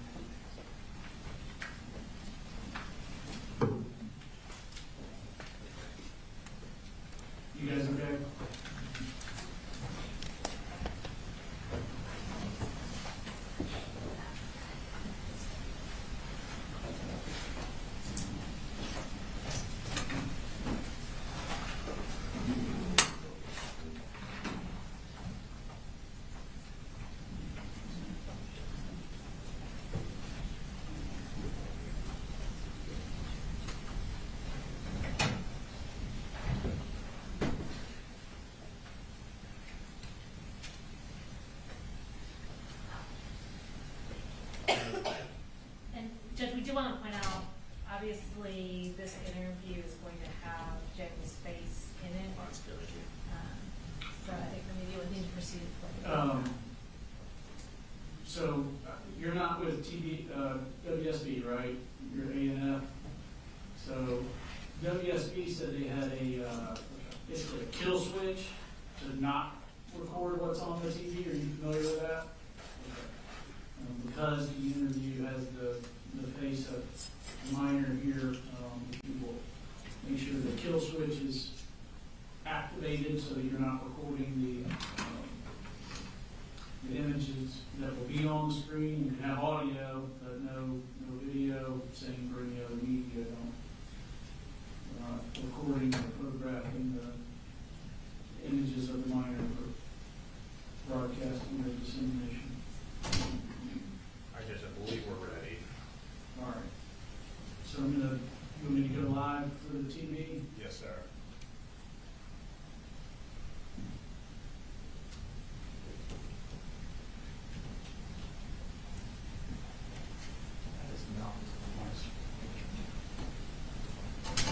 Hold on, please wait. Now it's on my end. It appears ready.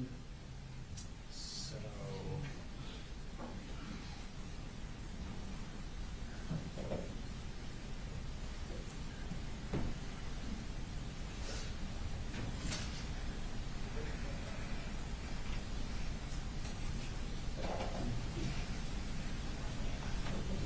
You plugged into a computer over there, is that right? Yes, sir. Okay. You guys just hooked up the HDMI?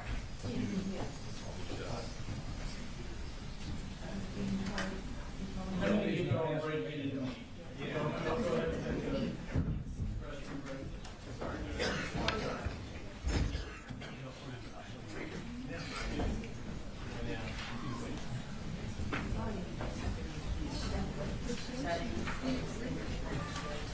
Let me see.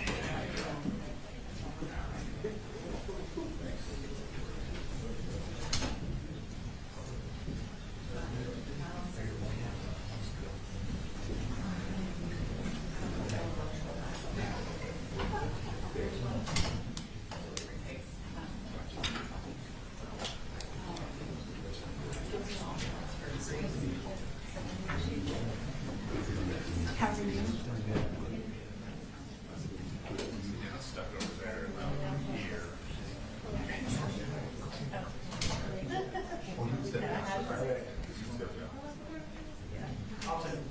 I'll take it.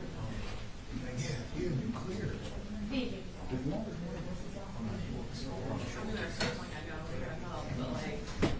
He needs to like extend his screen. Yeah, I don't know how.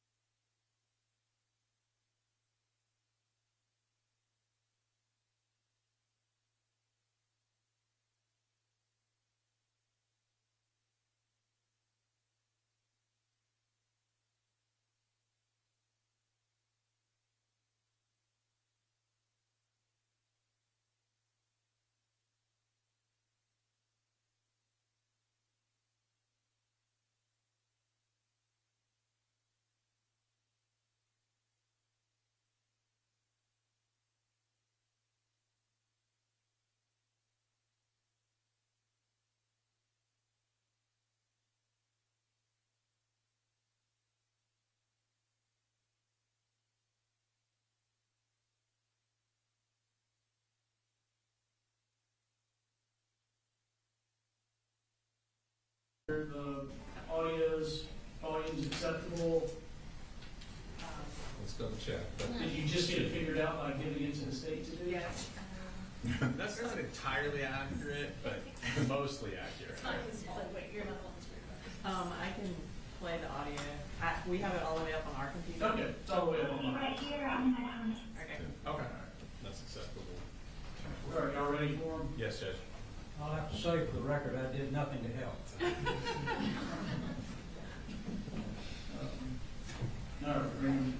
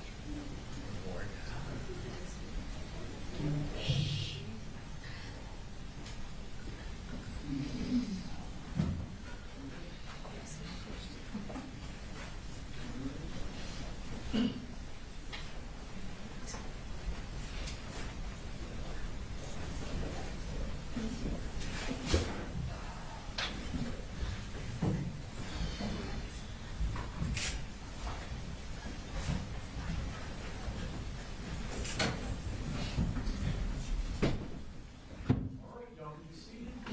Thank you, Judge. Mr. Hobbs, D1 was admitted. Yes, sir. Publishing it now. Yes, Judge, please.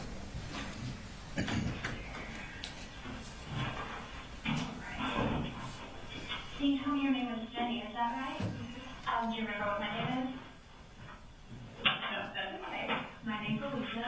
When you were talking today, if you don't know something and you don't remember, I would want you to guess. So just like you just told me you didn't know, that's perfectly fine, okay? When I talk, I like to kind of doodle with drawing stuff sometimes and take notes. You don't have to, but if you want to, you're absolutely welcome to, okay? And sometimes I write stuff down, so if you see me writing things down, it's just because I want to make sure I can remember it the right way, okay? So it's not like, oh, she said something right, something wrong, something crazy. I just don't trust my brain to remember things all the time. The other thing I wanted to let you know is this room looks obviously a little different.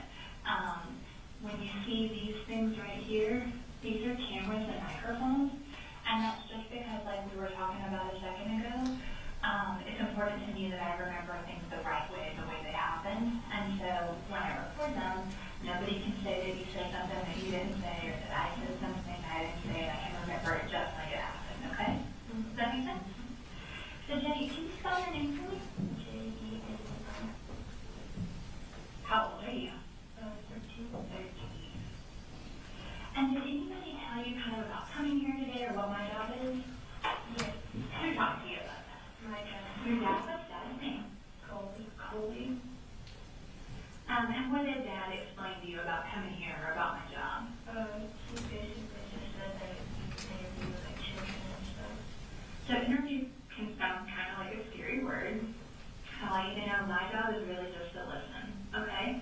So I might ask you some questions today, but you can ask me any questions that you have, and I promise to be honest with you. Can you promise to be honest with me when we're talking today? And if I ask you a question, Jenny, and you don't think you can be honest with me, I understand that. All I ask is that you tell me that that's not a question you can be honest with me about, okay? And that's okay with me, okay? And so Dad said that my job is to interview kids. So that can be, like I said, kind of true, but I will ask some questions, but my biggest job is just to listen, okay? So, and because we talked about how the room looks different, but also sometimes how we talk in here is different than just a normal conversation too. And so that's because I like to understand lots of details. And so I might ask you to tell me all about something from like the very beginning to the very end. You know what I mean? So tell me, like, what's one of your favorite things to do? What's something that you really enjoy? I like listening to music. You like listening to music. So if I were to say, like, Jenny, when you listen to music, what's the very first thing you do? And tell me all about how you listen to music. Well, first thing I do is just pull a song that I like and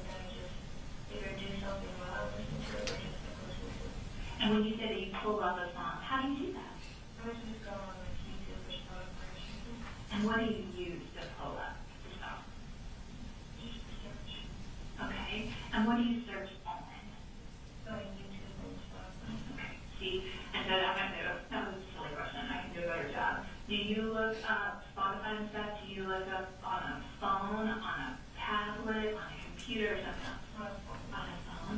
And tell me about the phone that you use to look it up on. I'm using an iPhone 11. Okay. And whose phone is that? It's Your phone? And so I might ask questions like that. So like, it might sound like I'm asking all sorts of stuff that maybe I should know or things like that. But it's important to me that you know that I only get little bits of information before I meet with people, because it's important to me that I get the information from the actual person, okay? So sometimes I'll have questions and people will think I'm really dumb, and I should probably already know the answer to that. But I'm not asking because I'm trying to get like in your business or because I'm going to think anything bad or different. I just like to get the information from the person who has seen or heard or experienced something. Does that make sense? Okay. Well, Jenny, tell me a little bit about like who you live with. my dad and my two brothers. Okay. So you told me your dad's name is Coley. Today, is that right? And like I said, if I did something wrong today, please tell me that I got it wrong, okay? You know, it's not a problem. You can correct me for anything that I get wrong, okay? And so dad is Coley, and you said your two brothers. What are their names? My older brother's name is Colt, and my younger brother's name is Colt. Okay. And so you said your older brother is Colt. How old is Colt? 14. And then your younger brother is Coley. How old is he? Okay. And so, and where do you guys live at? We live just on, we don't like live in a neighborhood. We just live like on a road. Okay. Do you know like what the name of that road is? Yeah, Harrison Mill Road. And so you guys live there. And tell me some stuff about Dad. Like, tell me about that. What's he like? What are things you like about Dad? Things like that. He's really like happy and energetic and like confident and stuff. Okay. And are there things about Dad that like you don't like or you wish were a little bit different? No, not really. Not really? And then tell me about Colt. What's he like? He's like kind of like squishy sometimes. Okay. Like sometimes he can be annoying and then he can be chill. And then sometimes he can just be like really closed off. Okay. And so when he's happy and chill, what does that look like? Usually it's just playing games with me and like, not being bored and stuff. When you guys play games, what kind of games do you play? Just like Minecraft and stuff. Okay, so like video game type stuff? Okay. And when you play Minecraft, is that on like how do y'all play Minecraft? He uses his phone. I use my PlayStation and I use it. He uses his phone. Okay. And so like do y'all play like sometimes when you play Minecraft like you only talk to people like you know on there, and then other times when you play Minecraft you can play with people from all over the world. How do you guys do it? He made like a server for us. So Okay. Like we can like play together even though we're on different like electronics. Okay. Well that sounds smart. Do you know how to make servers and stuff? No, how did you learn how to do that? It's probably somewhere in my settings or something. Okay. Yeah, I'm not very good at that kind of stuff. So he made a server on his PC, did you say? And then you guys can play together through that. Is there other stuff that you guys can do, like with the servers and stuff like that? We just build stuff and that's like kind of all the things like. Okay. And when you say you build stuff, tell me what that means. Like structures and like playing the game. Like in Minecraft, you build stuff. Got it. Thank you for helping me understand that. And so, but then you said sometimes he can be switchy. And so sometimes he's happy and chill, and other times he's closed off. Help me understand what that looks like. Like when he's like closed off, he's usually like always in his room and not really talking much. Okay. And then sometimes he can be like really like annoying and like pestering or something. Okay. When you guys play like Minecraft together, where do you play that at? I don't know. And separate rooms. Okay, so you guys aren't even in the same room. Where do you play from? In our room. You play from your room, and where does he play from? His room. And then you said, but when he's like closed off, he stays in his room. Tell me what that's like. Well, like we can still like go in and like talk to him and stuff. He just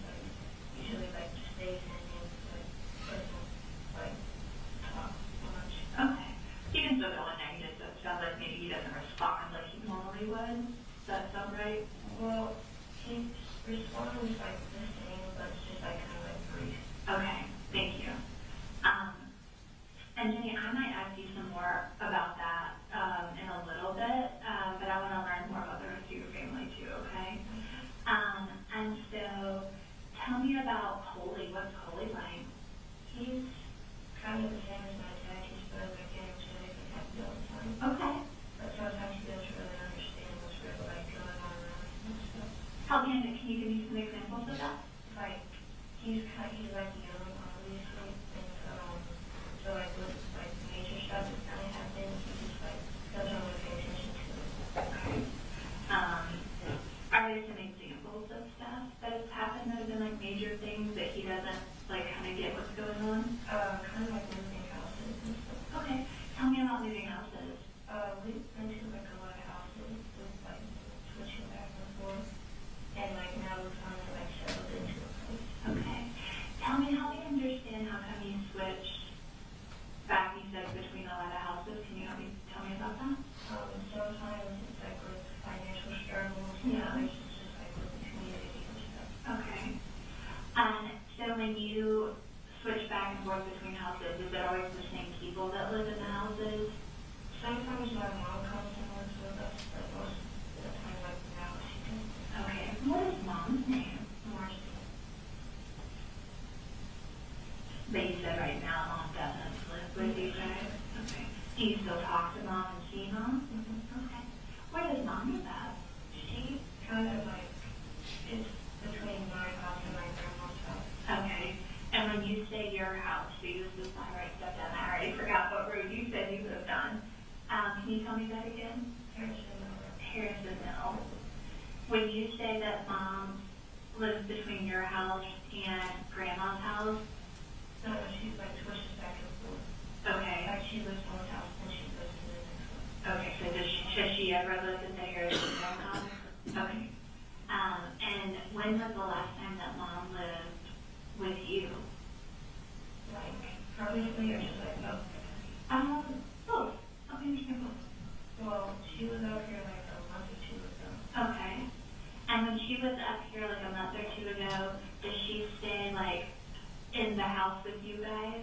Mm-hmm. And where does she stay in the house when she's there? Usually it's in my bedroom. Okay. And then when she doesn't stay there, where does she go? She used to go like at the house or like in a different part of the house.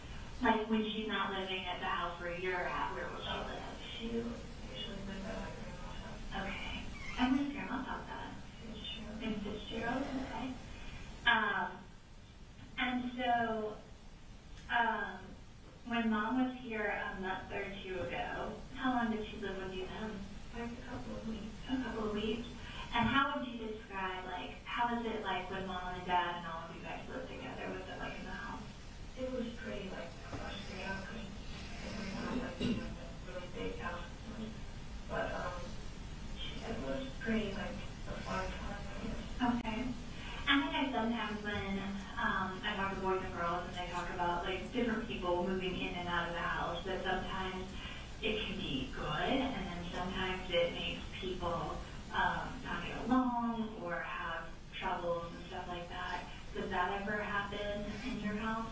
Sometimes. Can you tell me about that? Like if my mom, she's kind of the same as Colt, but like not like that big. But she like sometimes she can be kind of like annoying and frustrating. Okay. And when you say like annoying and pestering, that can mean a lot of different things. Can you tell me about what that looks like when they're being annoying or pestering? Usually just like being like overbearing and not like listening to what you tell them to. Okay. Jenny, do people ever, in your house, do they ever like get in fights? And sometimes when you talk to boys and girls about fights, it can be fights with their words, it can be fights with like hands where they get hits or kicks or punches or chokes. It can be where people fight, but like they don't talk at all, like they just stay silent. You know what I mean? So there's a lot of different ways that can look. Do people in your house ever fight? Like most of the time it's just like arguments and stuff, Okay. but sometimes it can get physical. Okay. And when people have arguments, who has have the arguments in your house? Just like with my dad and my brother and my mom and my brother. Okay, and which brother? Is it different brothers or Colt. it's always Colt? Can you give me some examples of fights or arguments that have happened between Dad and Colt? It's usually when he's like in one of those moods and he like tries to instigate stuff. And who tries to instigate? Colt. And what are some things that Colt will do to instigate those things? Like he like doesn't please my dad and mom's always like in his room and like being like mean and stuff. And can you help me understand, like, maybe some examples of times that you've seen Colt be mean? Like what he's saying or doing, things that you may have seen or heard? He's usually just saying how like, you know, like, his dad is a bit sure of himself and how he like hates his dad and stuff. Okay. And what kind of things does Colt mean when he says, like, his life is a struggle? In the past he says like, well, like multiple schools that he's mentioned he's in trouble with school and stuff. Okay.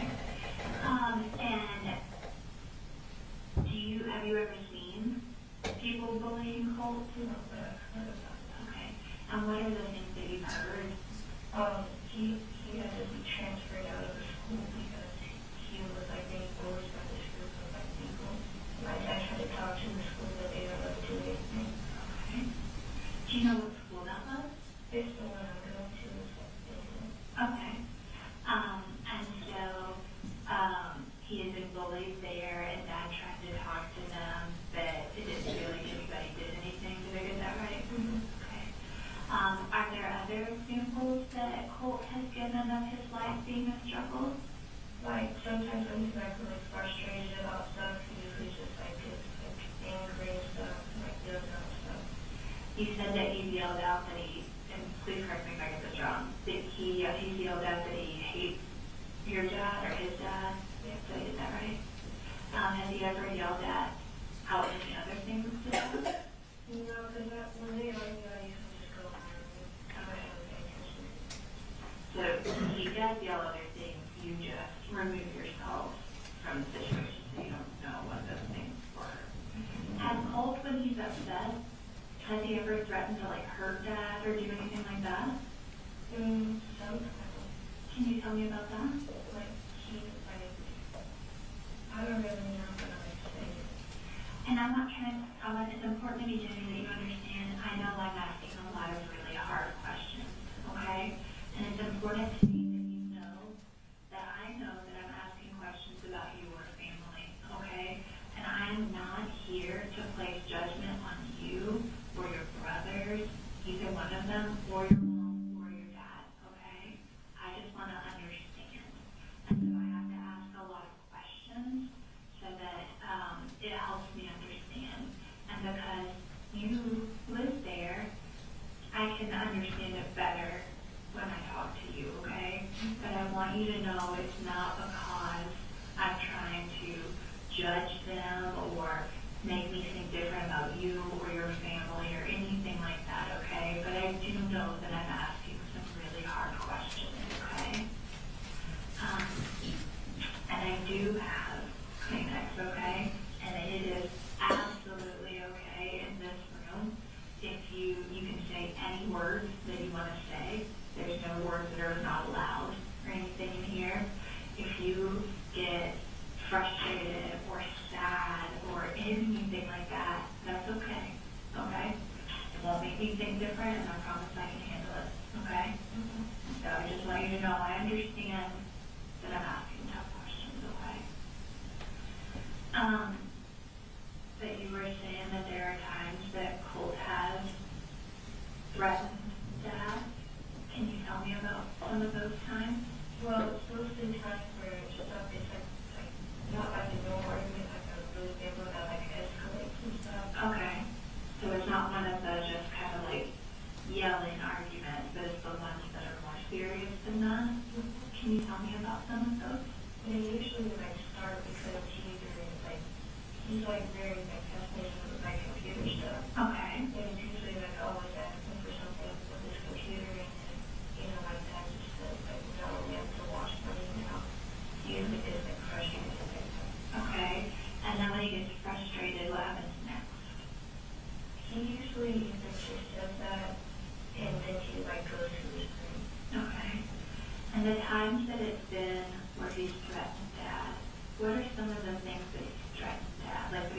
do to Dad?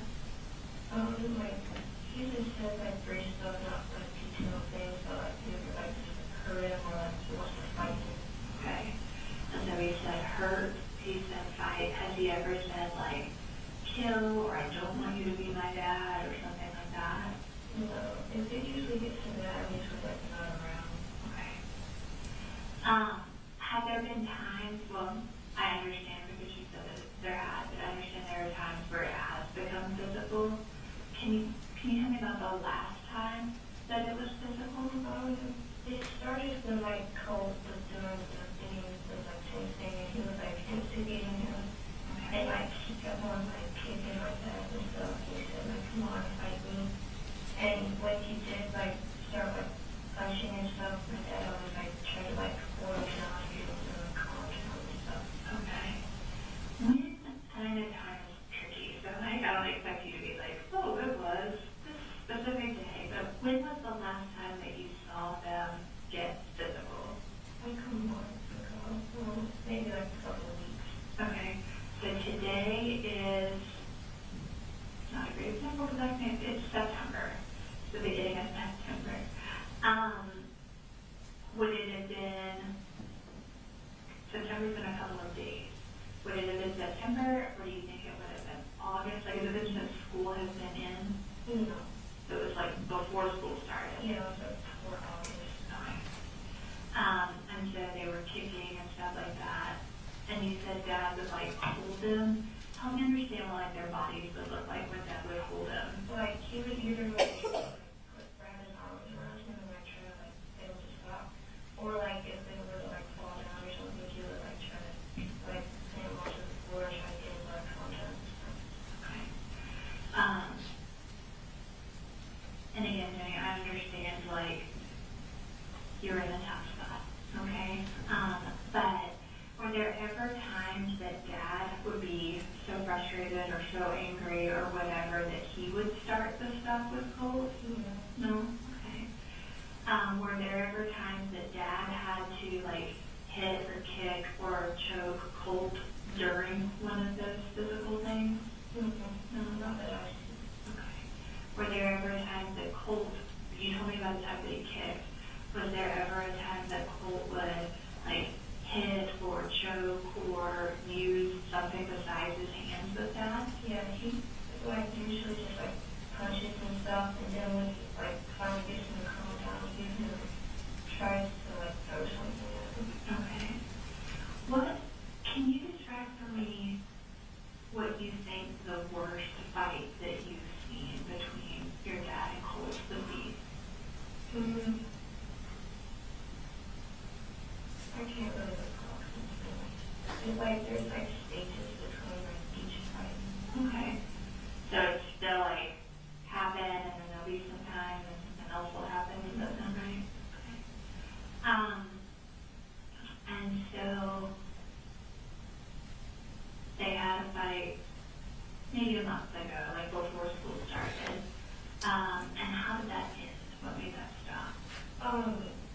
Like, it, like, branched out and stuff, like, it grew, and, like, well, not, like, grew really badly, but, like, my dad was, like, probably just, like, able to calm down and stuff like that stuff. And usually when he calms down, he just goes into his room, and, when he comes back out, he usually apologizes. Okay. Have there been times that Dad and Coley have ever, like, fought? What about, have there been times that you've seen, like, Dad and Mom fight? They never get physical, they just have, like, Okay, but they'll argue. Okay. I understand you said that Colt was really obsessed with computers, was that the word that you and I know that he can build them, and that he would ask Dad for stuff, that Dad would say, like, we're going to watch money for some things. Were there things that Colt would do with his computer or on his computer that Dad would be okay with? He usually never tells my dad anything that he does on his computer. But he does know, like, put, like, wash sheet about, like, his privacy and stuff. Help me understand what that looks like. So, like, he usually just uses, like,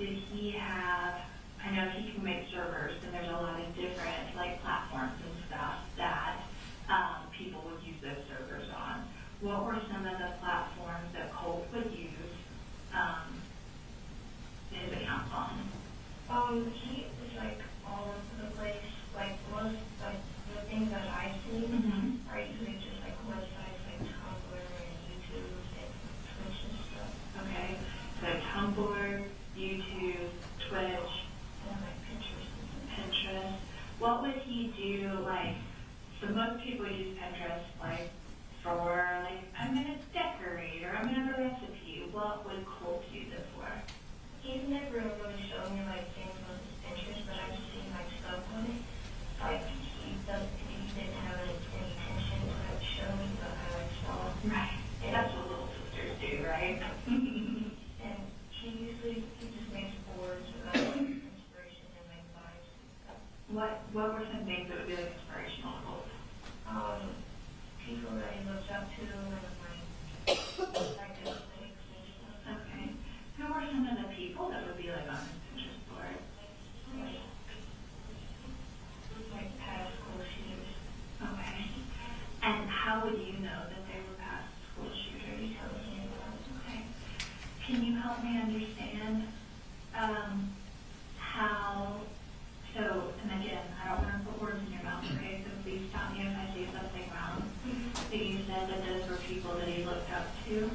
Yeah, like interested in stuff. How did he become interested in them? I think it's like something with like mental issues because of all moving around all the time and all the bullying and stuff. It kind of like hurt him. Okay. Did he talk to you about that? No, she just like talks to me about, other stuff. Tell me what he would talk to you, when he would talk to you about the school shooters. Tell me, like, what those conversations would look like. He would honestly just talk to me about like them and like he would act as if I like knew who they were and stuff. I mean, he told me like who they were and stuff, so I know, but he like acts as if I'm like interested in them. And like other people would just, like it was, did he act like it was just like common knowledge that everybody, like, no, okay. And then, was that stuff that you talked to like your dad about and all? I understand, well, tell me about, I know you said you could go in Colt for him, like even when he was feeling shut down, you could still go in there, he just might not like talk the same way and stuff. And he made the Pinterest board about the people that he looked up to and stuff. Were there things in his room that were similar to that? Yeah, he prints out like photos of them and like articles and stuff and like puts it out. Okay. And I know you would go in there, would Coley go in there sometimes? He usually never goes with her, right? It's not really easy. And what about Dad? Dad goes in there, but he like doesn't want that night because he doesn't know what it is. Okay. And so, you talked to me about Pinterest. Tell me about his YouTube stuff. He doesn't really post anything, he just watches. Okay. Do you know what, and when you say that he would change accounts, would he change his account names on those things regularly too, or just like in Minecraft and stuff like that? I assume like controlling. Okay. That stuff. I think I know why he would change his stuff a lot, but why do you think it is? Because I don't know. Because he like very like scared. I wouldn't say like scared, but like kind of like nervous with like police and the FBI and stuff. He's really like kind of like eerie about it. And when you say that, help me understand what that's meant to him when he would be like eerie about it. He would be like trying to avoid anything that is like connected to them, and he was trying to like try his best to hide himself. Okay. Did he think that people from like FBI and stuff were like looking for him, or he just wanted to make sure that they didn't know? I don't really know, but I would assume that he just didn't want to know. Okay. Do you know what some of the account names that like he would use were? It's just usually a bunch of clusters of numbers and letters and stuff. Okay, so nothing like any particular words or versions of I mean, words. sometimes he does, but like most of the time it's just like the When he would use words, what kind of words would he use? kind of words that he could do suggested. Okay. And what kind of stuff would he watch on YouTube? He usually watches YouTubers, but he also watches like you know, court videos and like, you know, like footage of like other people. And what kind of other people and court stuff? You know, people who are stuff. And then tell me a little bit about Twitch. He just watches live streams of. Okay. And again, I'm sorry, some of these questions I know are kind of repetitive, but would it be like live streams of like people they look up to or different stuff? Just different stuff. Okay. What about, did he ever use like Discord or what would he do on Discord? He usually just talks to me on Discord. Okay. But Discord's one of those things where he like changes his username and stuff like regularly. Okay. Do you know what his most recent Discord name is that he would talk to you with? Do you have, like, could you look it up? Like, do you have a way that you could from where, like, the last time you guys talked on it? I either think he got shut down or it's just like close to the end. Okay. You mentioned that he used, like, a PC.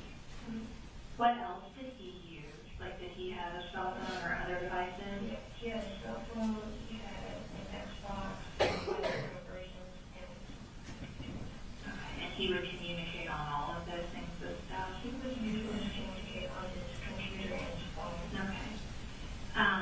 Do you, I mean, 'cause I know some people would use the Xbox to communicate. Did he ever do that or just use it not as much? Yeah, because we don't communicate on it because we have different consoles. Okay. Would he use the Xbox to talk to other people with sometimes? I don't think so. Okay. Are there any other platforms besides like Discord or anything else that he would use? Not that I know. So we talked a good bit about how he looked up to some of these people and they were inspirational and he thought that it was normal, you know, to have all of this information. Did he ever talk to other people in person besides you about those things? You know, he just talked to me about it. What about like online? Were there other people that were like friends with him online that he would? I think so. Tell me about that. He usually goes he looks at stuff about, you know, people on like Reddit and stuff. Okay. And sometimes he finds people and he friends them on Discord and stuff. And then they would talk about that same stuff. And so we've talked a good bit about knowing that those were some people that he looked up to. Did he ever talk to you? Well, let me back up real quick. How much do you understand about how come we're here today? I know it's crazy. Can you help me understand what you know before we kind of talk about the other stuff? I knew that he was the morning before it happened. I knew he was acting kind of different and weird. Okay, so I know a lot happens, so sometimes when a lot of things happen, days, time feel even more tricky than normal. So today is Thursday. Yesterday was Wednesday. When you say the morning before, do you mean Wednesday morning or a different morning? Yesterday's morning. Okay, so yesterday's morning, he was acting different. Can you tell me, what made you feel like he was acting different?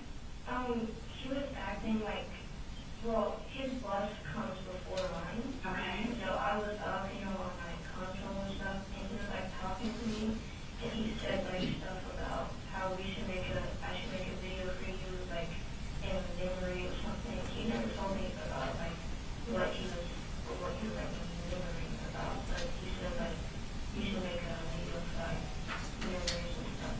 Okay. And how come that seemed weird or different? Because he usually never talks about that kind of stuff. Okay.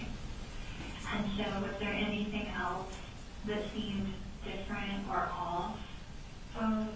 When he was walking out the door and going to the bus, his book bag was open and he had this piece of paper, this big one. He said he had a project that he was turning in, and it was wrapped in a circle. Okay. And so tell me about what kind of book bag does he have? He has a change for it. Okay. And do you know what color or whatever it was? It was black.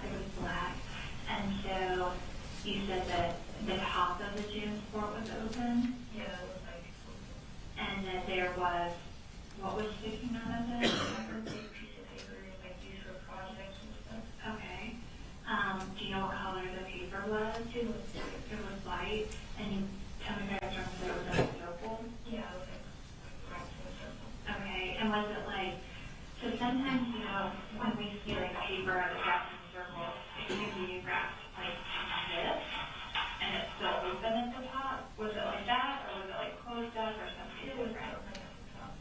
So, was it like this? Mm-hmm.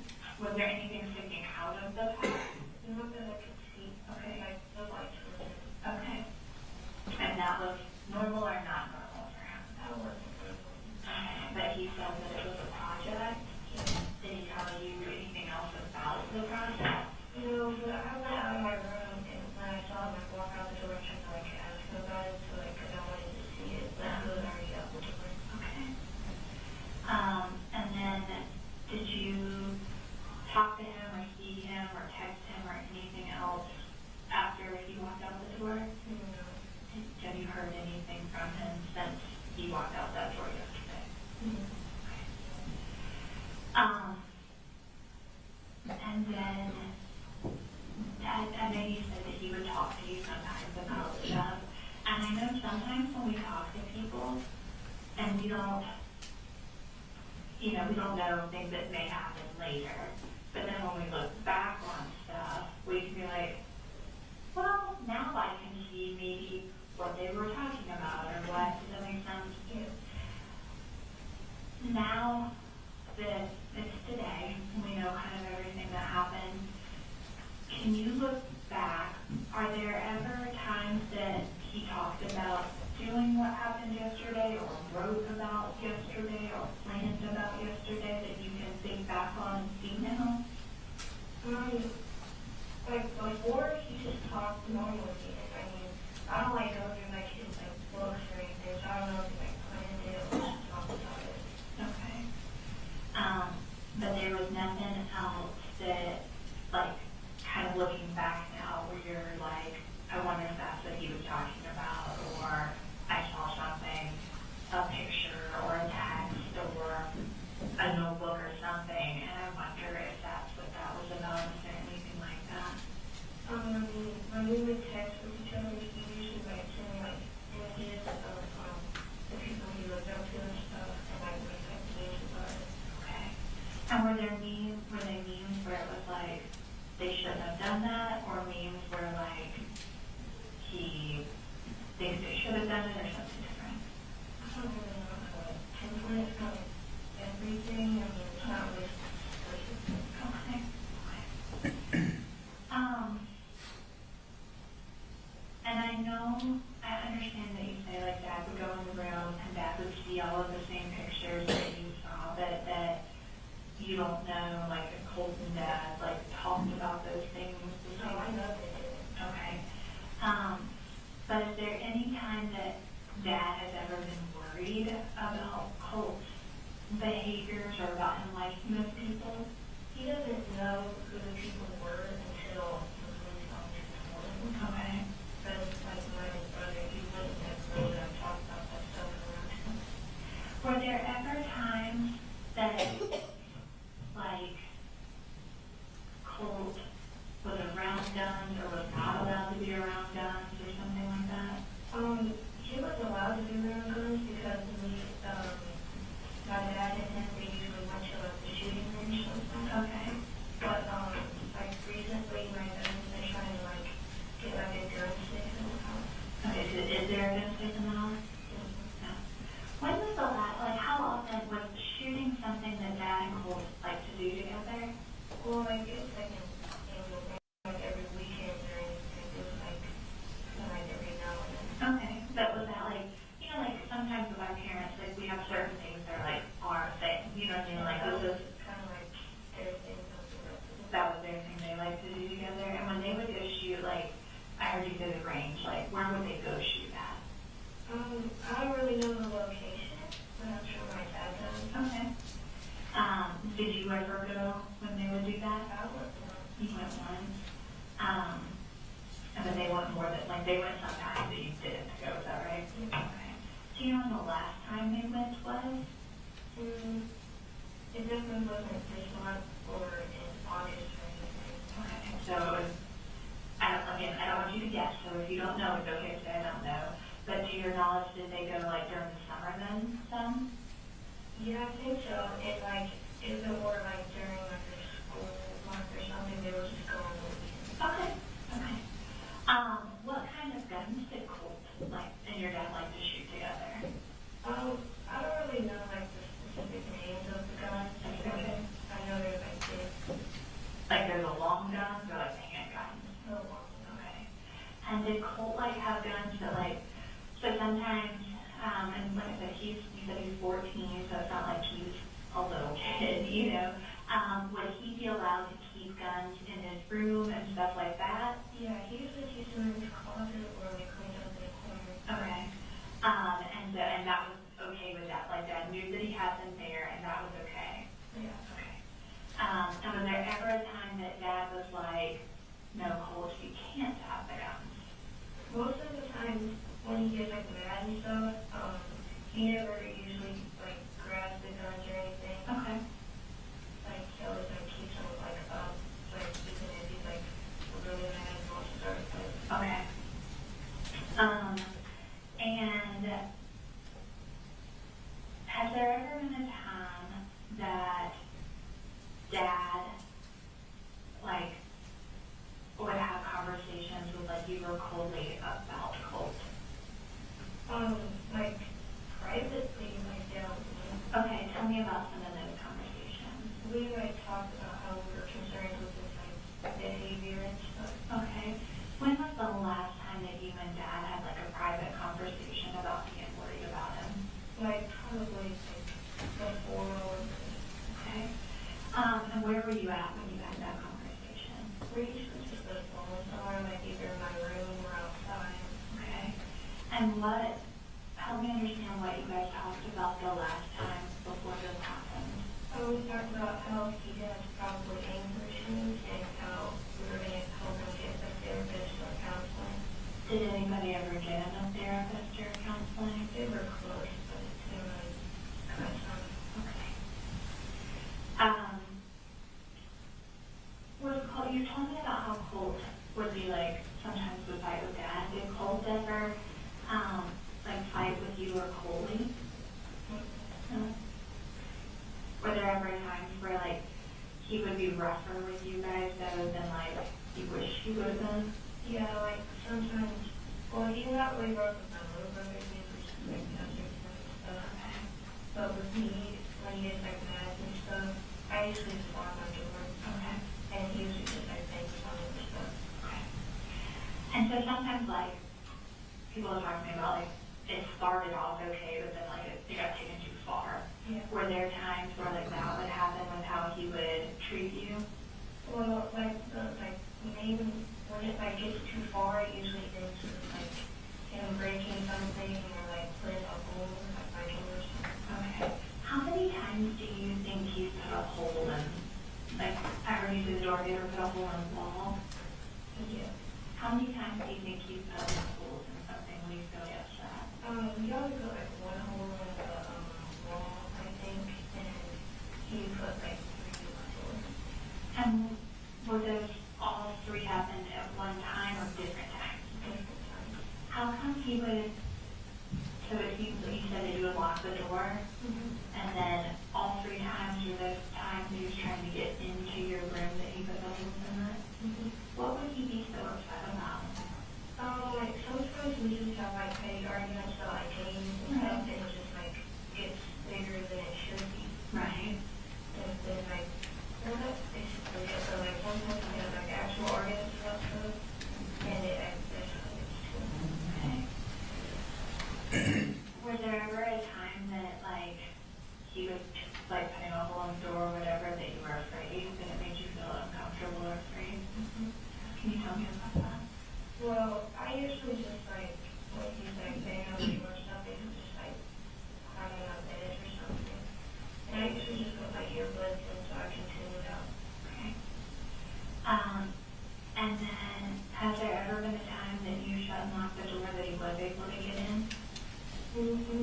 Not that I know of. I mean, he tries to pick the lock with like a little knife that he has. Okay. Has there ever been a time, because I know we talked about, I know we asked the guns, the deputies will have to have those. Did anyone know he had like the knife? Yeah, everyone usually knows he has a pocket knife. Okay. And we talked about like him and Dad would get into a fight, and sometimes he would try to get in fights with you. Did he ever try to fight Mom? Usually when stuff like that happens, and both of them like instigating aggression.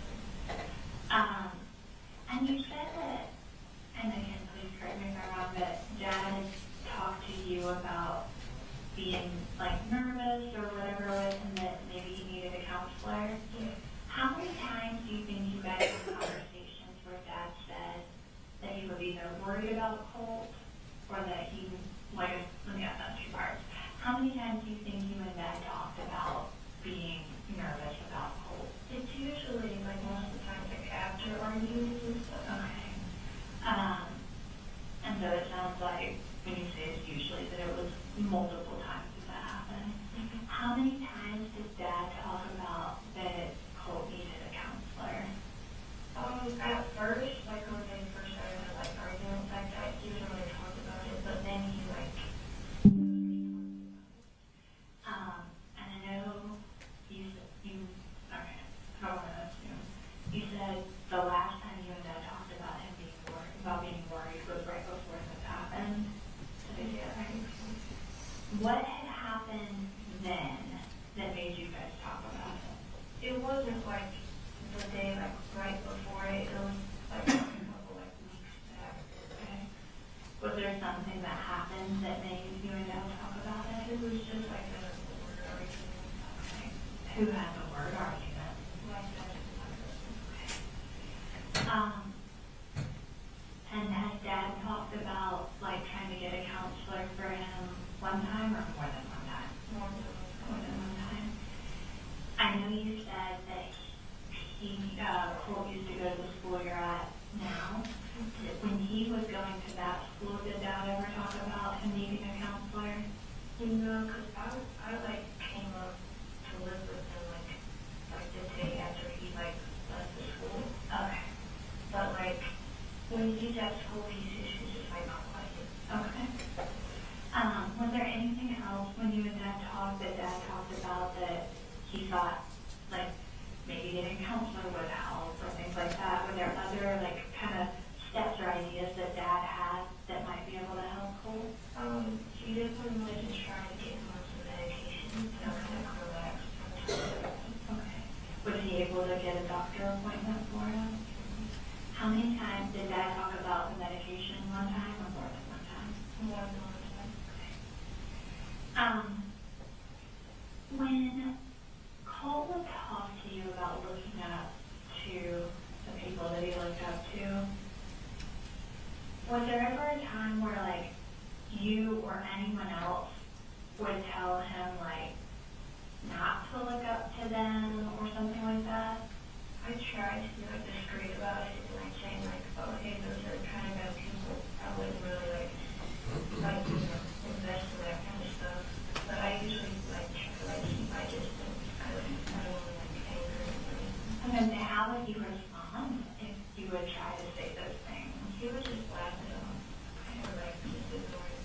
Did Dad ever tell him like not to do those things? He never did.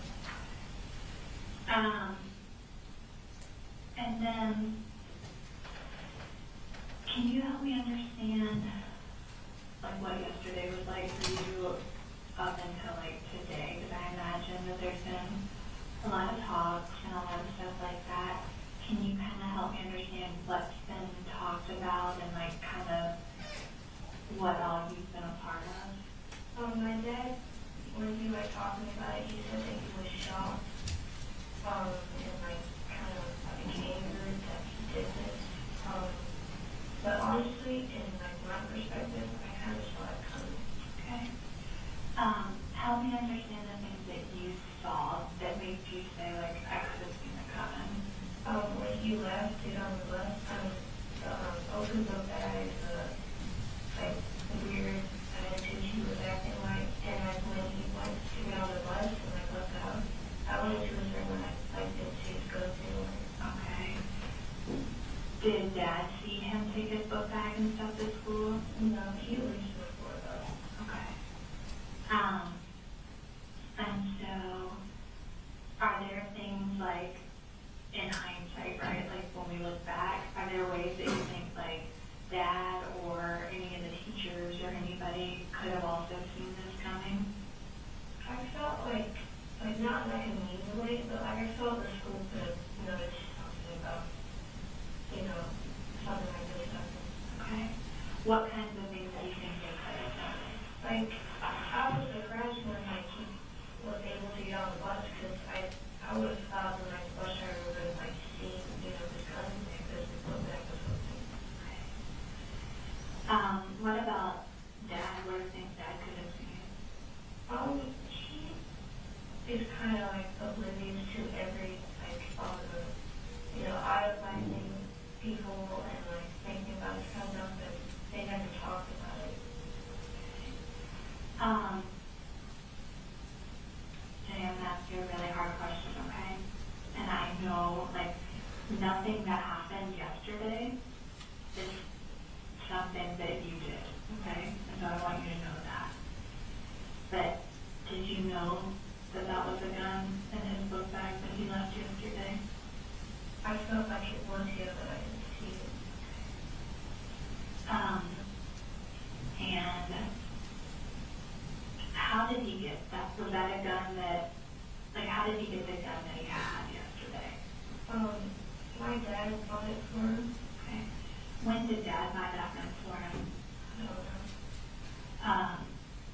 Has it been since you've lived there that Dad, was it like a gift for him? Yeah, I think so. Okay, and has it been since you've lived there that Dad gave it to him as a gift? Mm-hmm. Okay.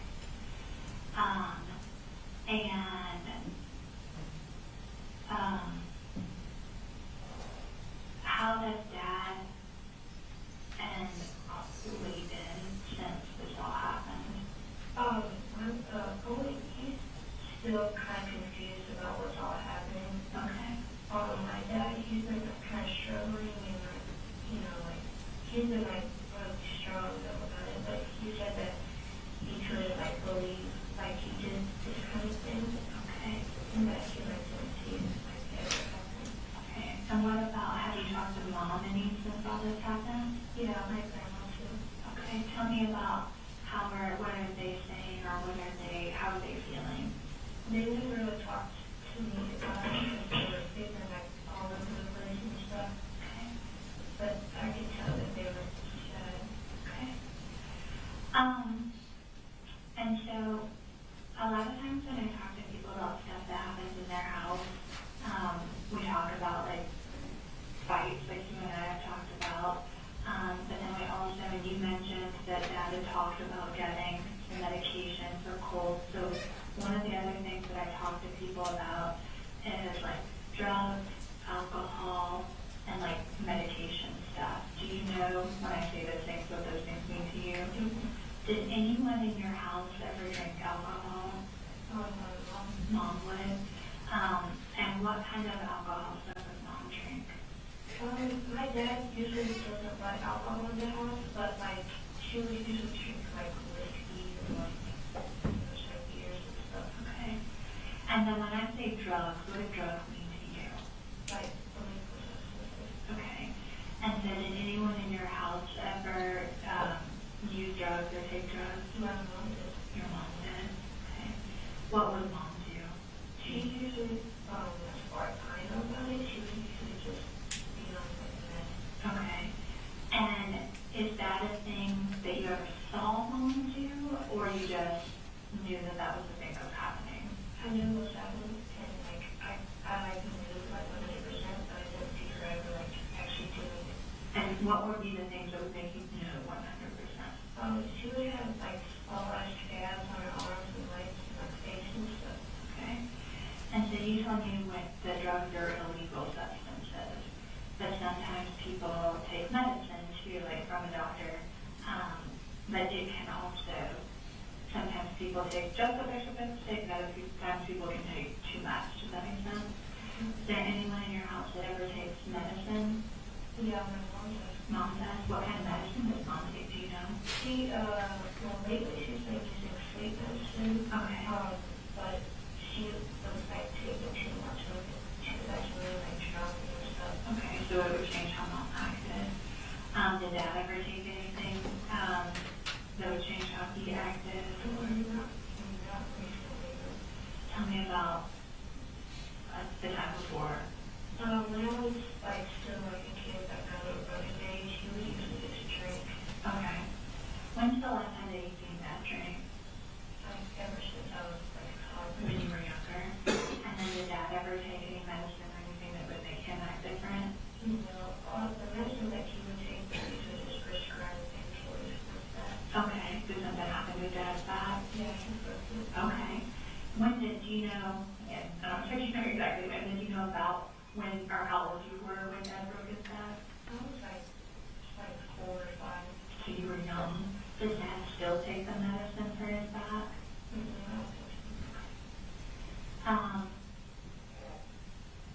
Jenny, I asked a lot of questions. Is there anything that I haven't asked you yet that you think I need to know about to help understand what happened and understand your family and things like that? I don't think so. Okay. Do you have any questions for me? Okay. What I'm going to do is I'm going to step out of the room and kind of give you a minute to see if there's anything that you do want to ask me or if there's any other questions or things that you think I should know. And I'm going to take a minute because we talked about a lot of stuff and I'm going to see if I have any other questions for you. And so I'm just going to step out for just a couple minutes, okay? While I'm gone, could you draw, and I'm not an artist, so I don't expect, you could be a beautiful artist, though, but could you draw for me, like yesterday, the stuff that Colt left with? Like I know you described for me his book bag and the paper. Did he have anything else with him when he left? I don't think so. Okay. Can you draw for me the book bag and what all of that looked like when he left the house yesterday?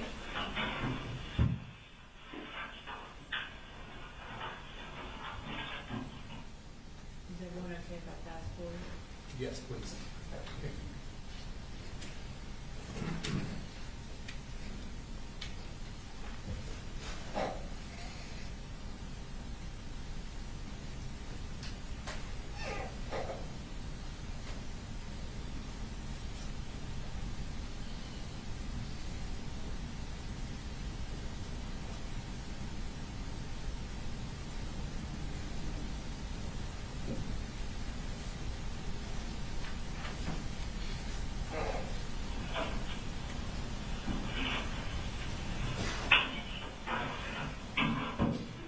Tell me what you're doing.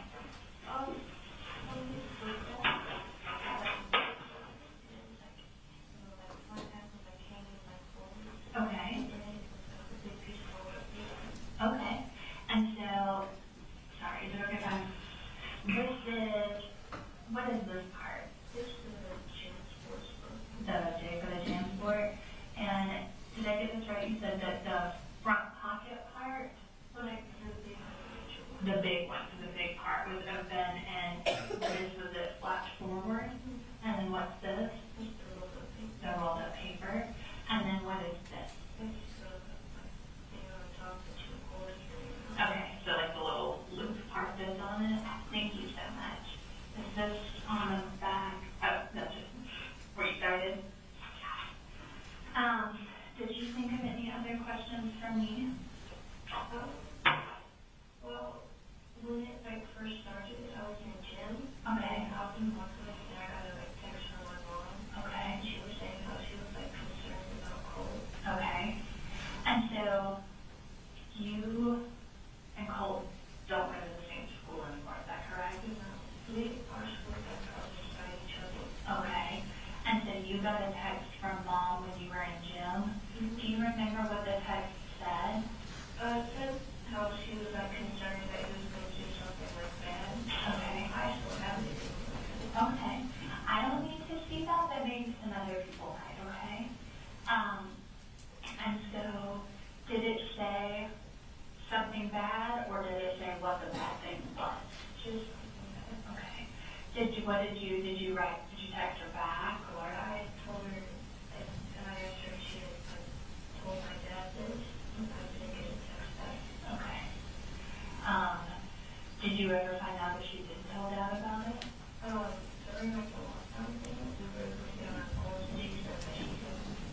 but you did tell Dad? Okay. And so, Mom wasn't here, was she? She was down in Fitzgerald. She was in Fitzgerald, because she stayed here for a few weeks, but it's been a little bit now since that happened, is that right? Okay. And so, is there any other, thank you for sharing that with me, is there anything else that you've thought of, that you think I should know about? Are there any questions that you have so far? I have a couple more questions, but I want to make sure I got a few things right, okay? You told me that you and Colt would talk on Discord. You guys would chat there, but that he changed his username a good amount, and you might be able to see what his last one is, but also you might have shut it down. What was your username on Discord? It was something random, but it's still on my phone, I feel good. Can you just write it down for me? Like that's your username, even if it's not spelled exactly the same or whatever. Can you just write that down for me?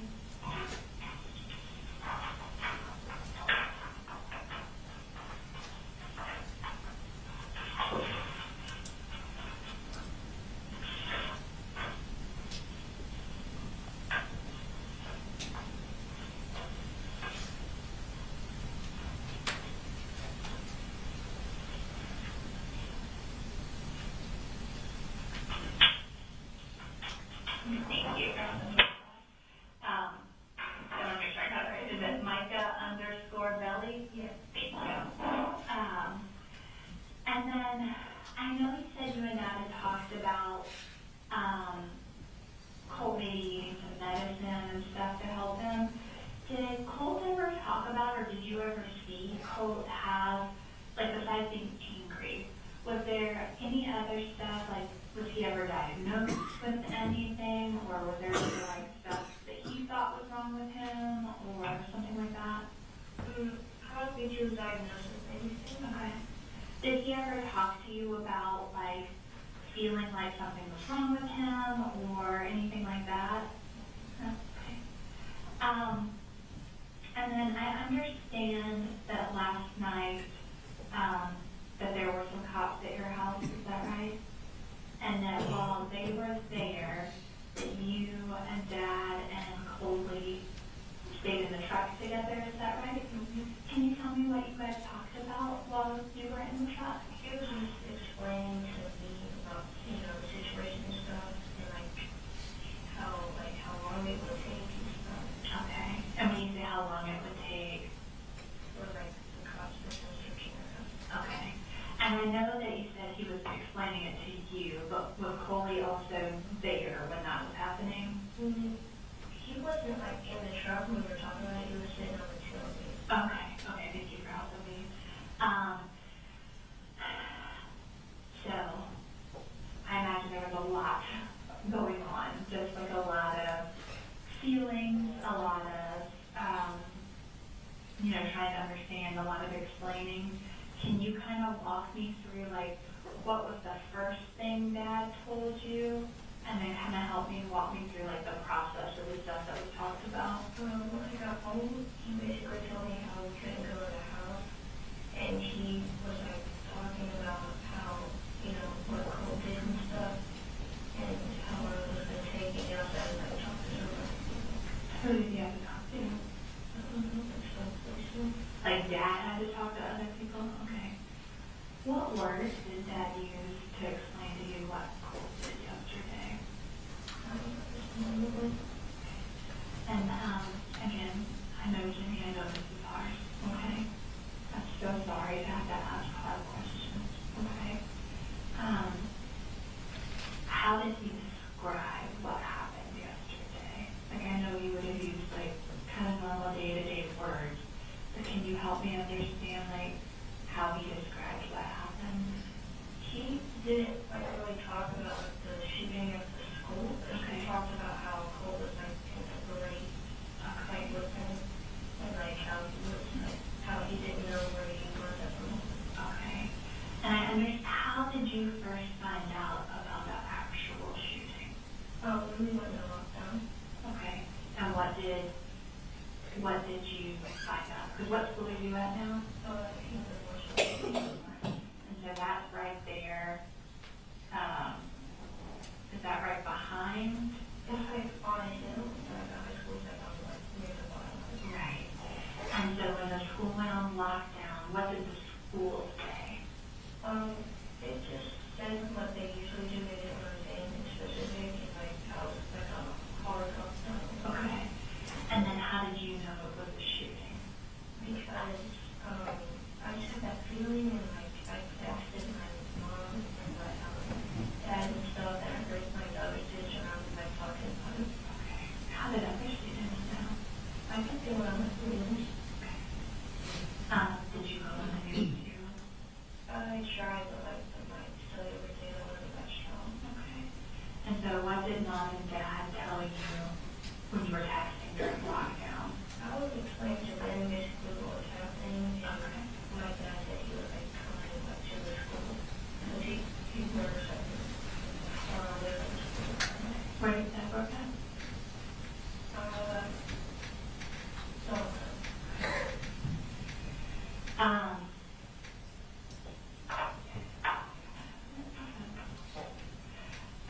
You told me that that Colt got that gun as a gift, right?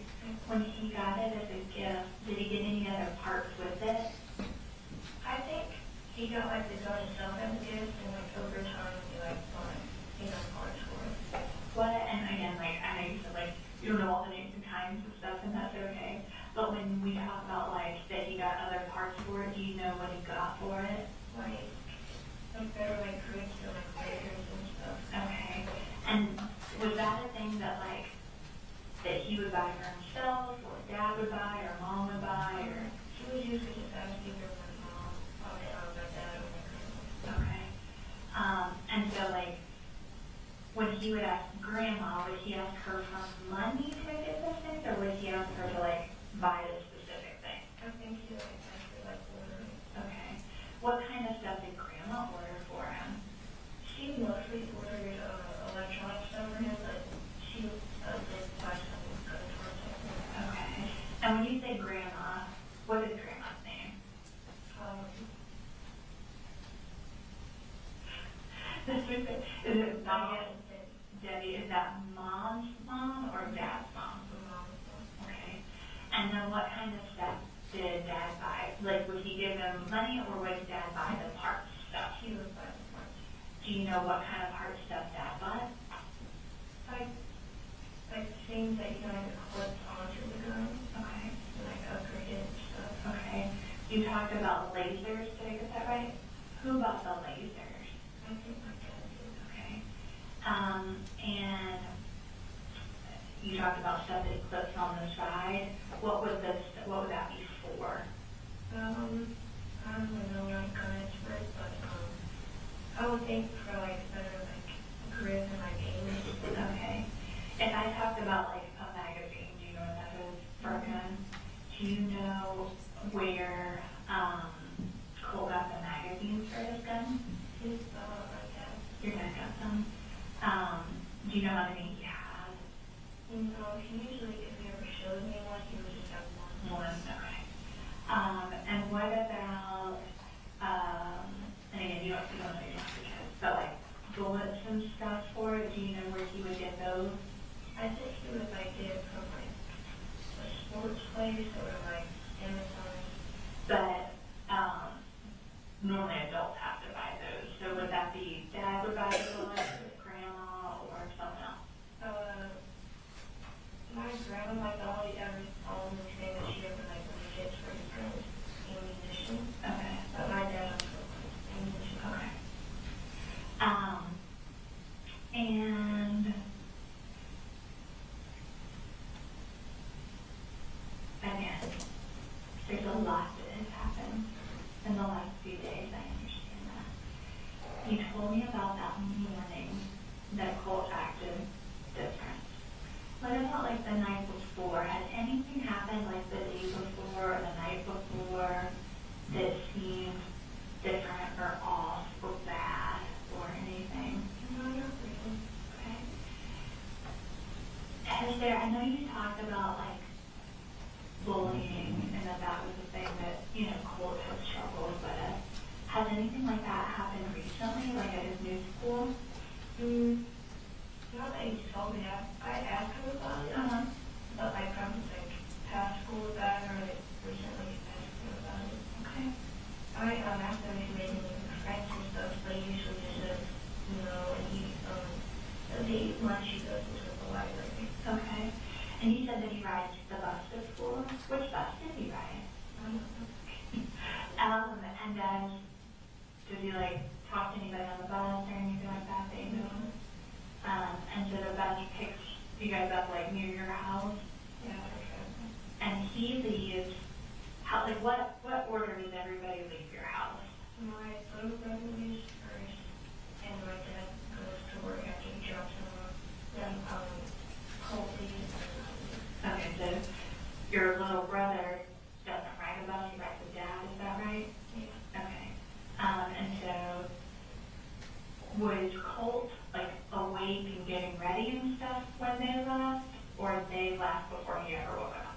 I think he was awake when he left. Okay.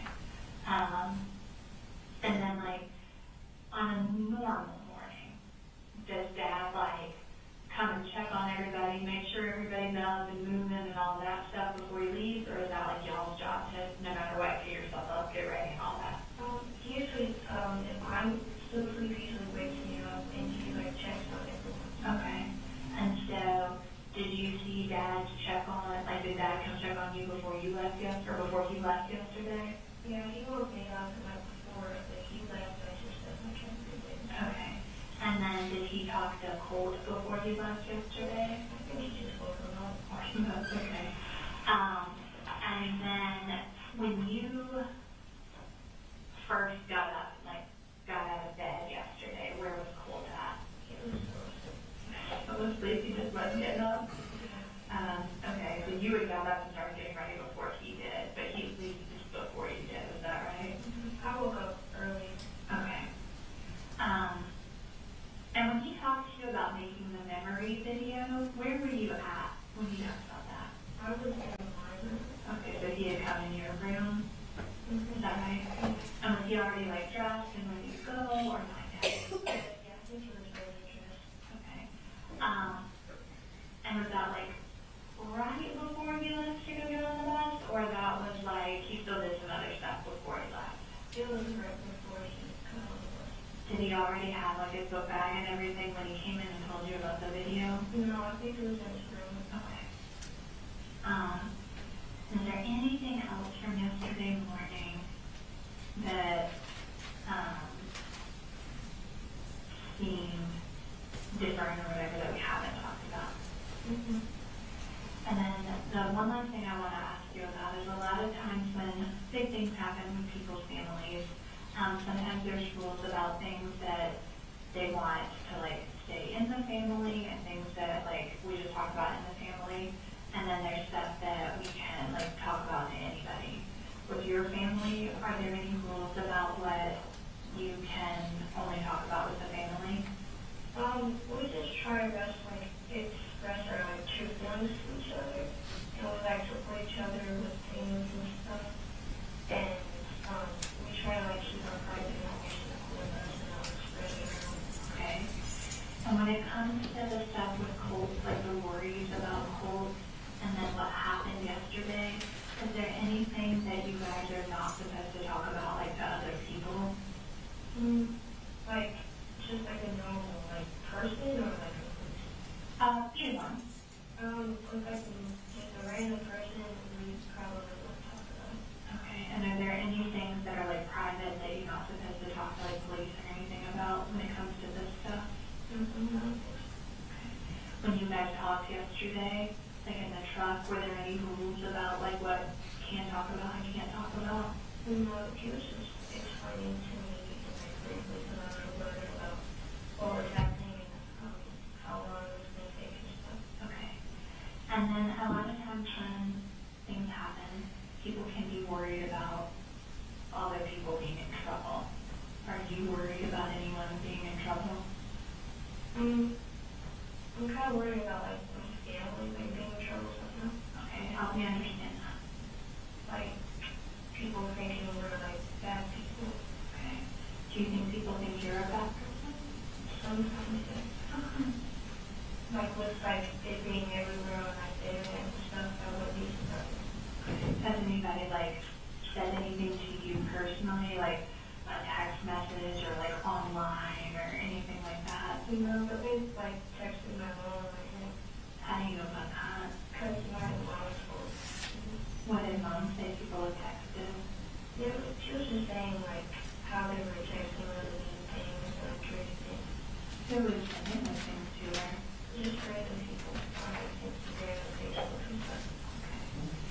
are you worried about, you told me a little bit about mom, and a little bit about you.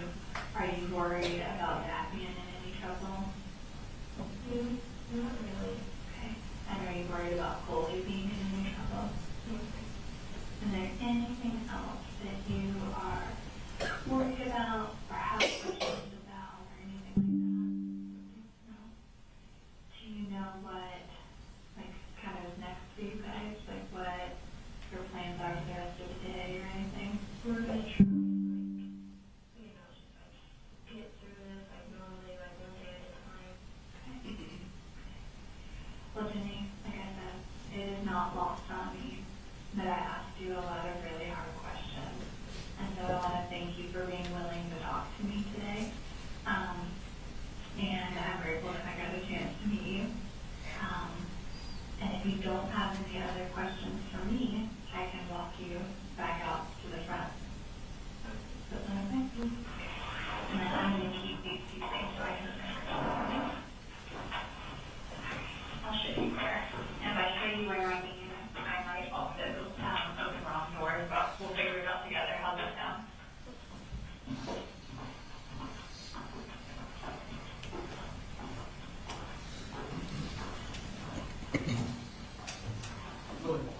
Thank you, Judge. Thank you, investigator. I have no further questions. Thank you. Any redirect? No. All right, thank you, sir. You're free to go. Thank you.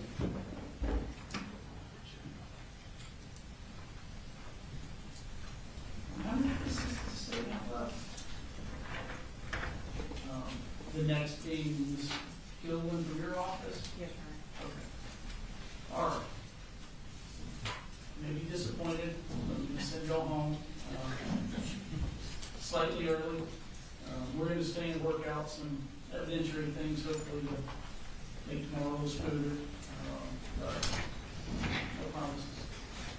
Y'all enjoy your evening. Don't look up anything about the case or discuss it.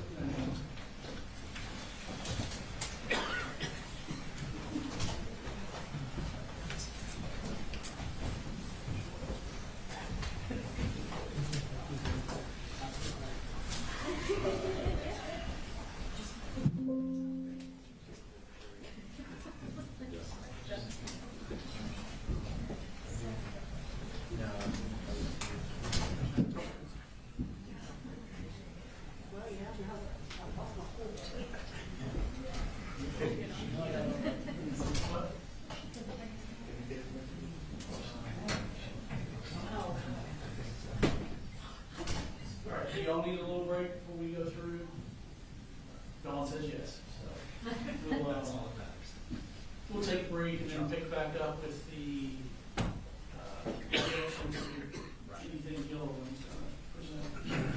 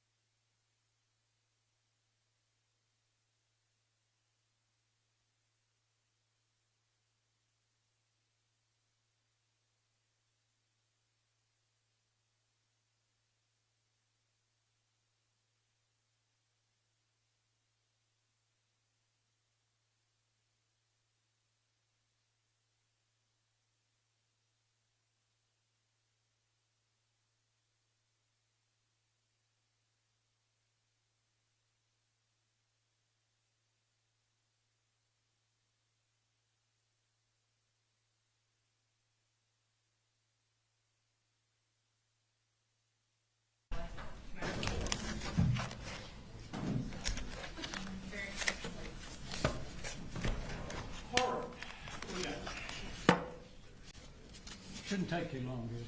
Do you want me to pull up that text message, the one you were talking about? Yeah. Let's go with that one. I think it's on page 93, maybe.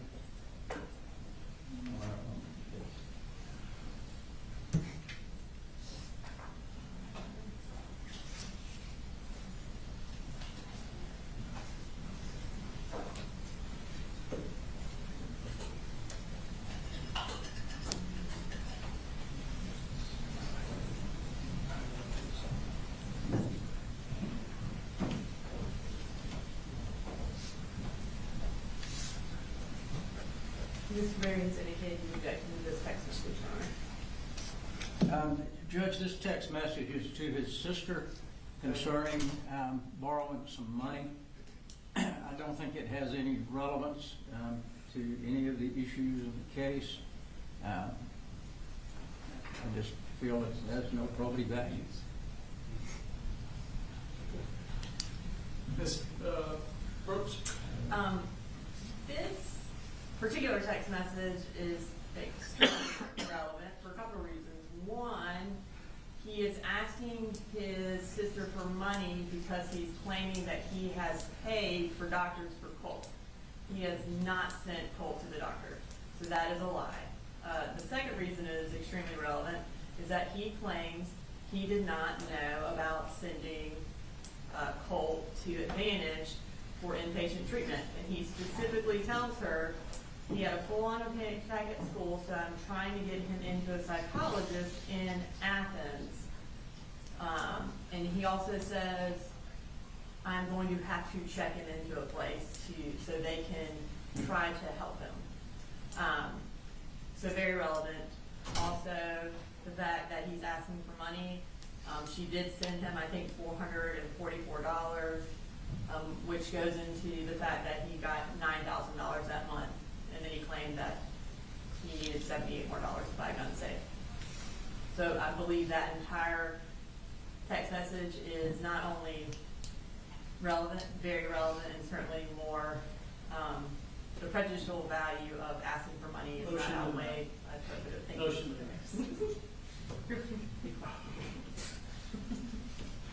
Next.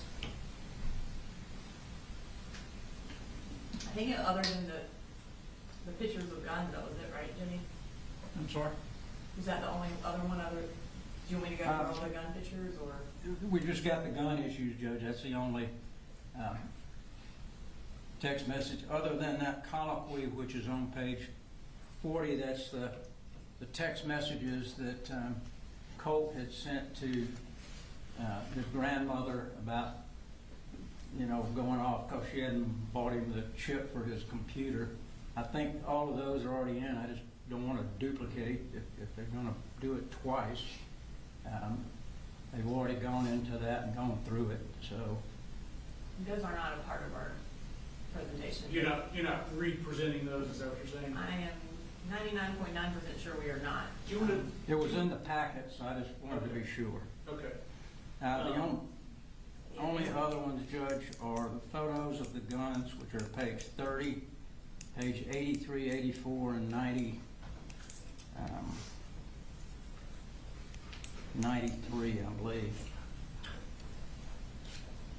Those are not photos that. The numbers that are referenced now are different. She'll pull it up. It's fine. I think.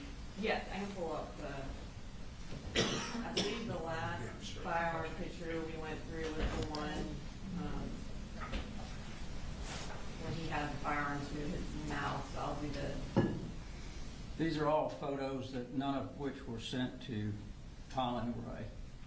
These are photos that are on his phone, but they don't really have any relevance because of the fact that they're not sent to the dad. It's not something he knew anything about.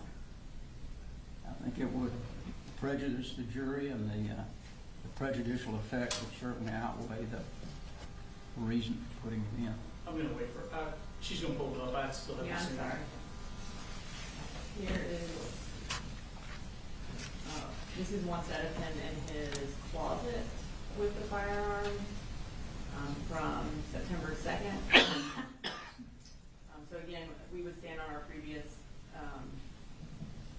reason for why we believe this is relevant. It shows that he has access to the gun. You've now heard the defendant's statement claiming that he put the gun up in his closet. So we believe this is directly contrary to that and evidence of his unfettered access to the firearm.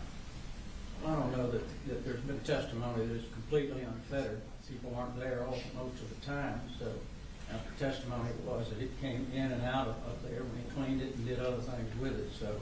Yeah, I mean, I think his Colt's access to the gun and what availability, how available it was to him is an issue in the case. So if there are photographs that show him with the gun, I can't find that they're irrelevant. I'm going to deny the motion, call the motion and eliminate on that.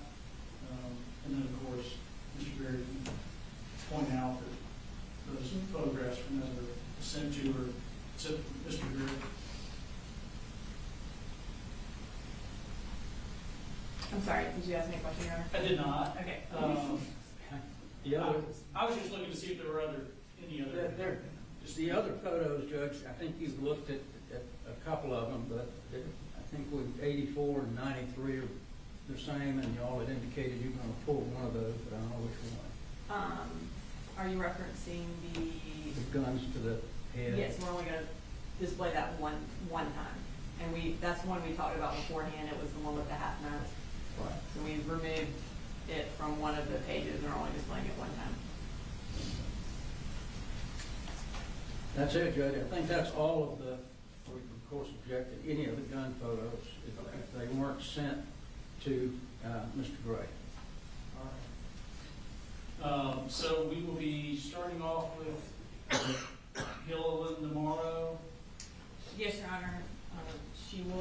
We anticipate her being a lengthy witness probably into the afternoon, and then we'll have our final witness from the GBI, Lucas Byers. And that is when we will play the surveillance video. We'll remind the audience about that tomorrow. All right. Do you have the defense request, George? No. She does not. They are 99% done. I need to speak to Mr. Berry about some lesser included Okay. that we'll be putting in, but everything else is finished. Okay. I'm going to have those tomorrow morning so I can give those to both you and the state. Most of them are patterned. I will let the court know. Okay.